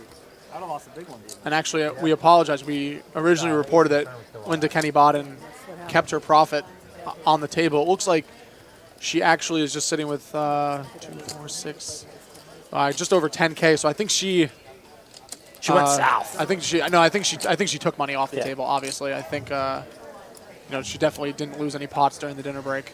We know that much. And yeah, as you guys can see in the Twitch chat, There's a few little tags that you guys can use to bring up any information that you may need, players, the location, and we are at the City of Brotherly Love, Philadelphia, Pennsylvania. Brand new poker night in America. Am I allowed to tip the player if they Poker room. Didn't I 3-bet him with a hand every time? Matt. He thought I was getting a little carried away with it. Todd was getting 3-bet by Oh my everyone, God, and yeah, he could not couldn't breathe. deal. He could not He breathe. did have a 9-3 seated at one time. He opened. I was actually surprised at how much he opens. For I guess he's like a fairly solid player, but he was opening a good amount. Last week He's really like the ideal person to 3-bet. If someone that's opening a lot and they're not defending their opens by 3 or 4. That's a great card for McKeehan. Unfortunately for him, Todd Brunson doesn't have much to go with it. And I just don't think Todd's the type of guy to be barreling ever, really. Yeah, he's kind of played these relatively small pots where he opens and just wants to check down, but this is going to go bet fold. But this is a pretty tough game. This is a pretty tough lineup here. This is we're playing poker. We're playing poker here. Yeah, and Wolfsburg, lucky for you if you're just tuning in, we just started streaming, so we're going to bring you 4 hours of action. So don't go anywhere. Great way to spend your Saturday night. Snowy Saturday night. Yeah. Did you see the snow today? I did. It was snowing like when I first woke up. It was like kind of flurrying. No, but, when I was driving down, it was the biggest snowflakes I've ever seen. Really? Oh my God, yeah. Probably I guess because they were melting together. Oh, okay. Yeah, McKeehan was complaining. He's like, "Oh, I can't drive in snow." Yeah. So I didn't know what he was talking about. I came here a few hours early, but I didn't see that much snow. But snow in April, I'm kind of oi that. Yeah, mega oi. Could not be more oi. Let's move to San Diego. Let's move somewhere. I don't know. Where are you from? I'm from Jersey. Yeah, where in from Jersey? Like North Jersey, 15 minutes from New York City. I live down the Jersey Shore now, just a pretty central location. Oh, okay. To Wait, where Jersey Shore? You're like Brigantine or something? Seaside Park. Wait, that's like by AC? Hour north. Oh, okay. Hour north of AC, gotcha. Hour north of hour east, I should say, of Philly. And Wolfsburg just getting a Sunday morning for you. Where are you watching from? I know you try to play like a young kid. Must be somewhere in Europe. I'm just saying. I sometimes forget how old I am. What are you, like 38? Linda Kenney Baden is I'm interested to see how she plays this. Facing a bet of 450 on the turn. Joe McKeehan flop top pair with nut flush draw. So it's really tough to take money from a player like this, like Linda, because she just doesn't put money in. Yeah. No, and that's I mean, for a person that is, we're going to say, relatively inexperienced compared to this lineup. She's new to the game of poker. She's been playing for a year. Yeah, she doesn't play poker for full time or for money even really. Obviously, taking Dipthrong money is great. Everybody loves that. But we really, I think it's really great that she can come in this game, and that's like what I was talking about, the competitiveness, side of things, where I think she's playing this to kind of justify and prove, some things, to maybe, herself, friends that maybe got her into poker, that, hey, I can play in this big state cash game and I can, be a winner in the game, To be totally honest, I mean, I definitely think she's a loser in this lineup if we're gonna run this for life. Yeah. But all that being said, I think for her being a one-year player, I can't imagine anyone playing better than the way she's playing. Honestly. And I can't even imagine. I would never be playing this good if I had 1 year of experience. Are you kidding me? Yeah. I don't understand it. And she just must the be a fact genius. that you're taking this chance. You know what I mean? Yeah. A lot of players, they're 1 year into the game and like they can barely, beat 1-2 or barely move up in stakes. And I was barely that's nothing into real against. money. Yeah. That's nothing against players that play at those low stakes. But this is really a cool thing that we get to see. Somebody playing and kind of making that really big jump into these high stakes games. She's got a lot of heart. A lot of heart, and she seemed super nice. So I was talking to her. Oh, yeah, she's I think one it'd of be the easy. friendlier people. I think it'd be easy for someone that's not a pro when they're talking to pros, especially young pros, to like be a little bit uneasy about talking to them, just because I think I would perceive a pro poker player if I was a recreational player as someone that's trying to take my money and like some Yeah. you know like I'm not. It would be intimidating. You know what I'm saying? Yeah, intimidating, and like also you're like, dude, like I'm not gonna give this guy the time of day. You know, and I was chatting her up, and she was like, she had like a really nice energy about her too. So I got a lot of good things to say about her. Yeah.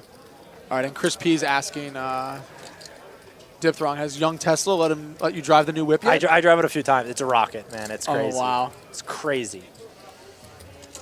And, you know, you were talking about Snapchat earlier. Tesla's like, he's the king of the snaps, I've heard. Yeah. Young Tesla. Yeah, he actually had some snaps today of him playing at the Borgata against Gonson. Borgonson.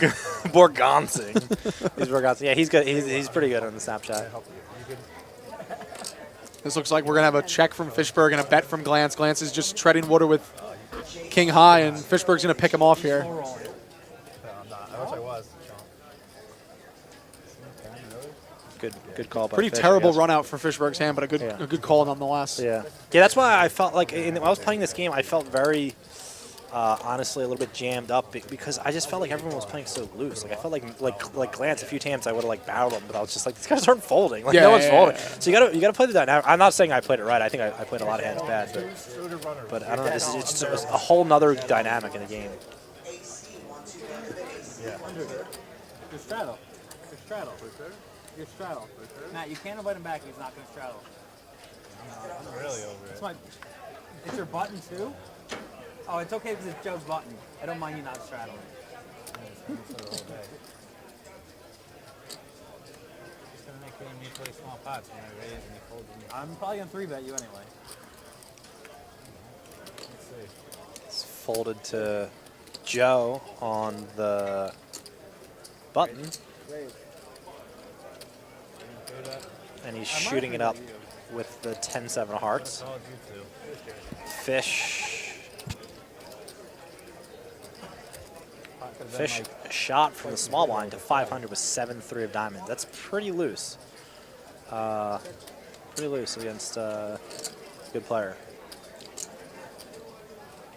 This is that kind of dynamic we were talking about where Fishberg was one of the bigger losers in the afternoon session, and we saw this last weekend with a few players kind of chasing, said losses.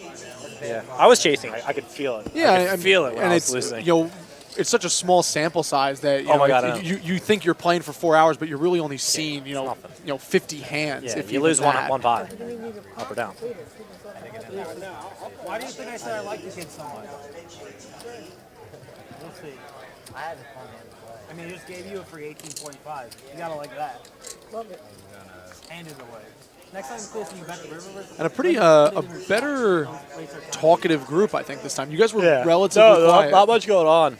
Not much going on. I didn't know. I mean, I guess I knew Glantz. I know. McKeehan's not much of a beaker though. Yeah, no, he is not that much of a talker. And even like with your to do respect with you, you're not really that talkative of a guy at the poker table. You seem like kind of like within yourself. Yeah. And There you go.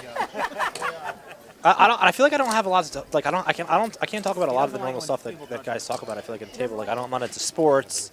I don't follow sports at all, basically. So it's hard. At all? I don't know. Yeah, no, Really? not really. Yeah, not really. That's sexual assault, right, Joe? Is that it? Does he need a lawyer? You're fine. There's plenty of people who you beat in the court case would love to take that straddle. Oh, yes, thank you. Deeb trying to mix it up with Linda, Kenney, Baden. So I think everyone's straddling but Todd. In our game, I was straddling sometimes, but not towards the whole end of the session. Linda was straddling sometimes, but not towards the end of the session, and Todd didn't straddle at all. And I think Todd's the only one not straddling, but I could be wrong. We used to hang out. We used to DJ together. Consider this up to me? I know. We did it. Fish playing more aggro than anyone is in this whole game, opening 7-5 off in the cutoff. I mean, the way you're playing this cash. He's up a quick 5K to start. At least in open face, you have a chance of winning a big number.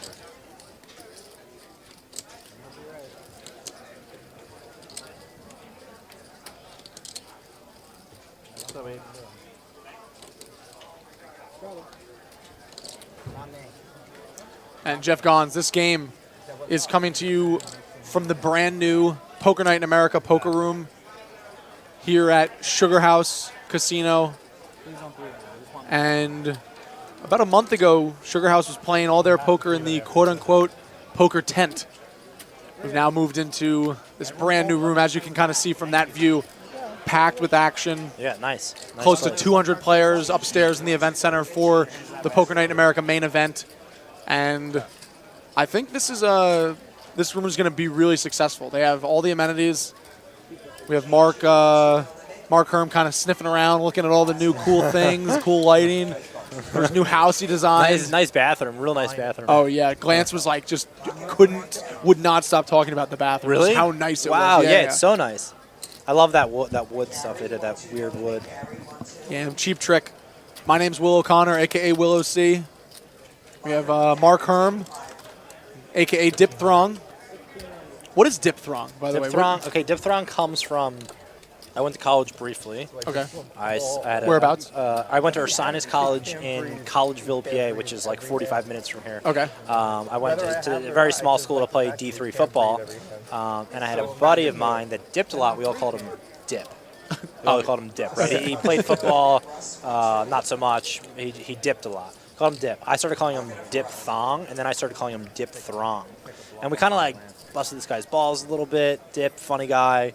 And my first screen name ever was after him, Dipthrong on Absolute Poker, and it was a picture of him like dipping, right? So that's how it started. I don't know. It was a. And now you're stuck with it. Yeah, when people call me Dip, I'm like wait, that's not me. Like what? And I think nicknames like that are great when there's just no rhyme or reason to it. Like there's just there's like a story that it starts as, and then it just becomes something so much bigger. Let's talk about trending poker terms. I can think of one that I'm really, really in love with right now. Yeah? Dust. Dust, yeah. Have you been hearing that? I have Dust, yeah.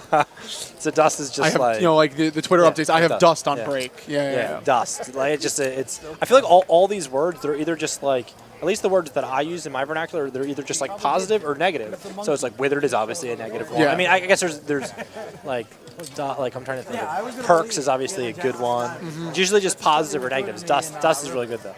Yeah, no, and it's a way to. I think the poker community is a really creative group of guys. Yeah. And girls, obviously, just a really creative group. The girls, I don't think are that creative. Just kidding. trying to fuel some fires. Yeah. Uh-oh. You didn't know how to respond to that one. Uh-oh. And yes, Wolfsburg. O'Connor is Irish. William Patrick O'Connor. I think I'm the most Irish person that's not actually living in Ireland right now. Very Irish. But yeah, no, there's obviously, I think one of my favorite is just, and Glantz says it all the time, and Deeb gives me some stick for it. Just unbearable. Like unbearable. That's good. Unbearable is one of those where it can cross, that threshold of, it can be positive. Somebody can be so good they're unbearable, and something can be so bad that it's unbearable also. Unbearable. That's pretty good. But there's Dust. Dust is something that I've been seeing a lot more of. I've been hearing it a lot more. Nick Petrangelo started, I believe. Yeah. Who's been on a complete massive tear. Yeah, he's like the anti-Dust. He is not Dust. Yeah, he has not Dust. No Dust. Top pair giving you, asking if that laugh was real. That's your real laugh, Who, right? me? Me or you? You, I think. Yeah, I've heard I had an absurd laugh.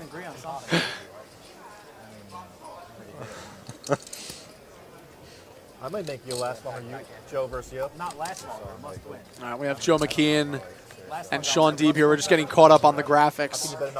Ooh, Linda. Linda Kenney Baden wish she was still in this hand. She's not, though. And this is going to be a little game of chicken between McKeehan and Shaun Deeb, as both have... Oh, she's not in the hand. She's not in the hand, no. Oh, wait, she is. Okay. I thought I saw her fold. Anyway, it's going to check around, and... I'm surprised we didn't see a bet from Deeb on that flop.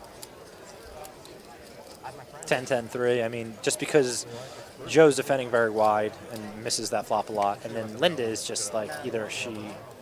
Yeah, she's just folding the flop a lot. I mean, and even if she has a hand like pocket nines, like lots of good turns and stuff can happen where I'm surprised he didn't bet, but whatever. Deeb can kind of barrel again. Yeah.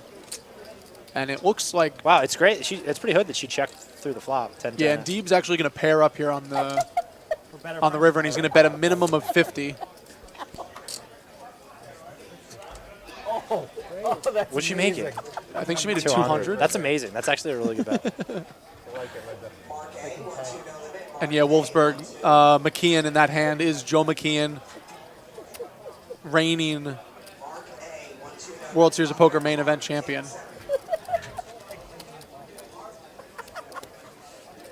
Come on, Wolfsburg. How do you not know that? Let's get up to, I mean, what a main event. Try to stay with us here. And Deeb, we're never going to get this time back. Yeah, we're not. Ever. We're never getting that time back. No, she has to show the queen there. Come on, I Linda. know. That was a dust show. Dust. If Deeb called there, I wanted her to say, "Oh, nice hand," and then like Deeb show a 7 and her just be like, slow roll him. Everyone was begging for the slow roll in the chat earlier, and I hope he's going to be able to give us one. I should be in there. I would have for sure tried to get him. For sure. I'm really good at it too. Well, and he was saying, you have to do it against people that you know well. You can't just like slow roll some random because like that's just. I think Shaun does to everyone though, doesn't he, or no? Because Shaun's just that terrible of a person. He just doesn't care. Yeah. But I did say he loves seeing pain. He loves seeing pain. He just loves seeing pain on someone else's face. So. And yeah, AJ Schmidt, Shaun getting owned, Value Town. Unfortunately, she couldn't get a call. But Linda Kenney Baden has won some decent pots here. This could be an interesting hand between Shaun Deeb again, and this is Cleetus Dan Wolf.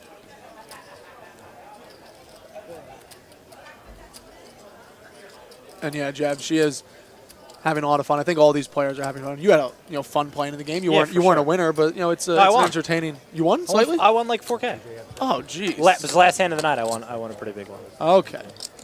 I think. All right, this is going to be an interesting turn card for Wolf as he picks up nut flush draw, and Deeb proves to a double gutter.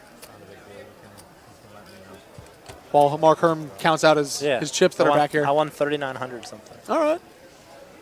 Pays for some lighting. Yeah, pays for some recess lighting. Yeah, exactly. And the board's going to pair on the river, and Deeb's ace-5 is going to be good. And it plays. And I think if Dan Wolf bet that turn, he is likely getting called, so he probably saved himself. You think you got to bet, though. You turn so much equity.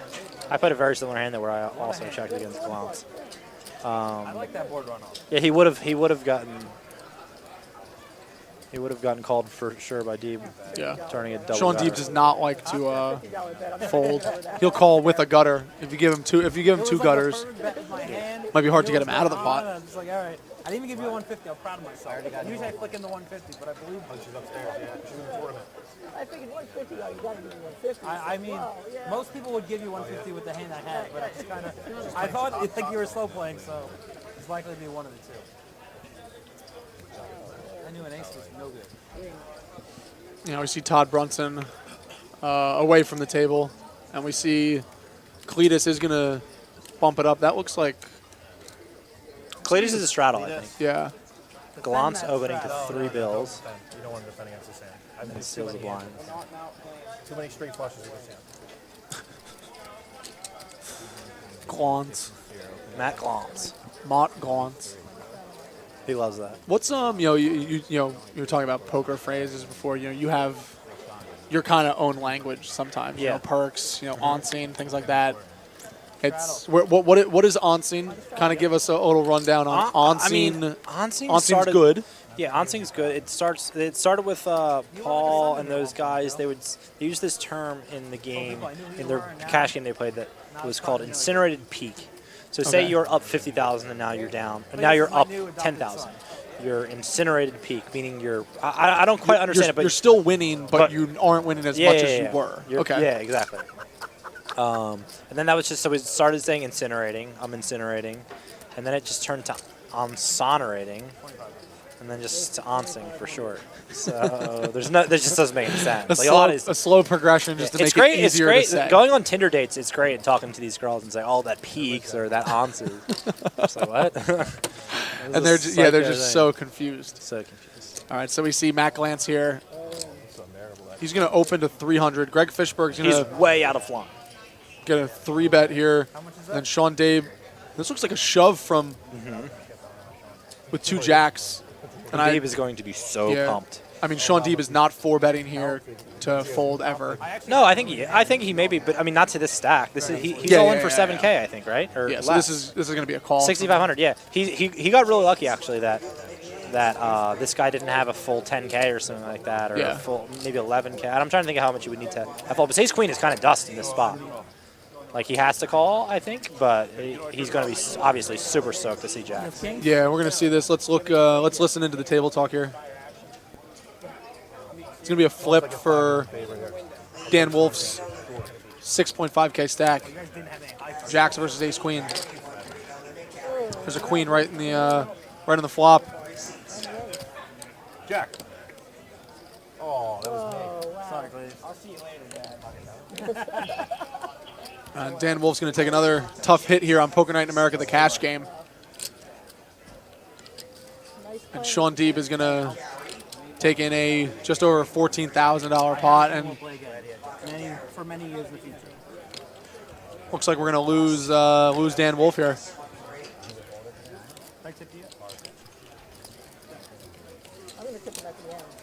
And yeah, I think everyone wanted a jack to come there. I think I'm going to lose it. So everyone wanted Shaun Deeb to feel the pain there. That's just an unlucky spot with that stack size, as you were saying, Mark. You know, it's a position where not really much you can do there. You're going to be flipping. You're not 5-betting.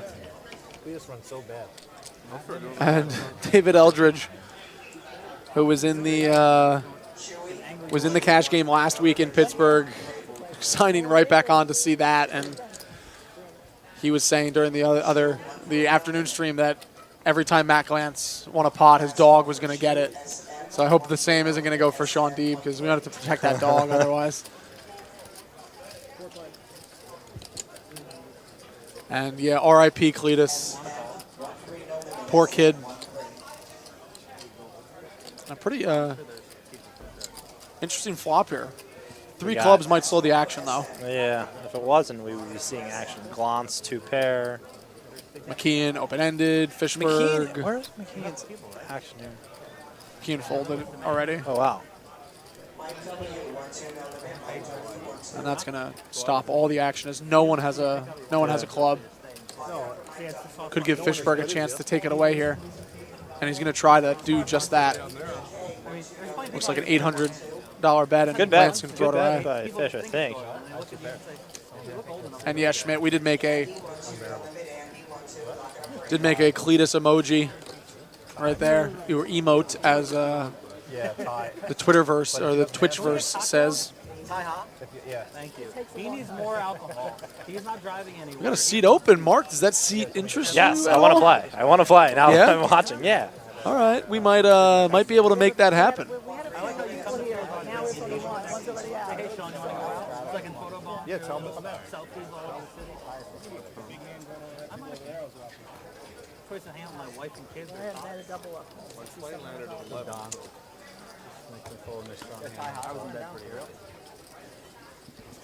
Looks like that seat is open? going to be filled. It's filled, right? Yeah, it's going to be filled. I think he's back. Oh, really? Yeah, I think so. Just from what the comment that he just said. Oh, okay. But he's on dinner break right now. So I told him to come play during dinner break, but now there's good fans. Someone else is coming. But the fans, they're screaming for you, Mark. I'm ready. They want him. That's the one thing I don't do is bring in the. I don't know. Try to be responsible. Yeah, it's someone who's definitely a 3-bet Todd. I have no idea. I never saw him before. Was he on the list for No, we're getting a new player, I'm pretty sure. He was New face. starting a new game, and he's been asking him to play. All right, so the way that Matt Glantz is talking, it sounds like we're going to get a, and I use this term with all due respect, a little bit of a random face here. Random. So this could be a Sugar House regular. This could be a, Philadelphia guy, a cash game guy. We're gonna see who it is pretty shortly here, but that kind of adds a new dynamic to the game. Where you might not, he might not know who's at the table. Everyone else might not have known who he is. And we have Chris asking, we were talking about this earlier on the break. Not sure if you missed it, Chris, but Mark, you haven't played in New Jersey yet online. I wish. Yeah. I guess I will when I mean, you don't even get a chance when you go there for the Borgata events. You don't really get a chance to like sit and play. That's the thing where I would probably just like grind the hell out of the site and just try to like win like their leaderboard or something like that. I would get off on that actually. But. I usually go up to the top. Have you played it? I have not, actually. I've been on the road since the middle of January. How do you like what you do? I love it. Awesome. Yeah, I really enjoy it. There's obviously, with any job, anything you do, there's going to be some long days, some long nights. But, I love the game of poker. I love telling stories, and I love stories more than I love the game of poker. And I think that's something that I can kind of show and do through like blogs and things like that. Through the course of a tournament, and then jumping on the stream. I love talking. Obviously, yeah. I love. You're good at it. And I people were asking last weekend, what games do you play? What big stakes do you play? And I don't play anything. I just do you like not talking like about it or what? You don't like to play or what? I love poker. I love playing at poker, but I'm kind of I'm in the mindset of for lack of a word, get off to playing poker the same. If I'm playing 1-2 or a $100 tournament, I have the same kind of fun or excitement level if I'm playing a 1K or something like that, or a 2-5 or 5-10 game. Right. Well, that's I've never even played those games, but I also just I enjoy the fun of it. And I really do enjoy being on the sidelines. I think a little bit more than I like being it in too. the action. Yeah. I like being on the sidelines too. Honestly, I like this stuff. How did you get into it? Oh no. We're gonna wait to. We don't even get to see a turn. Nothing there. Yeah, Deeb at dust. Shaun, Deeb come on. was dusting. And so how did I get into it? So the poker show asks, Will C, did you write a lot? Did you have a journalism background? I went to Montclair State University in New Jersey. I played. I studied finance, business in college, and then the Borgata was looking for someone to do their summer poker open. I was like, oh, this sounds like a pretty cool 3-week vacation that the Borgata is going to give me. Right. So that entire 3-week session just had, I did my job. But then had my friends come down, visit me, and we. What did you do? What was the job? Just like the blog, the updates, things like that. But you were a finance guy. Why did you? I just thought it would be something cool to do. It was just an open invitation to anyone. Yeah, more or less. And wow, they brought me in. They had me cover this $150 tournament, basically like a daily. Yeah. I went, I did it, I had fun. I went in, then blogged during the summer, and that was actually the first time I saw you in that summer championship in 2014. Yeah, I feel like I remember that. We'll get back to that, but. I know a tournament. I enjoyed it. I liked doing it. And like I said, I figured it was just going to be a quick 3-week gig, and then I'd find a quote unquote real job. And then I started doing it a lot more. It was pretty regular work, and then I kind of thought, let's try to turn this into a little bit of a business. Let's try to do this more places, because it was getting some pretty good reviews from just a Borgata side of things, and it's kind of ballooned and exploded over the last 2 years, and I'm really happy with how that has kind of played out. And it's bizarre to me that you know the game as well as you do, for one, not playing a lot, and two, just starting in 2014. Yeah. I mean, maybe you're an adult and I don't see it. I'm a quick learn. I also am really, really good at BSing. I can. Oh, nice. I mean, if you want me to tell you about anything, let's talk. Yeah, let's talk. What can I grill you on? I'm trying to think. Before you get what do you think is too much of your stack to 4-bet fold? Too much of my stack to 4-bet fold, like a percentage wise? This is a pretty easy question. This is 35%. Too much. Too much. Yeah. So that's okay. Yeah. You gave the right standard answer. You did. You're 1 for 1. Okay. That's good. Yeah. That's good. Yeah, so the ins and outs, and we were talking earlier. It's I've had the ability to have some really great poker minds in the booth that can handle that, the analytical side of the game. But hey, I'll ride your coattail to the top. Don't worry about that. And in the Twitch chat, as I was just filling up the air, Jamie Kerstetter jumps on and joins, and she loves talking about Dust. She's right. I am Dust. I am 100% Dust. But Jamie has played in Poker Night in America before.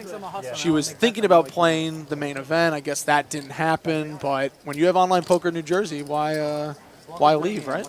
I'm a big Jamie Kerstetter fan.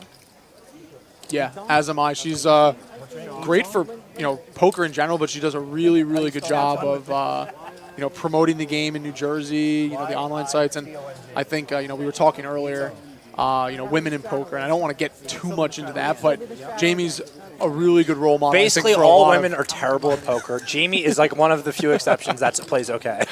That's a joke, guys. That's a joke. But Jamie's a great role model, I think, just in terms of poker, and, she comes from a professional background, just like, Linda. And I think, she's a very lawyer too, right? She was a lawyer, yeah, and she's extremely smart. I think, a lot of people, she's very, very smart. You meant Jaffe was a lawyer, not that Jaffe was smart. No, right? Jaffe's definitely an adult. No, but Jaffe lawyer too. And Jamie's saying they had Beer Fest today in New Jersey. My priorities are straight. Okay, I hear you. And now, as we say hello to some people in the Twitch chat, we get a new player at the table to say hello to. And we are waiting on his name, his information. Brian should be shooting us that any minute now. Hint, hint. And we're getting a little break here, a little dealer change. And Top Pair saying the laugh is real.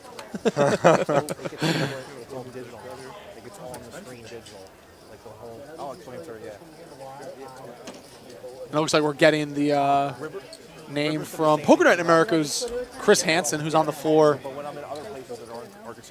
calling the action. And Chris Hansen with Dateline NBC. Yitong and Dipthrong. Yitong Wang. Yitong Wang is our... And 95, almost all Asian players are terrible too. Let me tell you. Asians and women, they're brutal.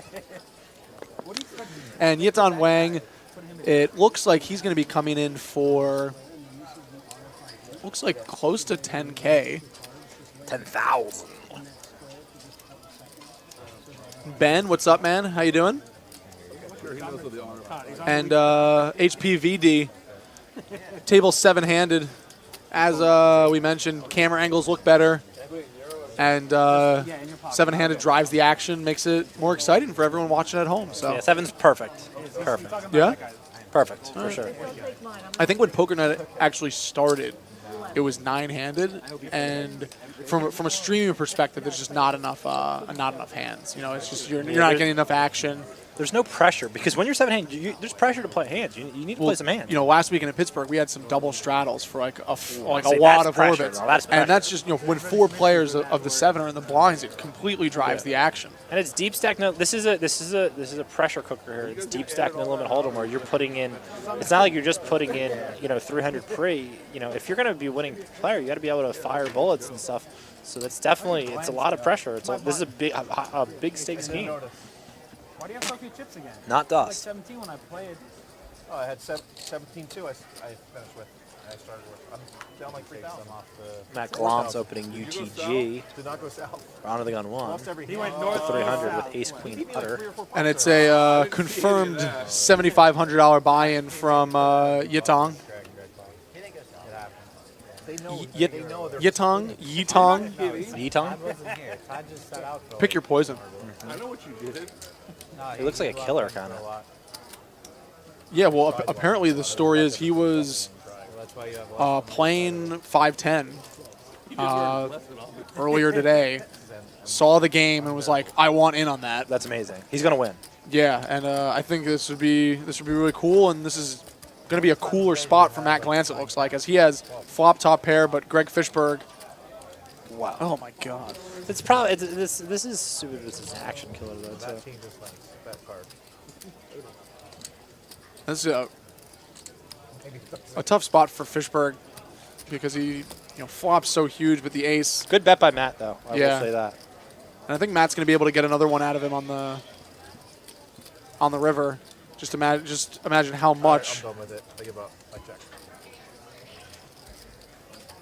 Oh, and he's just trying to toy with Fishberg here. I like Glantz's check, honestly, because I think that it's much more likely that Fish is either just like have some sort of weird float or a draw than a 9, and an ace he's not losing to anyway. And if he does happen to have ace jack, I guess like more, you know, whatever, he would just, I guess he would just be check calling.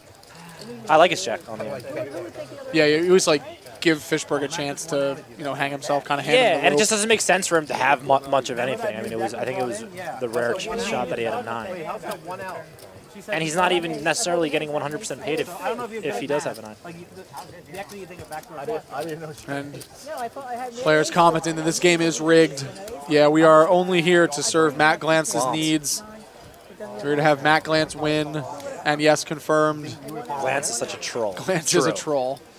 Confirmed troll. You always misvalue. Bald spot runs like God. That creaks. That creaks? Yeah, that creaks. I didn't like the jack. McKeehan with a pair of jacks. I could see McKeehan's cards the whole time too. Whenever hand I would fold, I would just look over it. I would know exactly what he had every time. Oh, really? Yeah. He didn't care. He was okay with I that? told him he didn't care. All right, we saw these two hands get in pre-flop earlier. And Joe McKeehan is going to see an ace-high flop come with 2 clubs. Pairs up Todd Brunson. I wonder if he's going to check fold to Todd here. This is interesting. He probably should. Well, now he is. Running so bad, Joe. Didn't flop the nuts.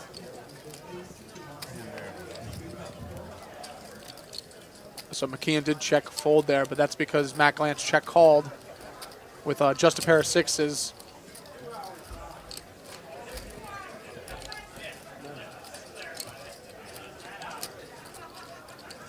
Now Glantz is going to lead the turn here, and Todd Brunson is not going anywhere with top pair and queen high flush draw. Don't like Glantz's lead on the turn. 8 of spades on the river, pairs the board. Yeah, now Glantz is kind of in no man's land here on the river. Just because like he's not really accomplishing. Like I'm all for strange line stuff, but he's not really accomplishing anything on the turn because, for a variety of reasons, Todd's almost never folding any better hand ever. The only better hand that he would possibly fold is like some random 8 or something that he would somehow have gotten. Yeah, it's like 2% of hands. Yeah, we've seen Todd, check back a lot. He hasn't really c-bet that often. So when he does, we imagine he's, has a piece of the flop. That too. Yeah. So, Lost in Poker, we'll see you. Come back in 60 minutes, and guys, don't go anywhere. We're going to be bringing you action until about around 9:30 tonight. Maybe even a little bit later if we have our times wrong. I'm not keeping track. I'm just in here until they tell me to leave. We'll be on until 9:30, I'm pretty sure. 9:30? Yeah. All right. Sounds good. And like we said, we are live from the Poker Night in America poker room in Philadelphia, Sugar House Casino. My name's Will O'Connor. I'm here with Mark, Dipthrong, Herm. And we've seen some better action here in the night session. The afternoon session got off to a pretty slow start. Yeah. If this game went forever, the game that's running right now, this would be an insane game for sure. I just if this just never ended. No, this would be a crazy game. Just thinking about that cocktail.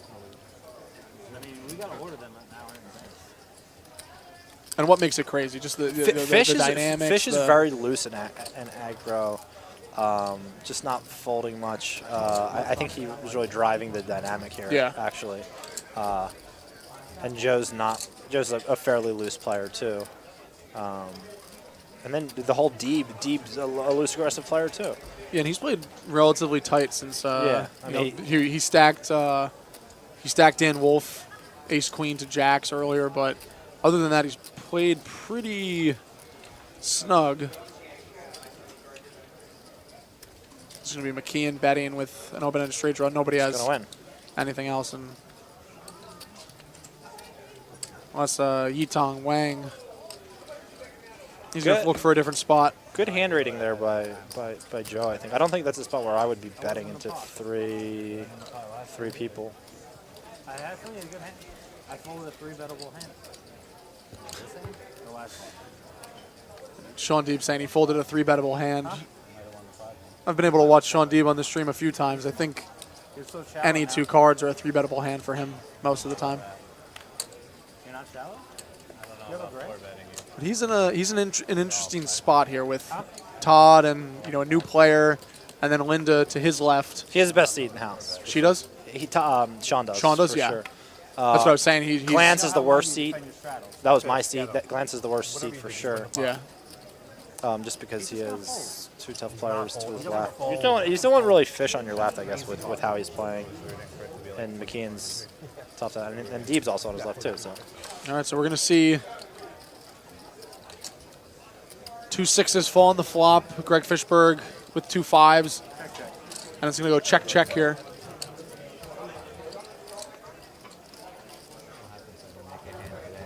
Eight of clubs goes Fishberg up and down. Shaun Deeb still with ace king. And looks like Fishberg led here. Fish has been drinking all day, by the way. Yeah, it's pretty standard. He said he was 7 deep, I think, when we started. All right, that works. He doesn't show it though. He doesn't. He's not really like acting a fool or anything, of course. I know the first thing you both time who would fall first. I think BJ was like really like, yeah, I like that. Interesting to see. It's going to go check, check here. We had one big kettle, double kettle filled up, and soda with a couple See that? He would dine you out in a moment. kettle straight up, chilled. We could have got it in free. Big one, and then a soda. We could have gotten it free. Yeah, just your 50K flips. Pretty standard.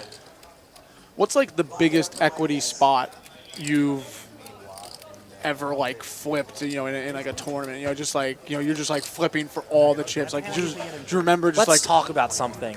Me versus McKeehan in the World Series of Poker main event this year. This isn't close to one of the highest equity slots. I don't think I got it in, but I got it in aces to his 10s on day 3. For yeah, and he spiked to 10, right? Yeah, and some old man said he's like, I folded 10. Let's talk about that bad beat. Biggest equity. I'm sure that whatever the biggest equity spot was not me. It was probably like someone that I had action on, I would say. Okay. Like my top 10 biggest scores were not me. I think. I mean, I'm just throwing a number out there. Yeah. But I know that like way more scores were had by people that I had pieces I had of action on. or Biggest something, equity spot. Wow. This week or something? I was in. I don't think I really lost a ton of big ones, to be honest. Yeah. Todd, have you been to Germany lately? That's a good thing, I guess. Yeah, I haven't played a ton. Mm-hmm. And I guess they all kind of just blur together after a while. You win one, you lose another. I have a really strange way to like view these things. Like it's bizarre. Like I'm not really thinking about the money a lot of the time, to be honest. Like okay. I'm just not. What are you thinking of then? It's more for me. I play live tournaments a little bit more for the glory. I think. Like I definitely want to make money, especially now that I just like put out a ton of money for this house. Yeah. But like for me, it's more just like playing well / glory. But I think it's a lot of it's just like my own how I feel about myself if I'm playing well or not. I don't really. I really don't care when it comes to like losing or winning. Big hands, I guess, if that makes sense. Like I wouldn't be tilted like losing a big hand with 10 left in the main event if I thought I played it good. Yeah. Like I really wouldn't care. Like I'd be like, whatever. I wouldn't be very disappointed. I don't think it would. I'm very. It's more like being critical of myself and like trying to play the best. And Glantz is going to be a little critical of himself here. He said before he put the chips in, this is going to be a really, really bad call, and it was as Joe McKeehan rivers 2 pair and gets called in 2 spots. He has no idea.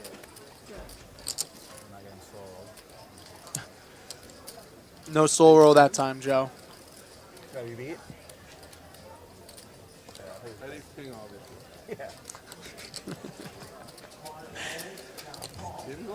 I love when people lie about what they have at a poker table. Like they just always pick like that top range where like, oh yeah, you got there. I was going to raise the turn. So I can't win no matter what. You're going to raise the turn? What if I raise the turn? And Ben, yes, Sugar House does have new shades for the window. So you did have me beat. They were just put in the other day. It was pretty unbearable lighting from a photography standpoint over the last few days. Hashtag blog life. I didn't want to call him, and then when you called, it felt like there was extra money in there. King queen.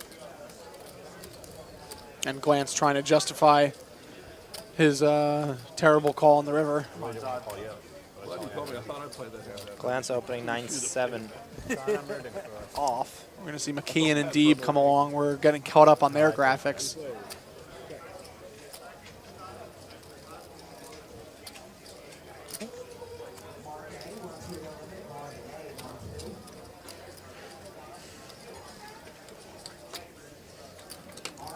So Glantz flopped a gutter. Deeb flopped That bomb again? Pair. He has a pair in his He hand. has a pair in his hand. And both have a club. It's good, really good turn for Glantz to barrel for a vicissitude of reasons. But he checked.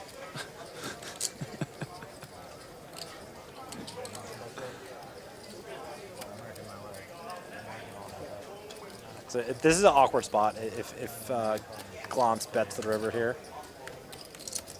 You know, we were saying earlier, and I actually think you were involved in the hand against someone you were, I forget exactly the situation, but somebody checked back after picking up like a lot of equity on the turn, and then they tried to fire out like a little teaser bluffy bet on the river after it bricked.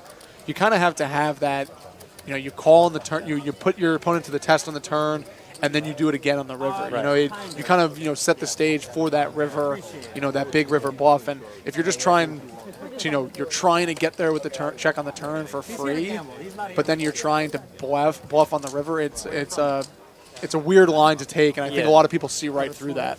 Yeah, I mean, it doesn't require much balls, and anything that doesn't require much balls, you know, you're not putting someone else to a super difficult decision, so you're going to get called a lot more. You know, it's just not going to have as profitable of a return, I guess. Yeah, without a doubt.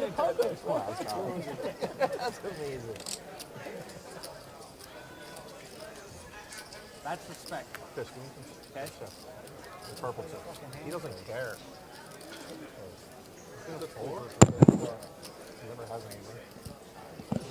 Todd Brunson picking up a pair of kings.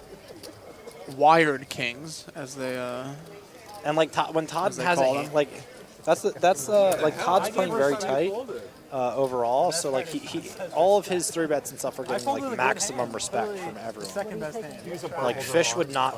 Well, I mean, maybe he would fold to this row with king that off, but he would be giving someone like me way more action than he's going to be giving someone like Todd, obviously, just because. Yeah. Something about Todd just like screams like not getting out of line. Yeah, well, I think he's, you know, just perceived as a tighter, no-limit player. But the dream, I mean, I wouldn't say this about Todd Brunson, but the dream is for a real loose, aggressive player to get inside a 70-year-old man's body and play MTTs. It would just be epic. You know how you do. Like, if you could have like any perceived image from what you look like, you'd want to look like everyone's grandpa. Yeah, exactly. Yeah. Some guy just came to me for coaching. He's 64 years old. I'm like, wow, this could be amazing. I'm like, this could be a really good thing. Let me just brainwash you really, really quick, and yeah, that's awesome. And you know, Montreal asking where are the stacks? As you guys can see, every hand, the graphics provided by the Poker Night in America production team, they're amazing. Every piece of information you're going to need is right there. You see the player's position, their equity in the hand, their holdings, each action that they're facing, and underneath the all-important effective stack.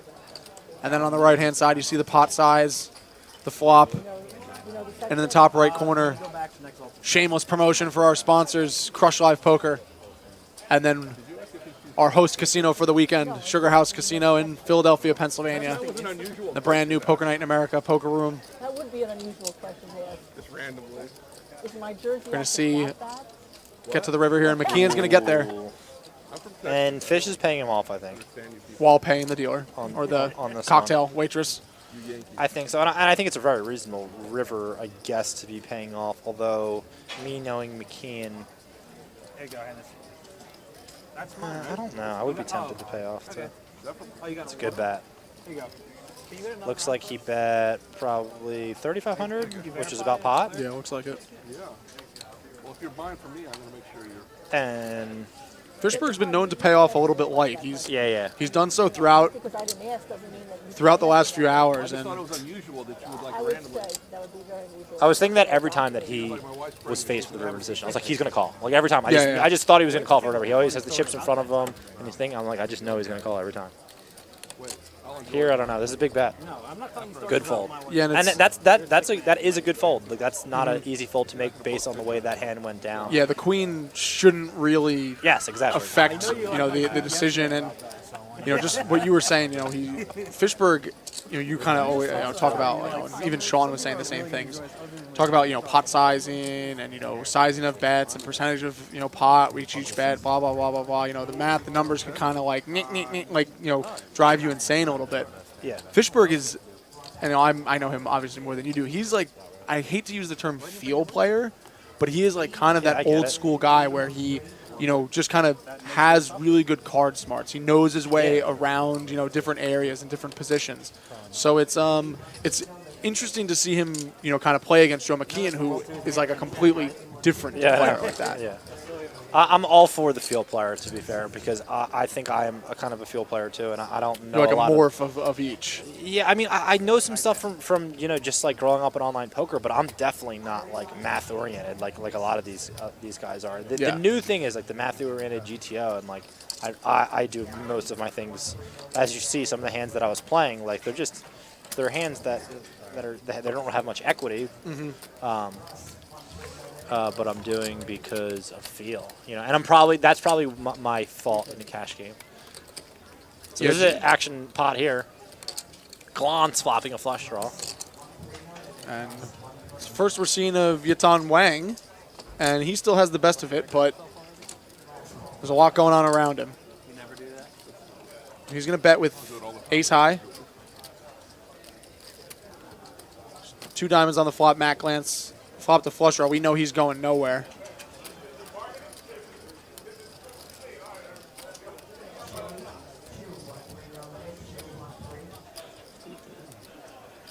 Interesting to see how this is going to play out, because Wang did not have that many chips to start this hand. I mean, And I think Matt Glantz putting him into a decision. Yeah, here. this is great. It's good. Because if not, I was going to say Wang probably has a chance to win the pot otherwise. Like, it's not one of these spots where someone calls with a flush draw, I think, and then just wins the pot no matter what, because he didn't have that much left, and Glantz is on the spot on the turn. So say the turn's offsuit 4, and Wang's out of position. He checks. Glantz, like, what's he going to do? Like, just shove? Yeah, Glantz like wants the free card there, Yeah, but he doesn't because if he misses again. And that's just a situation where if Wang, has 20K in front of him, the hand plays completely different. And Glantz might just peel that flop, and really build the pot, against someone who he doesn't want, shoving or re-raising there on the flop. He wants to see a turn for sure. It would have been great if Yitong just like spaz shoved there and got it in like decently good with ace. Yeah, like flipping with ace high. That's amazing. But yeah, Poppy, I think we're saying, Todd Brunson does crush the highest limit mixed games. He's one of the more well-rounded, well-respected players in the world of high-stakes mixed games.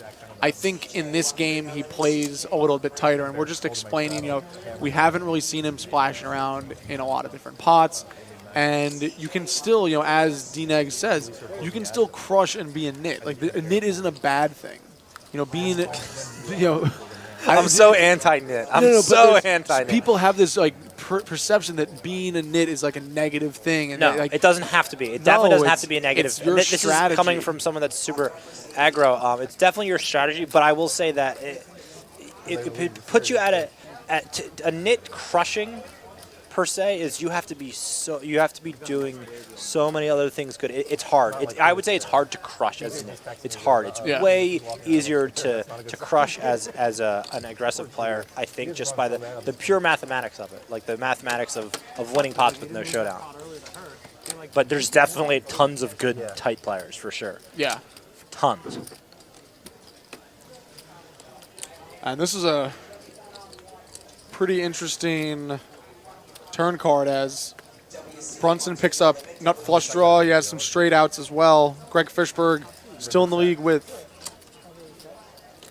pair of queens on the flop. He's going to call a bet of 550 from McKeehan.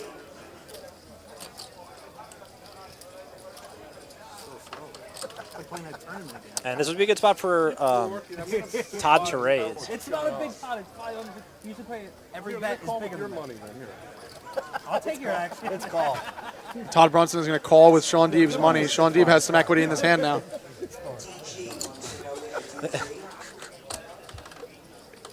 I buy the guy who's drinking, he bets with my money. Yeah. And Shaun Deeb's going to like the return on that investment. And the reason why I think it would be a good idea for Todd to raise, partially, is because he's not going to get much action when this happens. Like, obviously, he has the correct odds to mathematically call the turn, I believe. Oh, I got it right. But it's just such a better hand when you're doing something more aggressive and you can just win with no showdown, you know. And Kevy Brown asking, where is Chirp Herm? Right next to me in the booth. Right here. Bringing Kevy you Brown. all I know the Kevy action. Brown. What up, Kevy Brown? Listening to Glantz on the table audio stream. So he's always such a dick. Seems like his new position has gone to his head. No, I mean, yes, he's always a dick, but it's not the position didn't go to his head. He's just he's a big time needler, and you know. Use of spades. Yo, 50 to the dealer. Yo, 50. Take it from Shaun's bet. I got to pay everybody. You weren't going to pay Shaun if you didn't win the pot, right? No. I think it'd be amazing if they did. If they played 2-7 in this game. Like single draw? No. Like, you know, in cash. I thought I was on the Todd Brunson mix game trail. But and we were talking about Young Tesla earlier too. Yeah, no, yeah, if they were playing 2-7, I think that would be fun. I think that would be fun. It would definitely. How could you not go for the game? Yeah. We definitely have played do 7 game in the past. Oh, really? Kind of up to the table, I think. Yeah. And, no explicit rule preventing it that I'm aware of. I have a 1600. All right, maybe I'll talk them into it if I get back in there. With my hands like, hey. If anyone can convince him, it's you, Chirp. Yeah, I convinced the Borgata table once. This is day 2 of some main event at the Borgata. To everyone had to show one card. It was amazing. Oh, really? Like day 2, where everyone was just showing one card. It was great. And it was like a bunch of guys that were like just like older guys that I had no idea who they were. They were all for it. Yeah, and that's when poker gets. Yeah, you know, it's fun. Kind of fun when everyone's talking and. All right, so we see an open from Linda Kenney Baden in the button. Matt Glantz is going to raise with 2 10s in the small blind. Joe McKeehan is going to 4-bet ace-4 of hearts in the big blind. And now Greg Fishberg in the 100 straddle looks down at 2 8s. I would say on that I don't think Fish is going to fold, but it's kind of an awkward spot here because McKeehan's not playing that crazy, and his stack I think is kind of awkward. I don't know how. Oh yeah, so Joe's sitting with 12K and he's put 2K out there. Like, what are you going to do if you're Fish? This is what I would be thinking at least. Like, I have 8s. Like, what am I really going to do with this hand? You know, make it 4K and fold. Like it's just awkward. It's just it would be so much better if he just had like 8-7 off, and he's like, oh, I want to get in here, and you know, he can make it 4K and fold or whatever. But now it's like I got kind of a hand. You don't really want to flat, and then I guess play a 3-way pot or 4-way pot. I mean, you could, but it does seem kind of bad. Yeah, and I always say, you know, it looks like a call from Fishberg. He did decide to call. And I always say, you know, in tournament poker more, you know, this is a situation where, you know, you look down at, you know, 2 8s and then the action happens in front of you, and all of a sudden 2 8s look a lot smaller than they did originally. Yeah, for sure. And at certain spots where you just need, you know, jacks suck or queens. It's like I'm up against someone that's they're either bluffing or they just have gold, and queens is not. It's really not a good spot to be in. Speaking about a spot that sucks, when you 4-bet with ace-4 of hearts and the flop comes ace high, and Matt Glantz flops a set to leave you more or less drawing dead. Now we do see the 9 of spades fall off. It went checks around on the flop, and Glantz is going to lead here. So that looks like 2,300. I think maybe it might be 28. Yeah, 28 looks like, actually. And these are the spots that I felt very uncomfortable playing in this cash game. I mean, not super uncomfortable, but like I'm so used to doing what I do in tournaments and knowing when I'm checking and knowing when I'm betting. Yeah. But these spots are they're way different spots because you're a lot deeper and you have to value bet more. I think in cash you have to value bet way more than you do in tournaments, due to the nature of you're way deeper. Yeah. This is pretty unfortunate for Joe, like you were saying. This is a shitty spot to be in. Yeah, and this is both players with just under pot size behind. I wouldn't be surprised to see Glantz just announce all in. I feel like Joe calls for some reason. But he's Joe. I will say Joe is amazingly good at making good decisions. Tough good decisions. And I love Lamp asking, why does Glantz always have that dumb smirk on his face?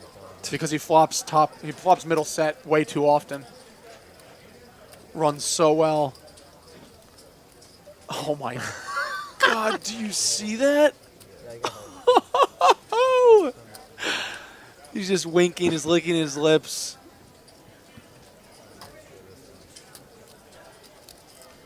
Man, you got bad stuff going on inside your head if you're McKeehan right now, because you're like, I cold 4-bet. My hand looks like it's kings. And he's gonna call. Wow, that's such a man. He is barely. Oh Stapes for Prez, what's up? Just seeing you in the chat right now.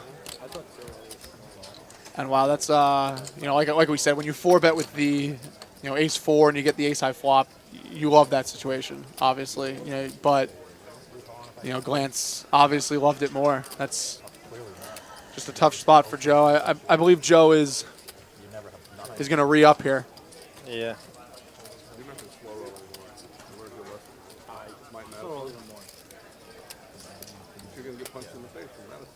Joe is probably the best main event winner since. I'm trying to think. I mean, Martin was the year before. Oh yeah! Oh my God! Wow, I didn't realize Martin was the year before. Yeah, I don't know. That's a tough one. Who's better? Because I mean, whoever was better between them two has been the best for a long time. Yeah.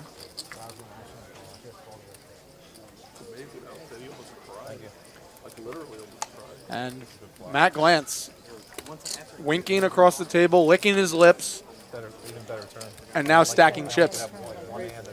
How much do you buy in for Joe? Yeah, I think Martin and Joe are very, very, very, and this is that's saying a lot just because a lot of guys that I think are I wouldn't be saying the same about them.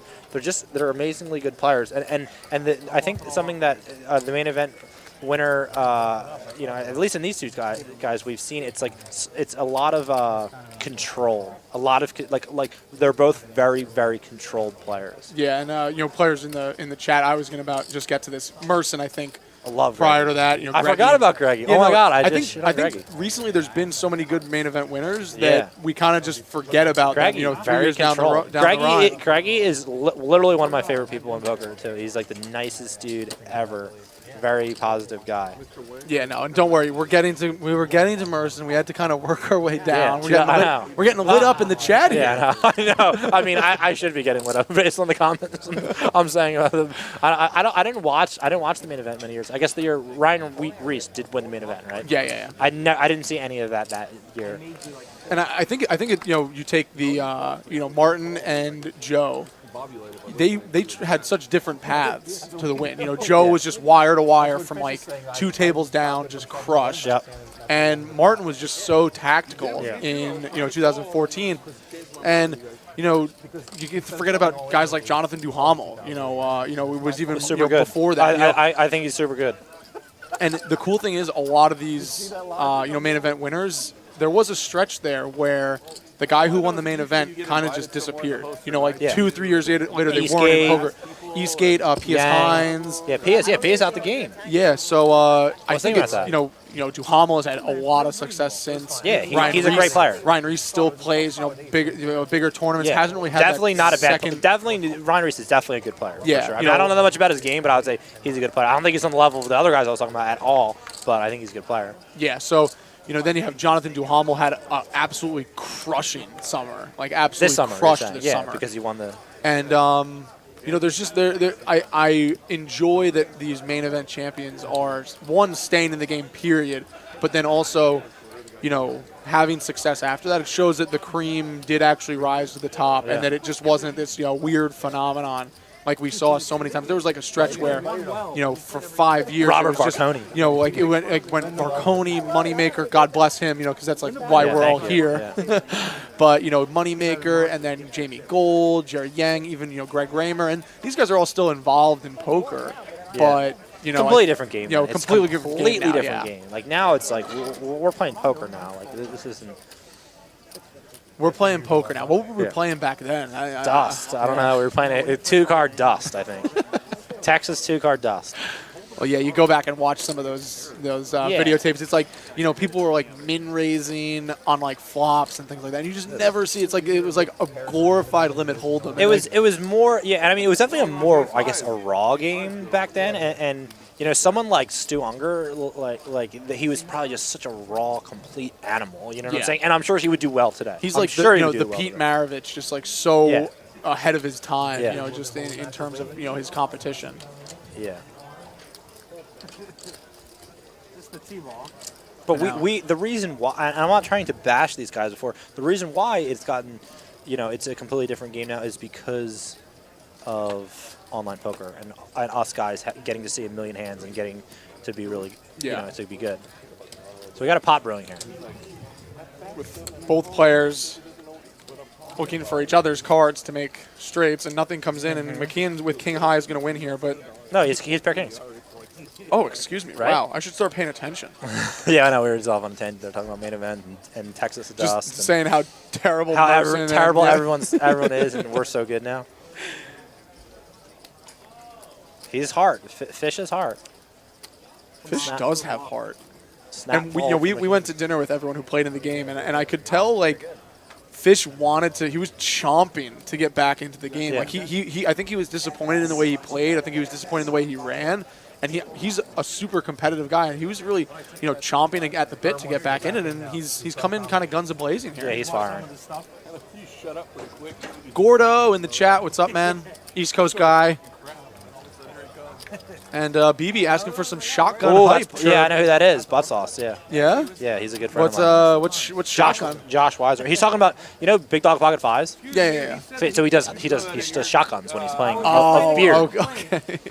Wait, he has the greatest Twitch of all time. He is so entertaining. I've heard he's an entertaining shotgun hype. Yeah, let's do some shotguns. And Chris P, this is an interesting question for you. Who's the most underrated U.S.-born MTT player? Me. No, I don't know. Me, damn it. No. Who's the most underrated U.S.-born MTT player? Mine's not as good as yours, I promise, but it could get better. Know who came to my mind? Jeff Popola, I think, is really good. Even though I don't know. I actually don't know, how he's been playing recently or anything. I played a little bit with him, but I didn't get a good enough feel for him in the game. But I really thought that him and Russell Crane. Dude, Russell he's a beast. I love those guys. They're like super nice dudes too, and they just win money in whatever endeavors they do. I know they do well. Yeah, and they get it kind of quietly. Russ Crane, and speaking of quiet, Popola's the same way. They just absolutely crush, and you wouldn't even know it. They're so unassuming. Crane has 2 Borgata championship titles. I don't think many. I think there's maybe one other person that can claim that. And Popola, I think in terms of 6-max, I've never met anyone who just gets 6-max better. Yeah, he just has such a feel for the game in that structure, in that format, and that's a really tough game for people to really kind of grasp in on. And there's just not that many U.S. guys that are really that good, I don't think, and he that are playing on the top levels, and I think those guys are some. Andy Wang.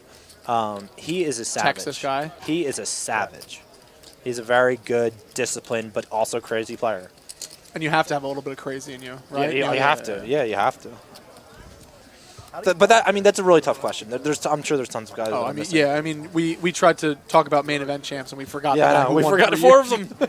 I'm like, they were all bad for so long. Yeah. It was Greggy and Hawkinson. Oh my, P.A. was a great player too. these main event champs, man, they're just they're They're terrible, dust. and they're just They're the best dust. players. In the No, why? world. Because we just think of like Jerry Yang and Jamie Gold. Like that's what we think of. That's what we're thinking in our head, and that's what I was saying. And the thing is, I think both of them had a heart. They had a lot.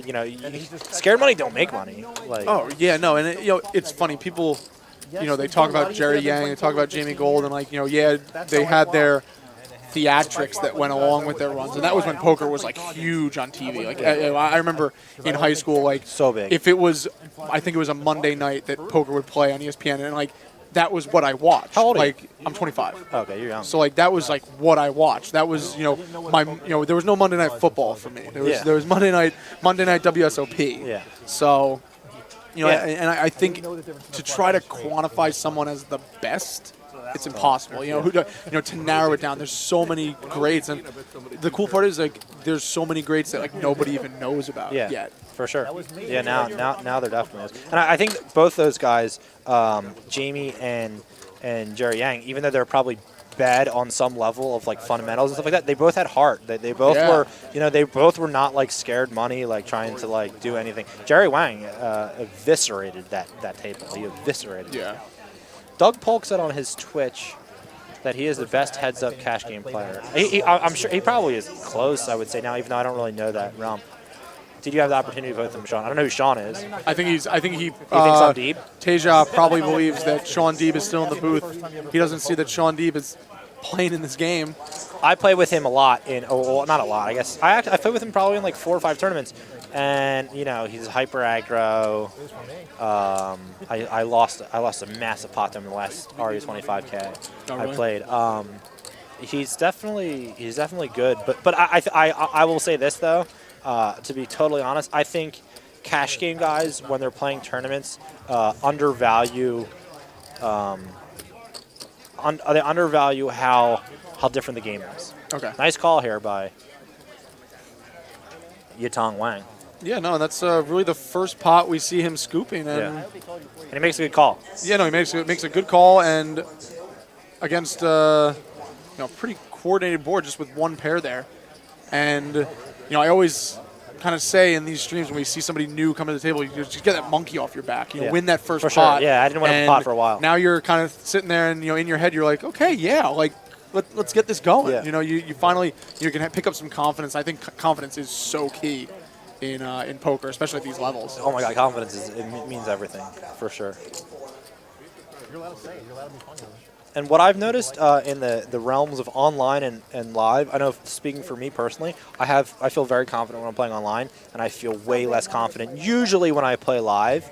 But I've noticed that for a lot of guys that in one area they feel confident, one area they feel less confident. Do you think it's just that because you're there in the flesh, or? Yeah, for me, I kind of you probably have such a routine playing online, and it's slightly different. The timing of everything is different. I feel like I get really strong reads on people online based on timing tells and stuff like that, which sounds weird and wacky, but I definitely think it's true. Mm-hmm. And live, I'm just not as natural. I haven't done it as much.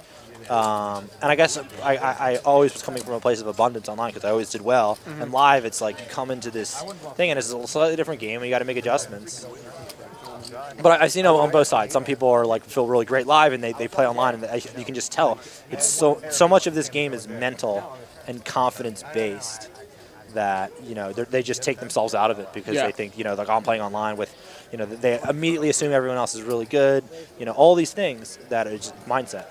Yeah, and there's very few players I think in just the grand scheme of poker that have been able to walk that line and have success. Tesla in both realms. And Paul G's is one of them.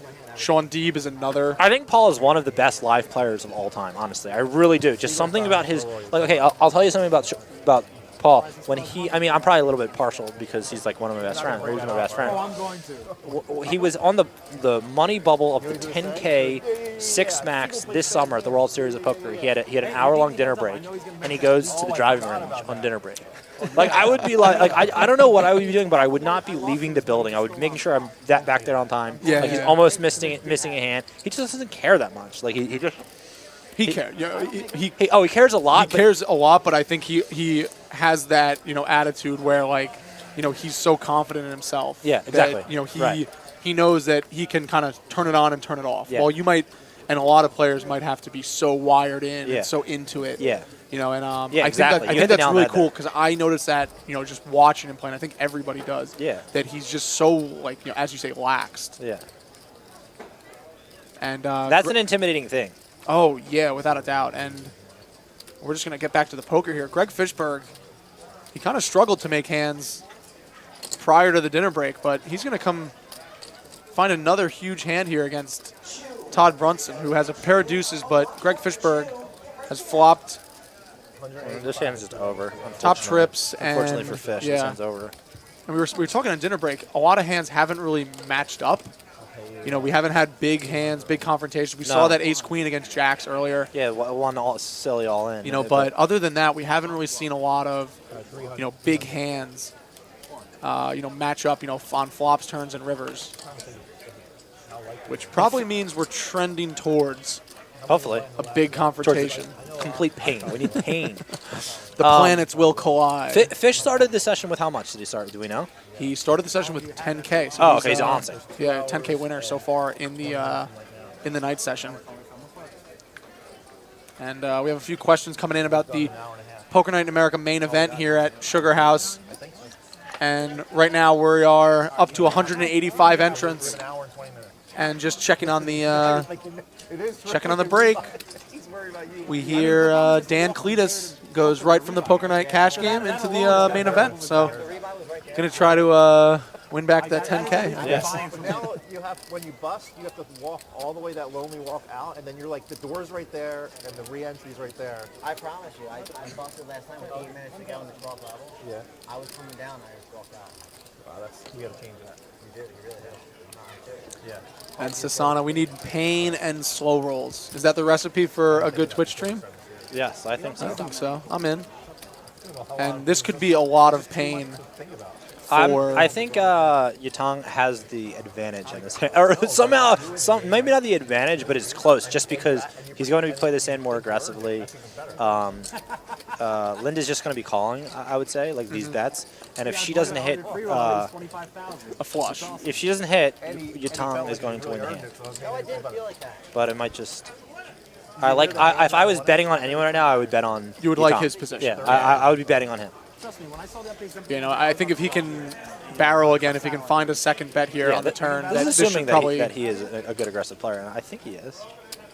But it's going to be very strange when she calls the turn now, right? So when she calls the turn, it's got to slow him down, because in his mind, he's thinking, what does she have? She has a 10. He probably assumes she has showdown value. Yeah, which for sure. she doesn't. Right, which she doesn't. We know. I think I would still probably have to be firing it all in on the river, I think. We're not even going to get there, though. And we're not going to get there, and she doesn't put money in the pot really. Unless she has a made hand. Unless she has... So I wish I had seen this before when I was trying to bluff her when she was leading into me, which she's like almost never done. And she had 2 pair when she did it before. And that's another pot. When you win pots, making good calls, that's good for your motivation, for your confidence. When you're winning pots on the turn with 8 high, that has to help you feel like you're in a good spot. And when you're winning pots without going to showdown, you're doing something good. I always say the best players don't show their cards a lot. Joe is super barely. We have a barely-ometer on Joe McKeehan right now. He is very barely. Barely is like... Barely breathing. Barely breathing, yeah. Difficulty breathing. His, in poker media speak, we have what we call our meters. Our meters, like just how oi we are, and his meter's broken. Yeah, his meter's broke. Oh, I like that. How many drinks have you had now? Hey, I don't hit the elderly, so you're safe. Yeah, you were drinking alcohol when you said 7? Give us a queen on the turn, please. Beers are alcohol. Queen? I Yeah. know you're not a big drinker. I'm trying to think of the best card. King, queen, jack. I want to see pain. I want to see Todd put in a tough spot. Really? And Todd's gonna call here. You're like Dentali? You want the queen of spades or what? I'd rather an offsuit queen. That'll do. Yeah, that's basically what we were looking for here. I believe you can take for a while. This is gonna go check. That's what I was afraid of. Nothing. We got no action. Yeah. And this is most likely going to be a bet from Brunson. Maybe about 1K. 4 times? Yeah. For what?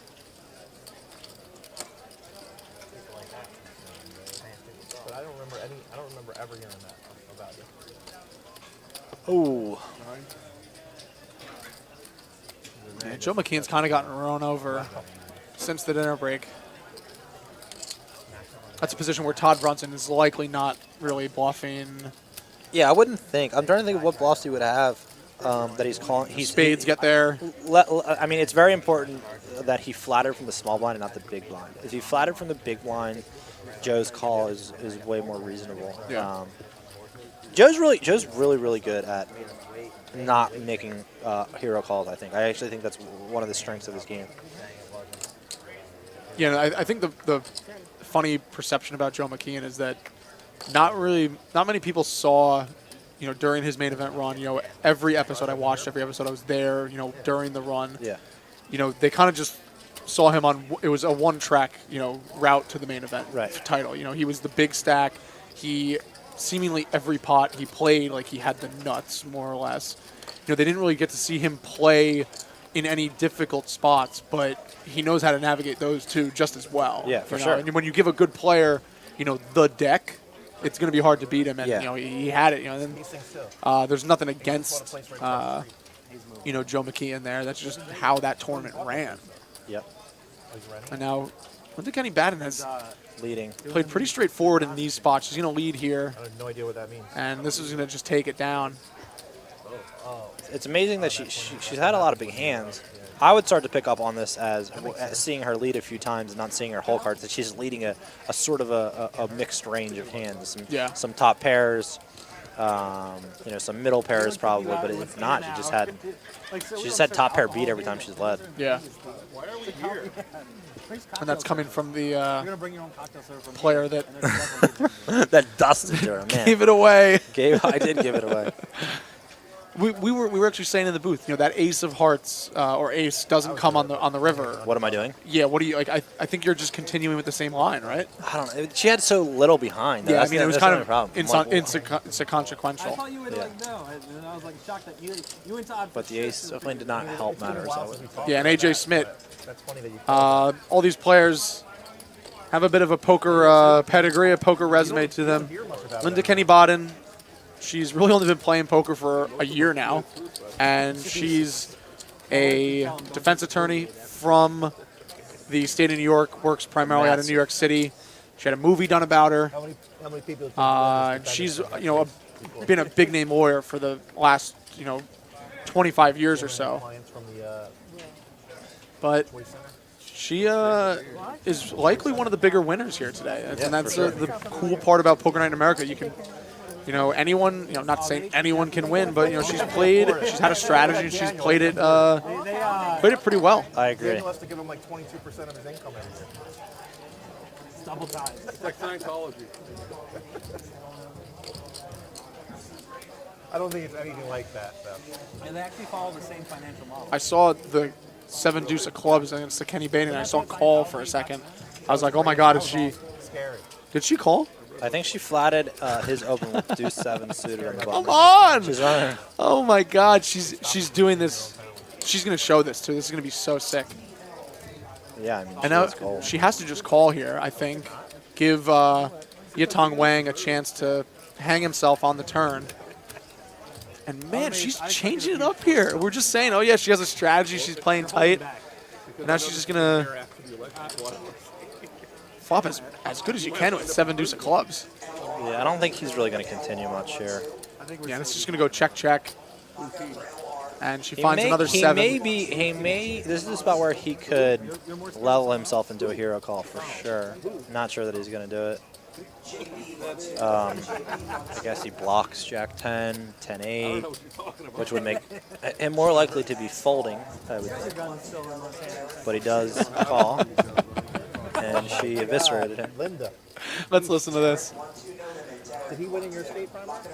No, we got to pay him $200 now? And just a simple shoulder shrug. You're on fire. How do you guys flop? Always a pair of flush draw. Never flop anything. Oh no, the ace queen. But he won with his family. I will say this from a from a mindset thing that I've seen in a lot of players when they're new to the game and they immediately have a little bit of success in something. A lot of times people are like, oh, well, it makes people think that they're so good and blah, blah, blah.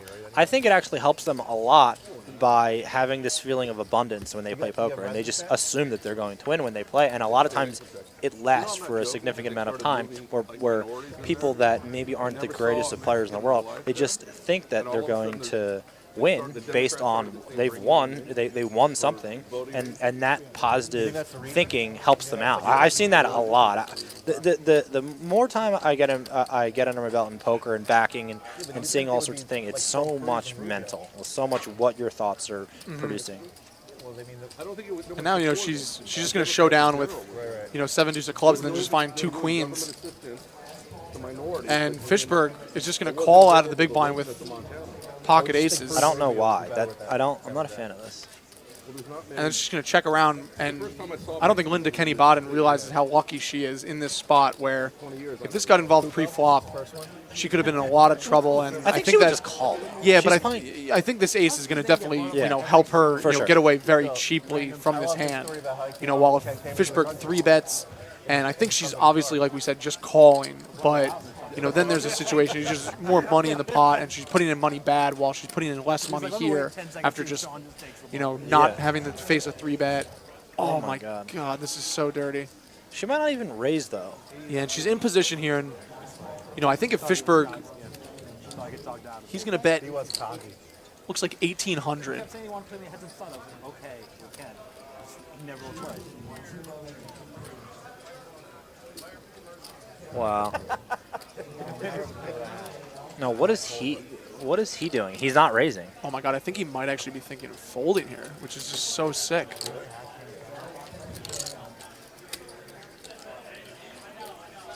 Let's listen into the table talk. Oh my here. God.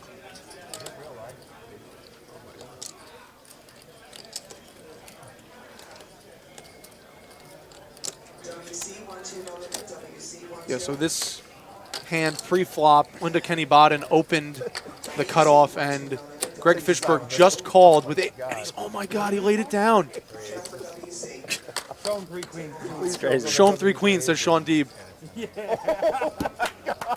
Obviously, it was 3 queens. Everyone knew that. He fluffed off 3 He's got to be Wow. That's a crazy hand. But if you're Linda too, like you just have the absolute, you think you have the absolute nuts.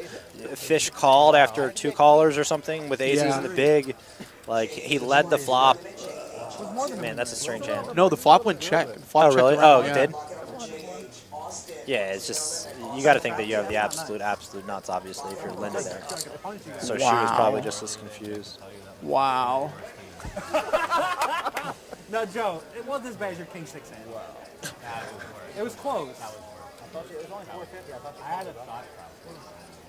Wow, that was, and I totally understand the line that Fishberg is perceiving Linda to take there. I mean, she's never raising there with anything other than nutted hands. And Broadway does get in, and it went it checked around on the flop. And Duramaster saying he has second nuts. How does he fold? Some straights did get in. I believe actually 2 straights got in on the But is she river. even opening 10-8? No. Yeah. Wow. That is. Is she opening King 10 for 300? I mean, we see her opening the King 10 suited right now for 300. But I think that's definitely something that's not 100%. Linda Kenney Baden is just going to continue to pillage this table. She's going to turn a flush draw here. She's going to get Todd Brunson to put in some money. He's going to bet 500. She's calling after Greg Fishberg led turn. Oh my God! What's Fish got? Fish has. What's Todd having? Todd, we actually don't get to see his cards. This could have hit him, but I guess he's not really going to put in tons. He raising the 7 to. Todd is betting. Looks like it. Look how relaxed Linda Kenney Baden is. She just rivered the nut flush. She's probably going to raise again. I hope she raises this one. Yeah, she probably should. Yeah, and she's Dirtle's saying it's probably impossible not to tilt after that. And I think Fishberg might be a little steamed here, as the kids say, on the steam pipe. Now you got to be rooting for him to make the worst decision no matter what. And unfortunately, we don't get to see Todd Brunson's cards here. And this. I hope he folds. He shows 3. Oh my God. This is a pretty sick spot for Todd Brunson, who. Well, surely she wouldn't do it twice in a row. All right, I got a pretty big split. Oh my God. I love it. I'm scared of better. Yeah. And he's going to make a pretty disciplined fold. We didn't get to see his hand, though. And Linda Kenney bought it. Talk about catching some heat. What was she up for the first? She was up about 15,000 the first session. She's up another 15. Wow. Must be nice. Yeah. That's a lot of money. Wow, that is, card rack. So odd. Jeez, and that is and it's such a tough spot, for Fishberg and then Brunson, back-to-back hands. You imagine she's not playing, taking a bluffing line on the river there, and this is going to look pretty good for Linda Kenney Baden's feature piece in a upcoming for sure magazine. She had a reporter with her earlier today. I met with her briefly, and while the reporter doesn't really come from a poker background, I didn't really expect that. Yeah, it was pretty funny. This was like the weekend she was going to spend with Linda, for the personal feature, and Linda said, "Okay, well, I'm going to go play this poker thing on Saturday." And the girl was like, can I come? She didn't even know what she was coming. She came in, she's like, "So what's going on here?" And I think this is just a cool way to, profile Linda, away from her professional life. And I said before the game, it's going to be a lot better if she wins, and so far she is. The poker piece doesn't really sound good in the story if she's here for 30 minutes and loses 5K. You know what I mean?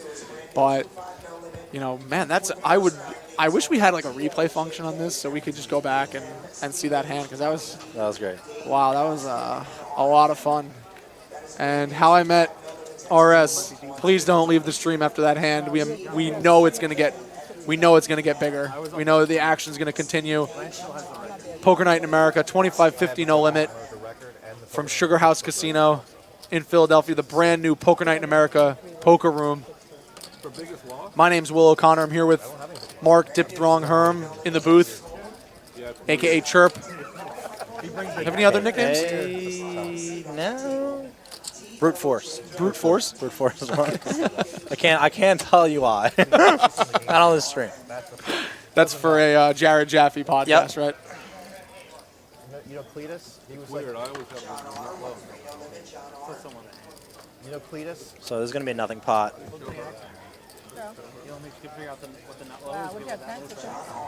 Joe McKeehan still with a broken meter there. Yeah, meter broken. He bought in for a lot more than 5,000 last year. And a lot of them bought in for a lot. Man, all of a sudden, Linda Kenney Baden, the biggest winner. You don't want anybody to come to Pittsburgh, do you? In this game. You're going to miss a Pittsburgh stop, are you? I would have went when I was sick last time. Yeah. People are great. I almost wore the hat again here, but I thought I've only been in Pittsburgh 5 times since January. AM last call, WC, WC. Wow. WC, WC. Last call for WC.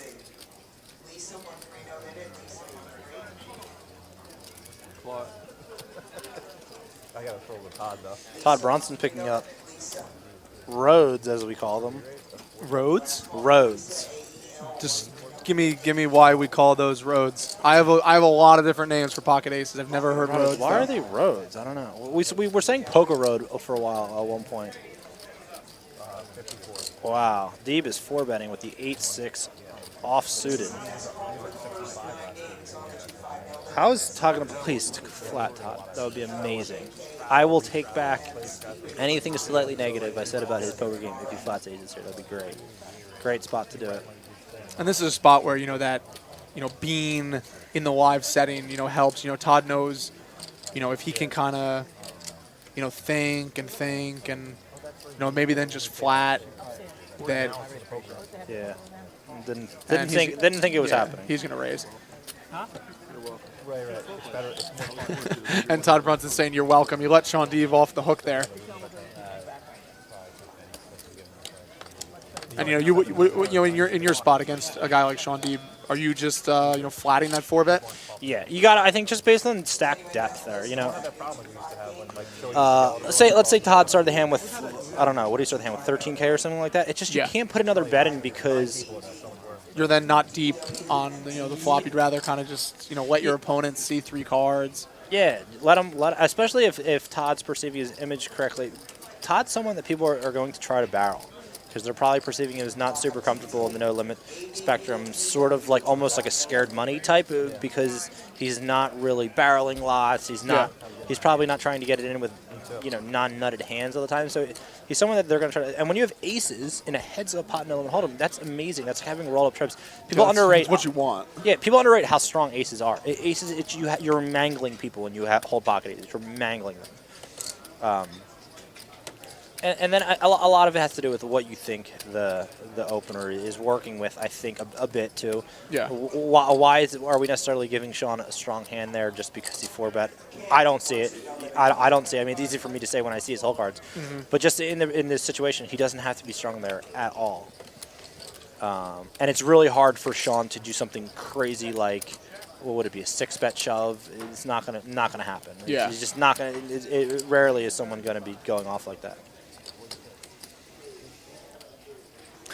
Oh my God, this is amazing. From My Name Ain't Earl. Mark, have you ever used your rangefinder from the golf course on the poker table? Yes, a few times. Does actually. It work? Error a lot of the time. It will come up, and then sometimes it'll randomly pop up with dust. It'll say dust. so it's hit or miss. We talked about we don't get to see McKeehan's hole cards here, but he's facing a bet after leading the turn. He's trying to walk himself through it. We talked to Paul G's. Likes the golf course. You like the golf course as well, right? I'm dust on the course, but I do love the course. You enjoy it, though. I love it. Yeah, I love it. I'm kind of the same way. I am miserable Fish on the golf course. Incinerated a bit. Jack 8 by McKeehan? Yes, Jack 8 for top pair on the flop. And, this is, a place where, Fishberg, I think, is just, kind of, like we said, steaming from that, that fold he made to Linda Kenney Baden earlier. And it's pretty much expected. You make a fold like that, you think you're making this hero fold. If you're right in that spot, you're so confident. What I mean? If you show 3 aces and you're right in folding that, that's just such a mental boost. And when you realize that wasn't the best hand, it just must be crippling from a psychological standpoint. It's tough, too, and it's on TV. The stakes are risen a lot psychologically because we're on TV. We do this for a living. I've been doing this for a living for 10 years. It's the first time I ever played really a televised thing. Uh-huh. So, I actually didn't care. I don't think that much in the moment. But for sure, I want to win. I want to show my friends, hey, look, I'm a winning. I won this much money on TV. Like, cool, It's like we all want that approval from the outside source, and so it's tough when it's emotionally tough if you're losing on TV. I can't stand it. Yeah, and John Lee asking, how long is this session going to last? I believe we have just over an hour left in this Saturday night session. Yeah, we'll be on for another hour. And that doesn't mean Poker Night in America is ending at Sugar House anytime soon. We're going to come back tomorrow, 2 more cash game sessions, and then Monday, the final table of the Poker Night in America Poker Night Classic main event will be live streamed and filled for television. So, keep it locked right here on the Twitch stream, Poker Night in America TV. My name's Will O'Connor. I'm here with Mark, Dipthrong, Herm. Booked a small win in the afternoon session. I will absolutely take it. Yeah. Got to pay for that recessed lighting. Yep, recessed lighting. Maybe an accent wall. You seem like a guy who would be really, want to have like really nice bathrooms everywhere. I do. Like, that's you seem a like strong a guy read. Here's my thing. I'm not going to say spends a lot of time in a bathroom because that makes you sound a little creepy and a little weird. But like you enjoy comfort in the bathroom. I enjoy comfort, but really what I've taken from the bathrooms and picking out bathrooms with the designer that I'm using is I want everything to be different. I want my house to be different. I want everything to be there for a reason and not just because it's a bathroom, so this goes in it. Yeah. You know, there's 4 bathrooms in the place, and all of them are very different. 4 bathrooms? Yeah. What do you need 4 bathrooms for? It's a pretty big house. I mean, okay. Yeah, I don't want to brag, but it's a pretty big house. Yeah. Yeah. But like I don't like standard for anything. Like they were going through like roofs, and like they're like, this is the standard roof. I'm like, I don't want that. Yeah. Like, whatever the standard is, Put that away. Yeah. But we'll see. This is going to be very interesting how it plays out, how it looks. It's a bizarre house. Cool. And I know you were saying that you bought a house at the top of the stream. I recently purchased a house as well. I didn't design it from scratch. I bought it as is, 2-bedroom house. So I'm pretty happy. I'm moving in May 1. So once I get off the road, Are you pumped or what? Off the tournament road, I am super pumped. I can't wait. It's my That's awesome. first ever house. I've had some goals since I was younger to own a house since I was 20. By the time I was 25, and now we're here. And I mean I don't know.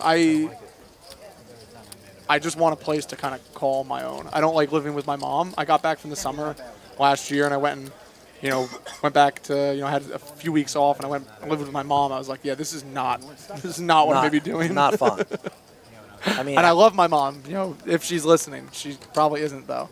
But I love her to death. I just don't want to live under the same roof as her. Owning a house is a plan against insolvency. Yeah, and I actually we want to be abundant. Yeah, we want to be abundant.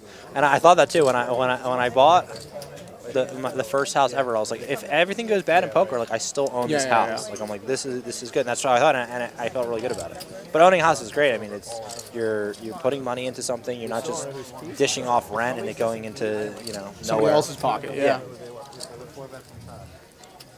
Jonathan, what's up? How you doing? Ghost of M, thank you very much from both of us. And Kunfuk, we'll get back to the poker. I know no one cares about Herm's recess lighting or No, really. his accent walls. And yeah, the Twitch chat getting some decent banter about the Kenney Baden Fishberg hand. Yep. And I think this is a cool way to learn poker too. You see different lines, you see different ways to attack. So we're gonna try to add some some insight, but just to be able to watch these guys play with cards up, it's awesome.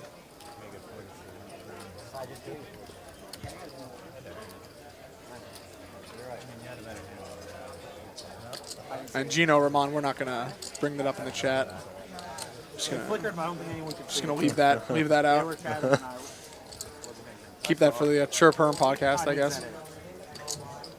Not that big of a threat anyway. And I think the fans need one of those. I would love to. You should come on the show. That would be great. That would ons. That would on. That would ons. We would talk about your side of seeing things, dealing with poker players that maybe aren't the most, maybe some abrasive poker players even. Well, I'll ask the hard-hitting questions. I'm more than ready and willing, as I say. We've been having some slight technical issues with the hands. We haven't missed much, though. Yeah, we haven't missed much. Sometimes that's just because the RFID technology in the table is only really meant to pick up 2 cards at once. So if a player is, 1 card and then 1 card, it might lag a little bit. We might miss it. And a lot of these guys, as you can see Fishberg right there, who's going to flop top pair, put their cards on the reader, and then we, move them outside the box, and they weren't there for long enough. So, hope to see. We might see action here. Yeah, we probably will, as Shaun Deeb hasn't really been that active, but gets pretty sticky sometimes. He hasn't been that active, and the less active he's been, the more his inner desire to eviscerate is building. I can feel it. Yeah, and here he flopped it. This is a good hand to barrel. This is a great hand to barrel. You got equity. And it's on a trolley board. A good player to barrel against. Yeah. Fishberg has kind of been beat down in this game, and it's one of those situations where you might want to just attack, like the wounded horse, if you will. Yep. And yeah, I believe Shaun Deeb does own a house, multiple houses actually. Shaun Deeb owns a Firehouse Subs, I think. He owns a lot. I think he has this booth covered, like We're in our covered. lifetimes. Yep, we're covered. And it's a pretty uninteresting run out. No diamonds no, in anyone's no bet, hand. No bet from Shaun on the turn. And I think that was a check from Fishberg. Might have just been him middling with some chips, though. Yeah, it was a check, and it's going to go check here, and Fishberg's going to take it down with a pair on the flop. Deeb has been very. I would guess that the reason why Deeb didn't barrel there is what he was thinking is that, you know, Fish is pretty oi. He's pretty oi, and he's not going anywhere. You know, if he has a piece. Yeah, I wouldn't be trying to bluff him. I'll tell you that much. I wouldn't be trying to bluff him. I mean, I was pretty happy about getting 110 bigs with him with Ace Queen in pre. And you can't say that about everyone. And I will say we just got a shout out from the GOAT, Bob Brady. He is a regular on the East Coast tournament scene, one of the more engaged players, you know, on Twitter, always there, you know, wishing people, you know, good luck when they're deep in tournaments, congratulating them on deep runs in tournaments. And unfortunately, at the start of this year, Bob had some health issues. He's been in the hospital for a few months, but no matter what the media, no matter what the medium, I should say, you know, whether it be blogs or Twitter or these live streams, Bob has stayed connected in the poker community, and, you know, I know him very, very well, and I'm really happy that he's following along, happy that he's enjoying the coverage, and I really look forward to getting him back on the tournament circuit. I know everyone on the East Coast is, you know, so just a shout out to Bob Brady. He is from Pennsylvania, and like I said, he's one of the more supportive guys that you're going to find in poker, and I think that's the cool part about this East Coast community, that they're just, you know, everyone's really supportive of one another, and I think it shows just in, you know, throughout the main event. You know, you were, you know, involved in the Beckley camp, and, you know, everyone was rooting for like these East Coast Philly guys. You know, just the passion, the excitement was definitely palpable. This neck of the woods has been crushing. First and second in the main event. Greggy won the main event. Well, I mean, I've heard a lot of people, you know, just bring up that if you can win in poker in this area, you can go a lot of different places and, you know, be the best player at the table. You can be, you know, a really, you know, top player. And I think it's just because there's so many, you know, hidden just gems that come out of this area, you know, and, you know, guys like yourself who, you know, people might not even know. You know, you sit down at a table and no one even knows that you just like crush and you're ready to, you know, ready to pounce, if you will. Yeah. But, you know, so like I said, happy to have Bob on the stream. Happy to have everybody on the stream. River Kills, Jason Voico, what's up, man?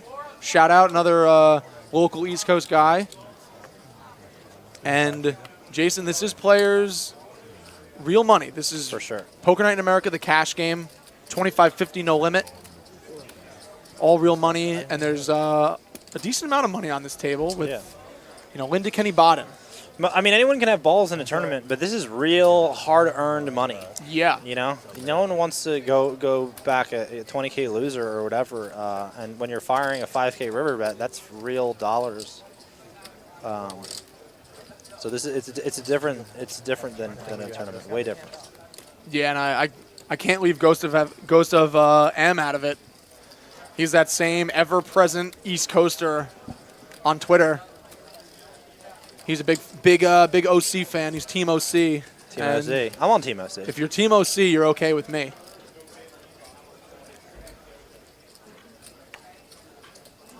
And this is just another tough spot for Fishberg. He seemed to always just have the second best hand,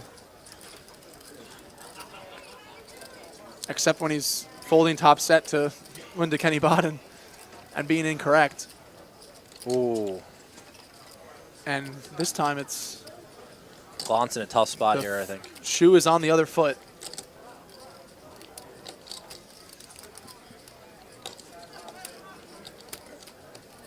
And now this is just under a 9K pot.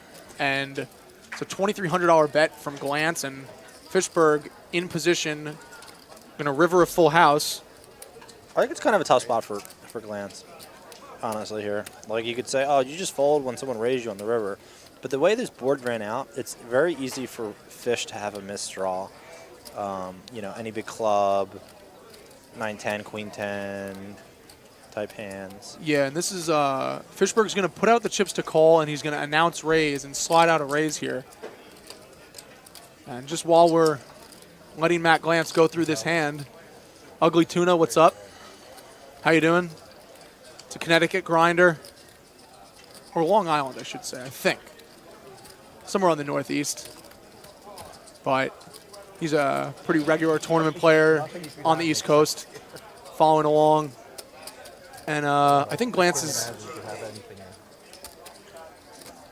he's going to have to find a call here. I don't think he's going to like it. Yeah, he doesn't. That's the only thing. Like, he has to have a random 8 3-bet out of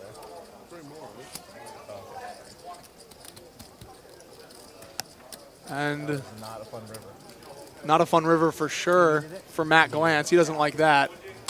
And just a question. I've heard this a few times, you know, maybe, and you don't really come from the live area of play, but when, you know, somebody kind of verbalizes, you know, raise and then puts out the chips to call and they're playing with their chips behind, I've always found that's just a big show of strength. Me too, yeah. You know, sure. it's a situation Always. where, Totally. you know, you just ooze confidence. Yep. And, you know, you're kind of like, you know, I don't want to use the term on the stream because it's like inappropriate, but you're kind of just putting it out on the table and you're like, okay, I call that and now I'm just going to name my price. Right. You know? Yeah, I totally agree with that one.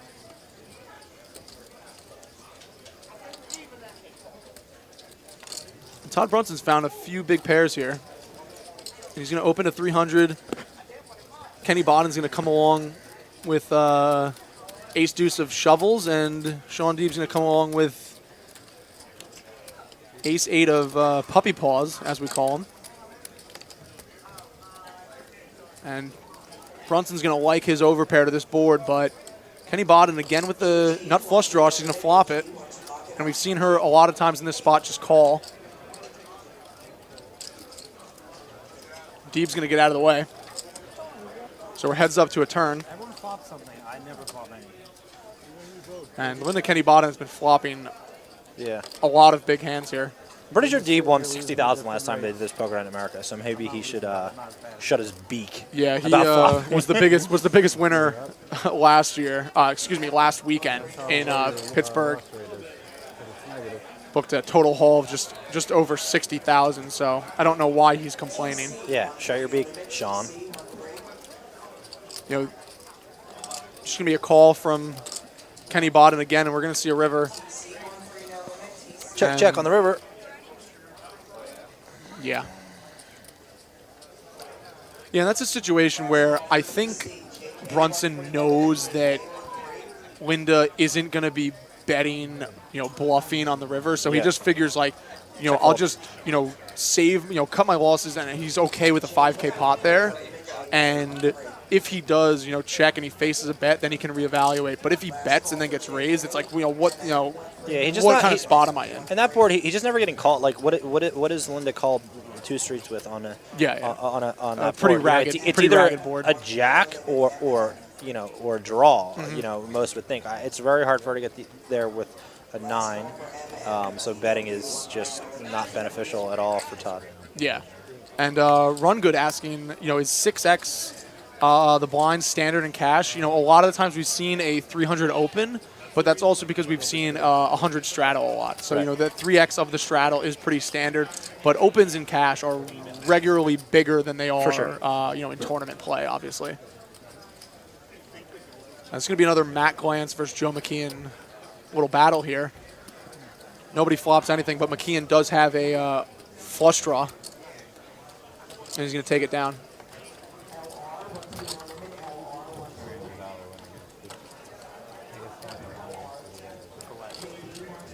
And Mookie asking about you know, some tips. I know at every dealer change, we're going to see it right here. There is you know, just a tip to start off. And before we get into that, let's just look at the chip counts.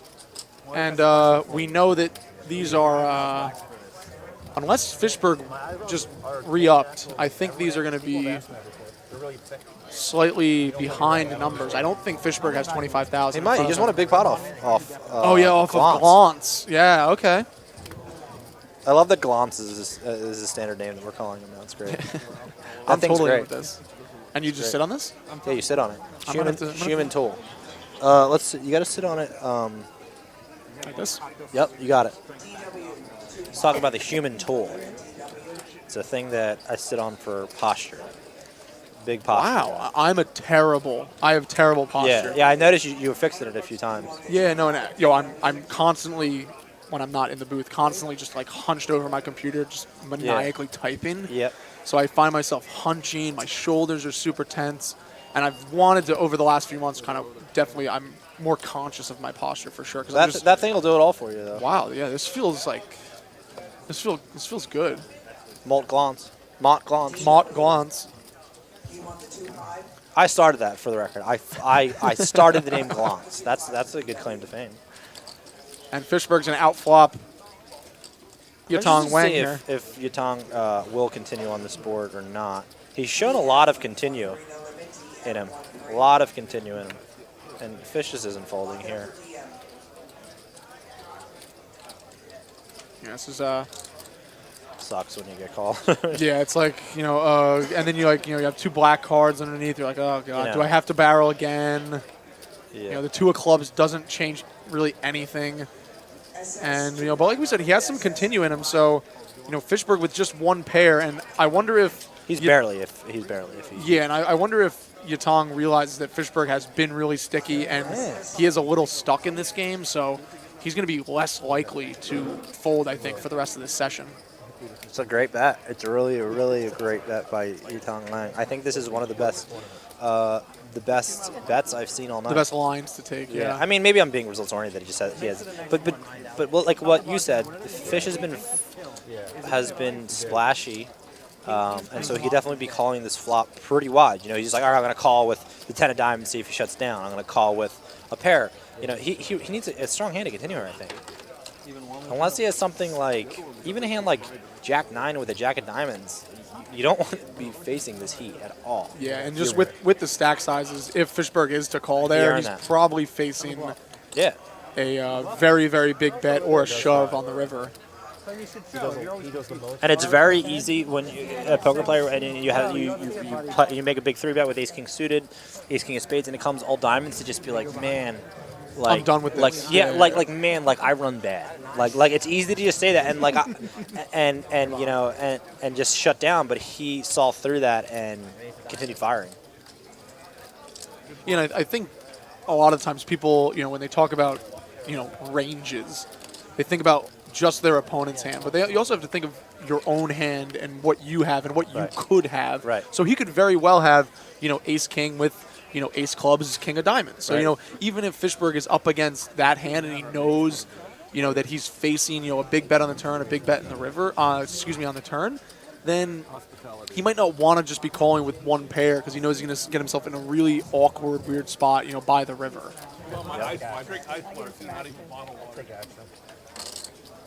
Yeah, and Schmidt, I'd have to say that, after that first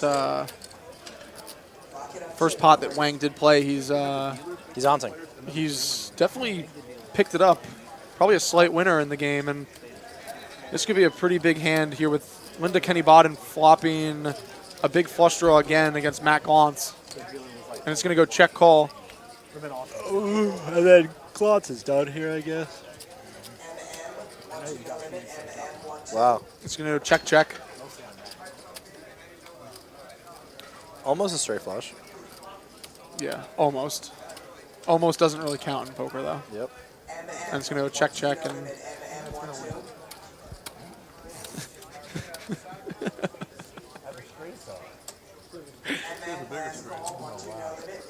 and river kills. How do you get in this game? I don't know if you're. I guess if you're just anyone and you have money. We brought Mark Herm onto the show, so I mean, this is just an open. Yeah, it's open. Open tryouts. Yep. No, but in all seriousness, the lineups are generally put together. They are put together by Matt Glantz, And we always try to have a good dynamic of pros that travel in, local players, and, quite frankly, this guy, Yitong Wang, he was playing in one of the bigger cash games, that were running in the Sugar House Poker Room, and I think he kind of just came up and said, hey, there's a seat open. Can I get it? Is there a list for that game? So, that's great. Have some, fresh blood, if you will. And I assure you, there are satellites that run almost daily. There's hot seat satellites. So we try to get, anyone who's really interested in playing. And,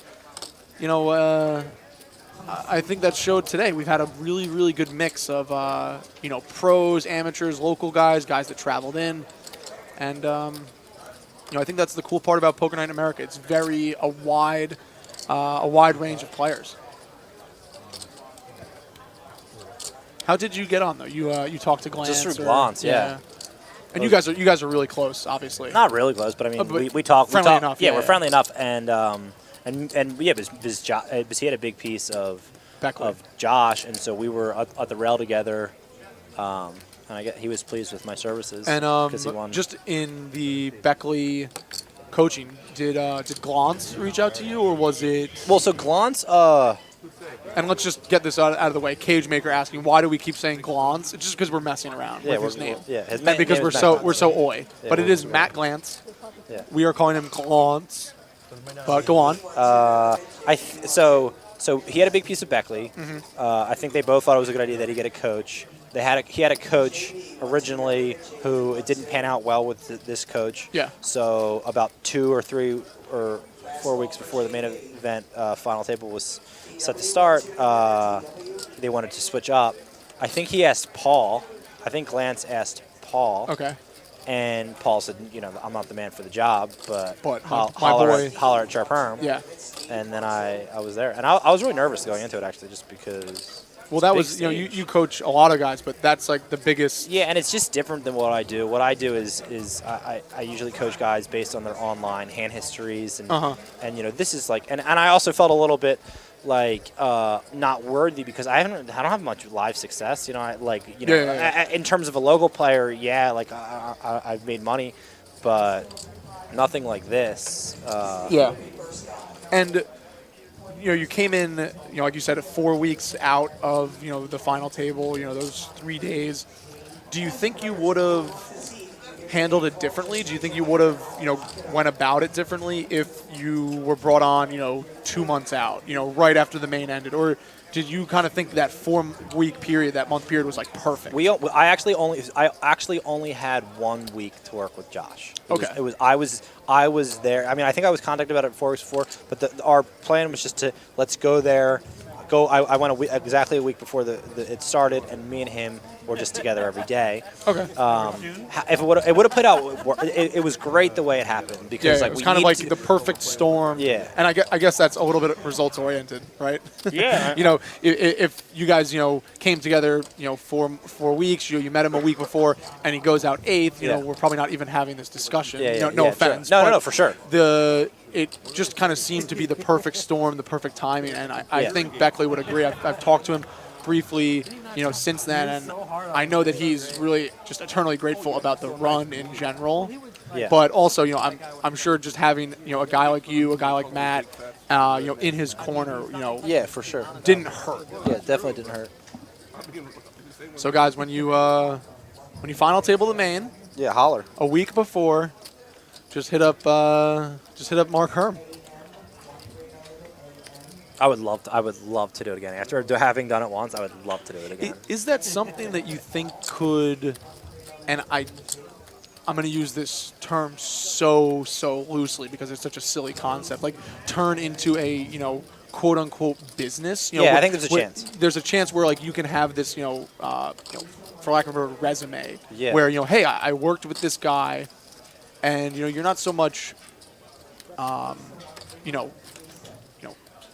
pimping yourself out. I think I would hit it because Patrick Chan also made the final table and he was around here, and I didn't ask him, but someone asked him in my regard, saying, "Hey, you want to coach? He'll coach you."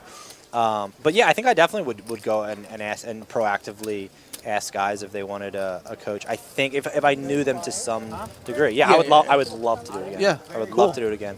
And more, just like from the confidence side now, because I've done it, I've seen it, I know what goes into it. I feel like I have a good idea for what the job requires and stuff like that. Because just to be honest, just because you're a good poker player doesn't make you a good coach in this situation by any means, depending on the player. Yeah. I am. I'm a reserve when you're sleeping. No, and that's just to the point of, Glantz originally reached out to Paul G's, and he, I think, admittedly just realized, like, hey, this isn't the job for me, but he didn't want my to boy. You know what I mean? Like, right. It's just, seems, that Paul kind of knew where he stood in that position also. And that takes a lot of, I think, respect for himself and he you. Didn't care though. But Paul's. I mean, Paul, that's just not what Paul would be into for whatever reason. Yeah. And I mean, I'm definitely grateful that Paul hooked me up. I cut Paul off a nice piece. Oh, okay. Easy. Peaceman. Yeah. Paul Peaceman? Yeah, Paul Peaceman. All right, this is going to be an open from Linda Kenney Baden in the cutoff. Matt Glantz is going to call, and Shaun Deeb is going to raise to 1,500 from the straddle. That's under the gun. And he's going to flop an open-ended straight draw. And we imagine Shaun Deeb's going to barrel here. And he might just quickly get two players to fold. Maybe not. No, I think Deeb's going to, or I mean, Glantz might peel one off here with the backdoor flush draw. I mean, he should be peeling one off if he's peeling pre. Yeah. Shaun doesn't have to have anything. We can have exactly what he does have, and I think Glantz is definitely gonna. Looks like he's reaching for calling chips, and he is gonna Deeb call. wins his pot, though. I would say. Yeah. I mean, his hand is way better than Glantz's for a vicissitude of reasons. This is a bad turn, though. This is a really bad turn for Shaun. And Jason, this is technically live. We're on a 30-minute delay here in the booth. My name's Will O'Connor, here with Mark Dipthrong Herm, bringing you all the Poker Night in America cash game action. 25-50, no limit. And while Shaun Deeb has just joined the action after the dinner break, Matt Glantz has been with us from the start today, 2 sessions a day from Sugar House Casino in Philadelphia. And Deeb is going to check here, and Matt Glantz is going to put out a 5K chip and verbalize an amount, most likely 35. Yeah, I was going to say around 3,000, so just over that, 3,500. And as Mark said earlier, this 9 of spades, not the best card for Shaun Deeb to continue barreling on. He's handcuffed now, though. Like if once he checks, he's kind of screwed. That's why barreling is just so much better. It's just so hard to play this hand. Now, what's he going to check call? Yeah. It's dust. His hand's dust now. When you give up the betting lead. Yeah, and your hand in poker, not it's that just good. it's so hard. I would say he has to fold now. And Jason asking any pros at the table. Yeah, I'd say so. We have Shaun Deeb on the left-hand side of the picture. He could shove, I guess. I don't know how much Deeb has, or Glantz has back. Shaun Deeb is a WSOP bracelet winner, online crusher from back in the day. To his right, Todd Brunson, multiple WSOP bracelet wins. Heading around the table after Shaun Deeb makes the call. Yitong Wang just recently joined the action. He's a cash game player from Philadelphia. Linda Kenney Baden in the middle of the table is a New York City lawyer, attorney. And the 2 of spades is going to change nothing. And this is what we were referencing earlier, just a tough spot for Shaun Deeb here to... I'll definitely give him a lot of credit if he somehow leads large on the river or something. Mm-hmm. But I just don't think he can. Based on the way he played the hand, he's just mad. Yeah, I'm just going to go check, check. You sure? Ace high. Oh my God, Glantz tried to slow roll, but he couldn't. We're going to need a 40. Show the queens or jacks. You really win. Show the queens or jacks. You really win. Block. 10-8. Show it.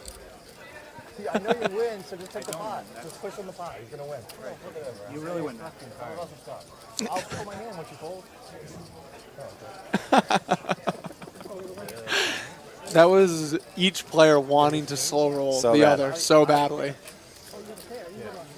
But yeah, Matt Glantz, as disgusting as he is, big-time poker pro, plays some of the bigger stakes mixed games across the country.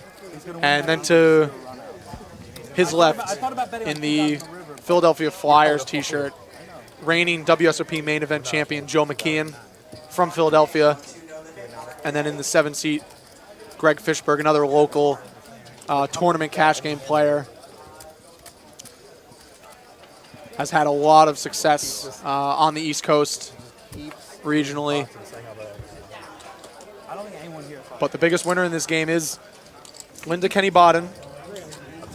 Booked a 15K win in the afternoon session, and she's continued to once, as they say. Yep, she's onsing. Been having some really good interaction from the Twitch chat today. I'm really happy with the crowd. We are peak numbers right now. Thank you guys for tuning in. And while we are winding towards the end of this session, the last half hour or so, we're going to be here again tomorrow from the Poker Night in America poker room at Sugar House Casino for another about 8 hours of cash game streaming. Mark, are you going to be getting in that action again tomorrow? I don't know. I actually plan on playing the tournament tonight. So, okay, and day 2's tomorrow, right? Yeah, day 2 tomorrow. I would love to play tomorrow if they'll have me back. I don't know if they'll have me back. You can play the tournament. You can, and then kind of see how it goes. And that tournament, we're heading towards the end of the night, and just under 190 entrants. So that's not a bad prize pool for a 1K buy-in. And have some decent names, some decent faces in that crowd, if you will. I'm a big faces in the crowd guy from a blog perspective. And if you want to follow any of those updates, sugarhousepokerblog.wordpress.com. I'll throw the link in the Twitch chat if you guys are interested. And we have an entire team up there bringing you all the action from this weekend. And Larry, this is in Philadelphia, right in Mark Herm's backyard. Brand new Poker Night in America poker room at Sugar House Casino. And I know this is my first trip to Sugar House. I've loved it. I've been here for the better part of 2 weeks now, and awesome room, awesome staff, and brand new room. So and you had the same to say earlier. Yeah, it's great. I mean, the place looks really nice. And as we were saying earlier, Mark has picked up a few nice ideas for his brand new designed house. It's all nicely done. It's all nicely done. Very nicely done. Some accent shelving. Some what were you saying about the walls? I like in the bathroom. I'm not even joking. They really nice like two-tone wood. The two-tone. You're all about the two-tone. All about the multi-toned anything. I'm never barreling. Yeah, do something. Deeb slightly barely. I told him how often he plays bad no limit.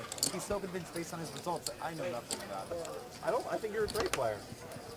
Matt, there's like one card in the deck for you to hit on the turn that wasn't an ace. I think you're a great no limit player, actually. Yeah, and Stapes, I don't play no limit. I just play poker. Thank you for following today, and hope to have you guys back tomorrow. Another 2 sessions of Poker Night in America, the cash game. And Stapes was with us all last weekend in Pittsburgh. We have a lot of familiar faces in the Twitch chat, so we're really happy to have you guys. Thank you for following. And again, this is all for you, all for the fans. For the fans. This is an action flop here. Todd, 3-bet, small, it said, with the pocket jacks. Fish defended with the 10-7 off and got basically the best flop he could hope for. Double gutter. And there he goes. Some commentator... Speaking of ambassadors, just because Joe brought it up. Looking ahead into the future there, intuition. 2 great ambassadors for poker today at Sugar House. Todd Brunson and Matt Glantz. The world WSOP champ was a complete fool, though. And Jamie, don't worry, we'll get to the recess lighting tomorrow as well, even if Mark's not in the booth. That was amazing. And Pimple, there aren't any PLO tournaments here at Sugar House, but there's some big cash games that run throughout the week and on the weekends. There's some 5-5 PLO, some 5-10 Rock.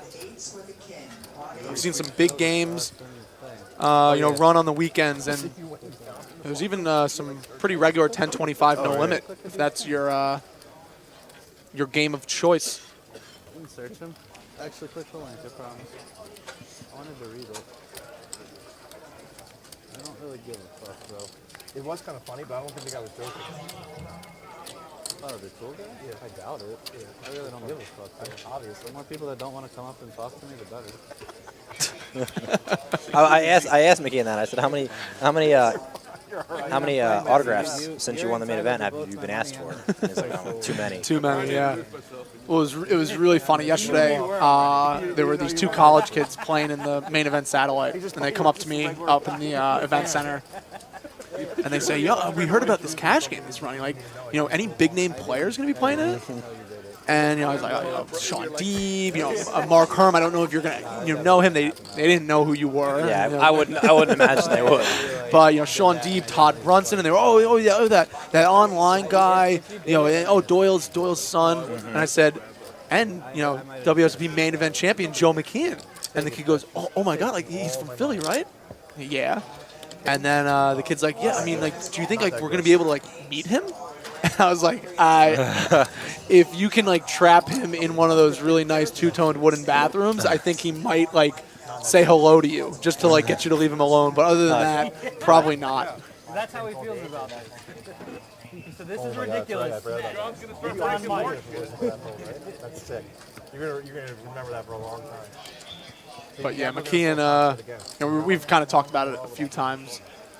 When you become the main event champion, there's kind of this unwritten rule that, you should become an ambassador for the game. You should, help grow the game. And I think Joe, from the start, kind of just had this idea. He really just wanted to be a kid that played a poker tournament and won a poker tournament. I don't think he wanted the extra stuff. I don't think he wanted anything on top of that. And, that's fine. That's his choice, and you have to respect that choice, I think. And, a lot of players and, fans of poker, we've talked about past main event champions. They've been such good, ambassadors for the game. Greg Merson was, a great ambassador for the game. Even Martin the year before. And even, prior to that, Greg Raymer, Chris Moneymaker. I think there's this preconceived notion that, if you win the main, you have to take on this extra role. And you were in the Josh Beckley camp. Did you guys ever talk about that? Did you ever talk about, you just focused at the task at hand? Yeah. Knowing Josh, and I know Josh pretty well, you were definitely inside his head throughout that. If it, the result was different and he didn't finish second, obviously you would have been buying an even bigger house, probably. But yeah, a little bit, slightly. But you have to, did you ever get a feeling that, Josh would have, done that, or no? He would have. It's not just Josh's personality. He's more of an introvert. Not super even really dialed into poker. I don't think. Like in terms of like Joe is probably playing more than any main event champ has. Like post win. Yeah. And having the best results. Without a doubt. He had second in the 100K PCA. He just won a 25K. Yeah. Before the main started, he won something at the win. He's been crushing.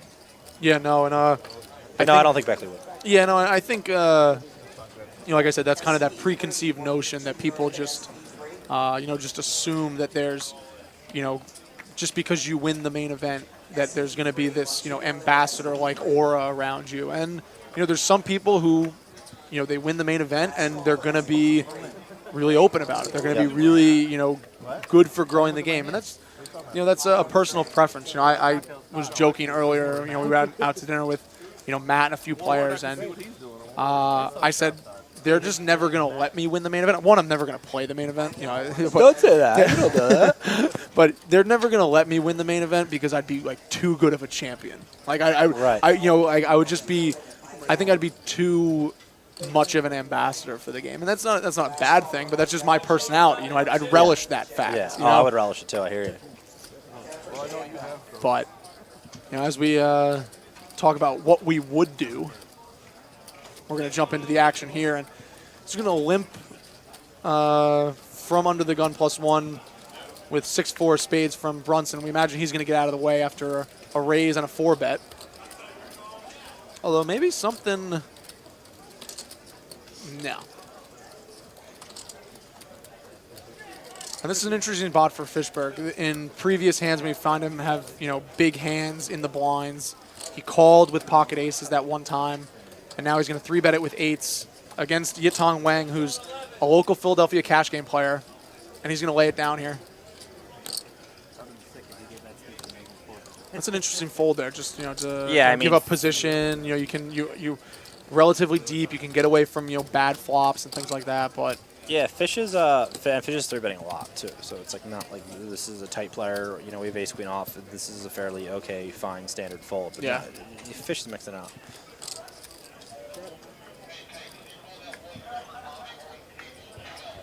Bobby 1-3, Bobby 1-3. No limit. Lock it up for Bobby. You're going to table 12.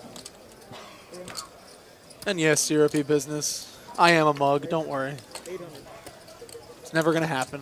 I'm also being very facetious and half joking. Everything I say should be taken with a grain of salt. So he's getting 3-bet back-to-back hands. I like his flat here less than I would the ace queen. Not only because it's a worse hand. You're also dealing against someone that's not 3-betting as wide. I don't think Glantz is 3-betting. And you're doing it out of position. Right, exactly, for a large amount of reasons. A vestitude of reasons. Vicissitude. I don't even know if I'm using that right word. It's an amazing word, though. Vicissitude.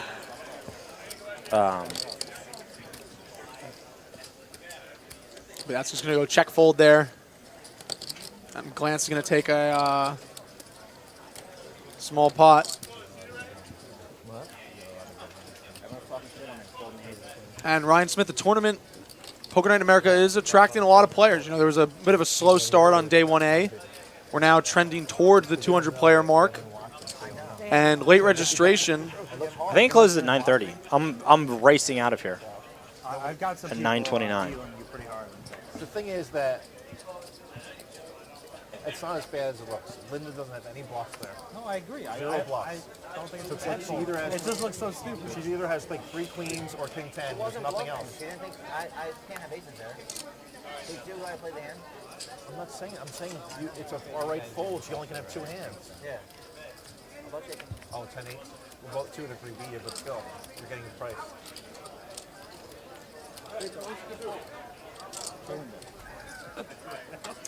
And Kongmeyer, what's the buy-in? This is a 25-50 no-limit Holdem cash game. Minimum buy-in 5K. Max buy-in 20,000. And while we haven't really seen a lot of big pots, a lot of all-ins, there is starting to become a lot of money on this table. A lot of players have re-upped to that min buy-in, or excuse me, max buy-in. Cleetus there for a little bit. Cleetus sitting there for a little bit. And we're just getting caught up with our graphics here. And Wang is going to turn a pair after flopping a flush draw, but Joe McKeehan has top pair with an open-ended draw, and Greg Fishberg has middle pair with an open-ended straight draw. And we don't think Fishberg's going anywhere after McKeehan bets the turn. You win every time. You're going to win the next He does fold. So we don't see the size. I think Joe bet pretty big. Yeah, it's an $1,800 bet. Kongmeyer, thank you. Thank you for joining us. My name is Will O'Connor. I'm here with Mark Herm, Dipthrong, You cannot count at all. online tournament legend. Try to give me 8,000 playing awful, but you know, I had the one hand. And Fishberg's going to lay it down, but Wang's going to come along and 2 pair. See a river that gives him 2 pair, and Joe McKeehan is not going to like this one bit. Nothing to do with it. Nothing. Interestingly enough, if Joe were to, for some reason, bet, Wang really can't like his hand at all. Yeah, there's a lot out there. You know, the longer you lose, Potential straights got in on the turn. He's really just bluff catching. Yeah, this is going to go check, and Wang's going to kind of cringe. And but he's going to like it. The meter. Yeah.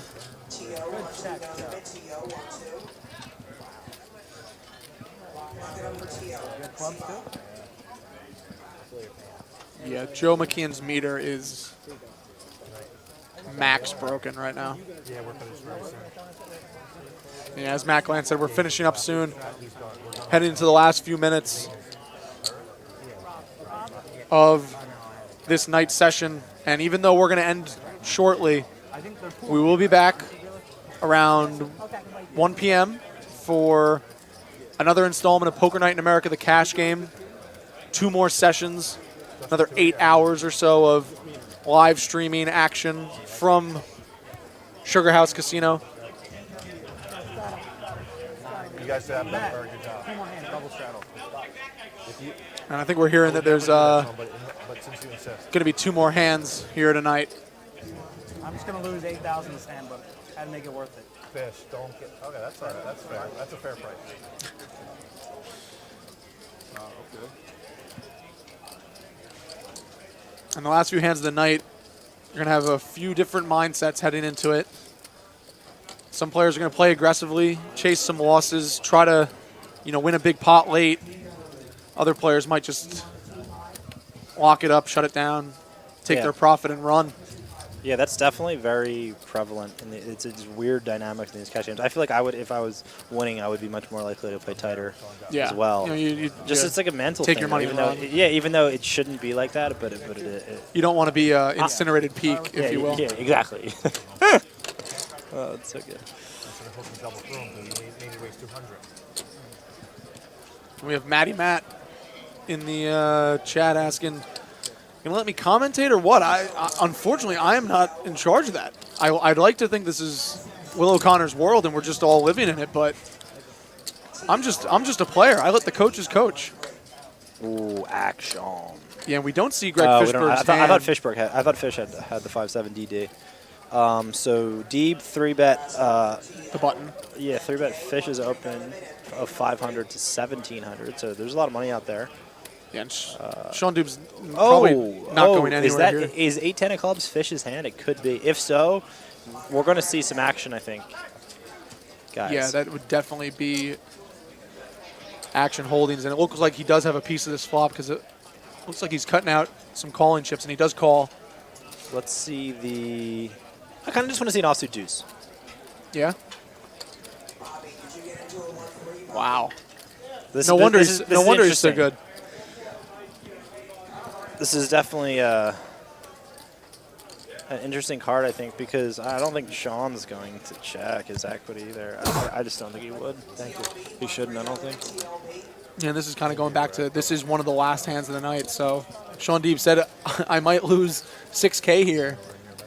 Depending on what Greg Fishberg has, that could be the case if these draws don't come in for Shaun Deeb.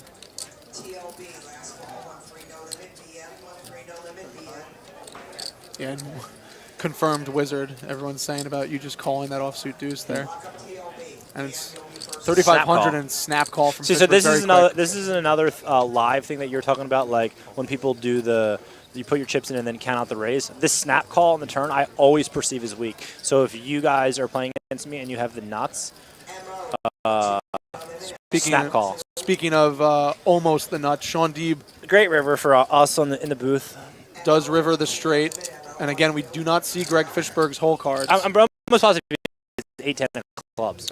Okay. Based on okay. And that would be a really bad card for him. Actually, not really, because he just has, if he does have that 8-10 of clubs, he just has one pair. Yep. But I think Shaun Deeb, yeah, he's going to go for max here. It's an all-in bet.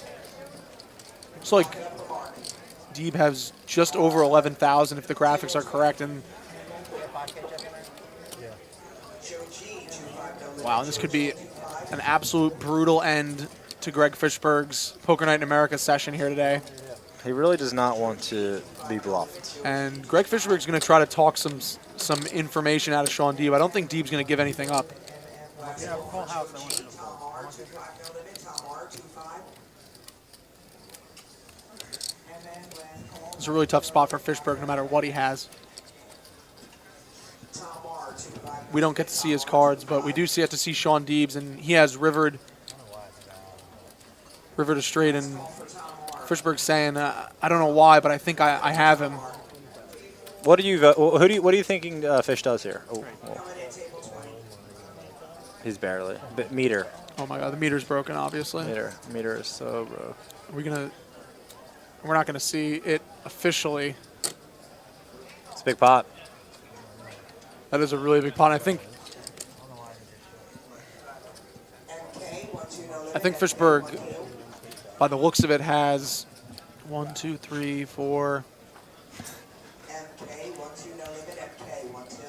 I think Shaun Deeb might have Greg Fishberg covered, and if not, Fishberg's going to be getting a lot of dust back.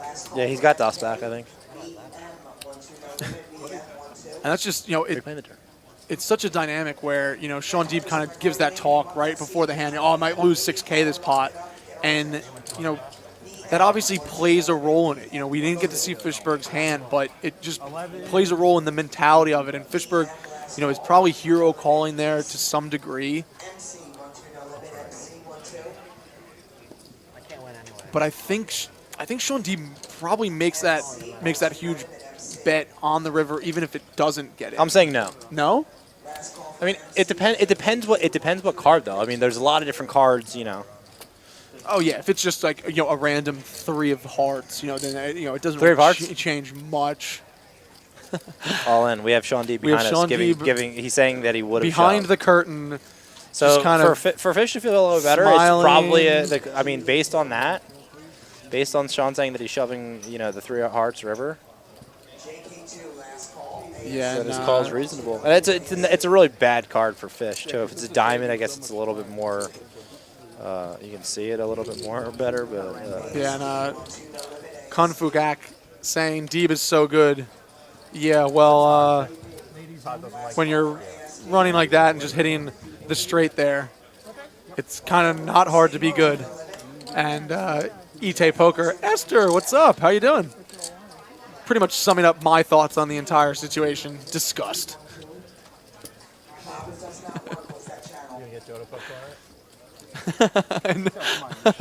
David Eldridge saying he's out before he has to hear Deeb listen. A non-0% chance to be straddle.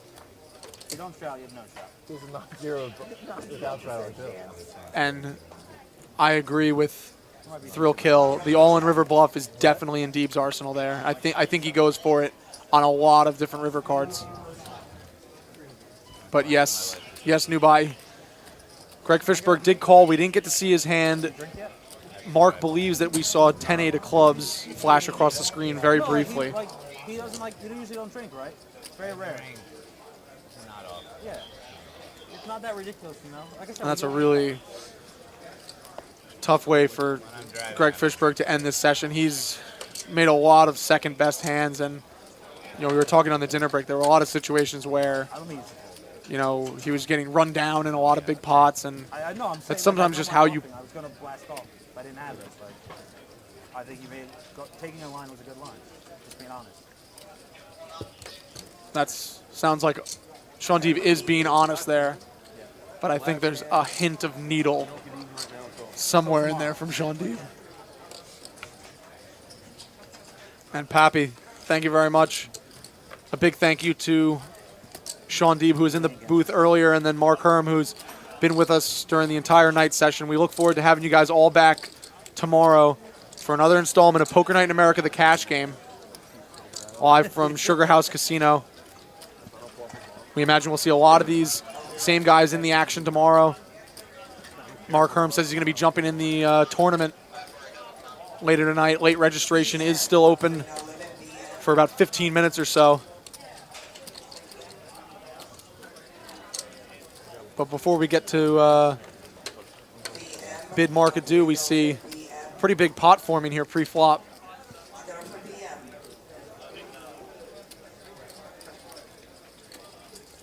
And yeah, Matt, tomorrow does have a great lineup. We're going to have another awesome mix of pros local players. Yeah, and this is going to be a big pot. This was, I believe... I think Fish opened, and then Brunson call, Wang call, McKeehan squeeze big, and then Fish on the call. Yeah, this is a steam call. As we mentioned, the meter is broken. And he's in okay shape, though.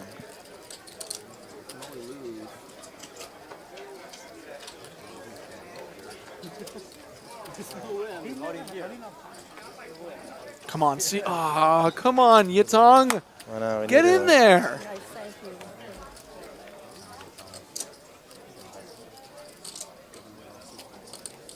And I don't think we're going to see much more. Yeah, this is not the flop for King 3 of club, King 4 of clubs, excuse me.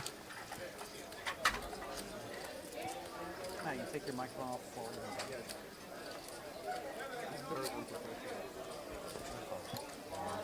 It's going to be an all-in shove. Oh, my God, and a snap call. And this is Fishberg left with more or less zero equity. Wow. That was a pretty big shove from Fishberg, just under 7,000. And, I mean, this is a situation where in these high-stakes cash games, sometimes, you know, your emotions can get the best of you in certain spots. And this is just a situation where, you know, Greg Fishberg has been on the losing end of this almost all day, and it's just a position you hate to see a player in. You know, he's just been beaten down time after time, and you know, then it just kind of boils over into something like this. And you know, while everyone else is stacking up their chips because we are done with this cash game action tonight, Greg Fishberg is not going to be stacking up anything, as Joe McKeehan is going to take in the last pot of the night. And as we see the figures on the screen, Mark Herm in the booth, little 4K profit. Not a nice terrible day for Mark Herm, but our biggest winner so far, and this is disgusting. I can't believe I'm going to say this. Glantz. Wow, that is super disgusting. Glantz winner, slightly under 20,000. Slightly under his people, yeah. There's a huge tournament. And as we said earlier, we apologize and for some. He had an ace-high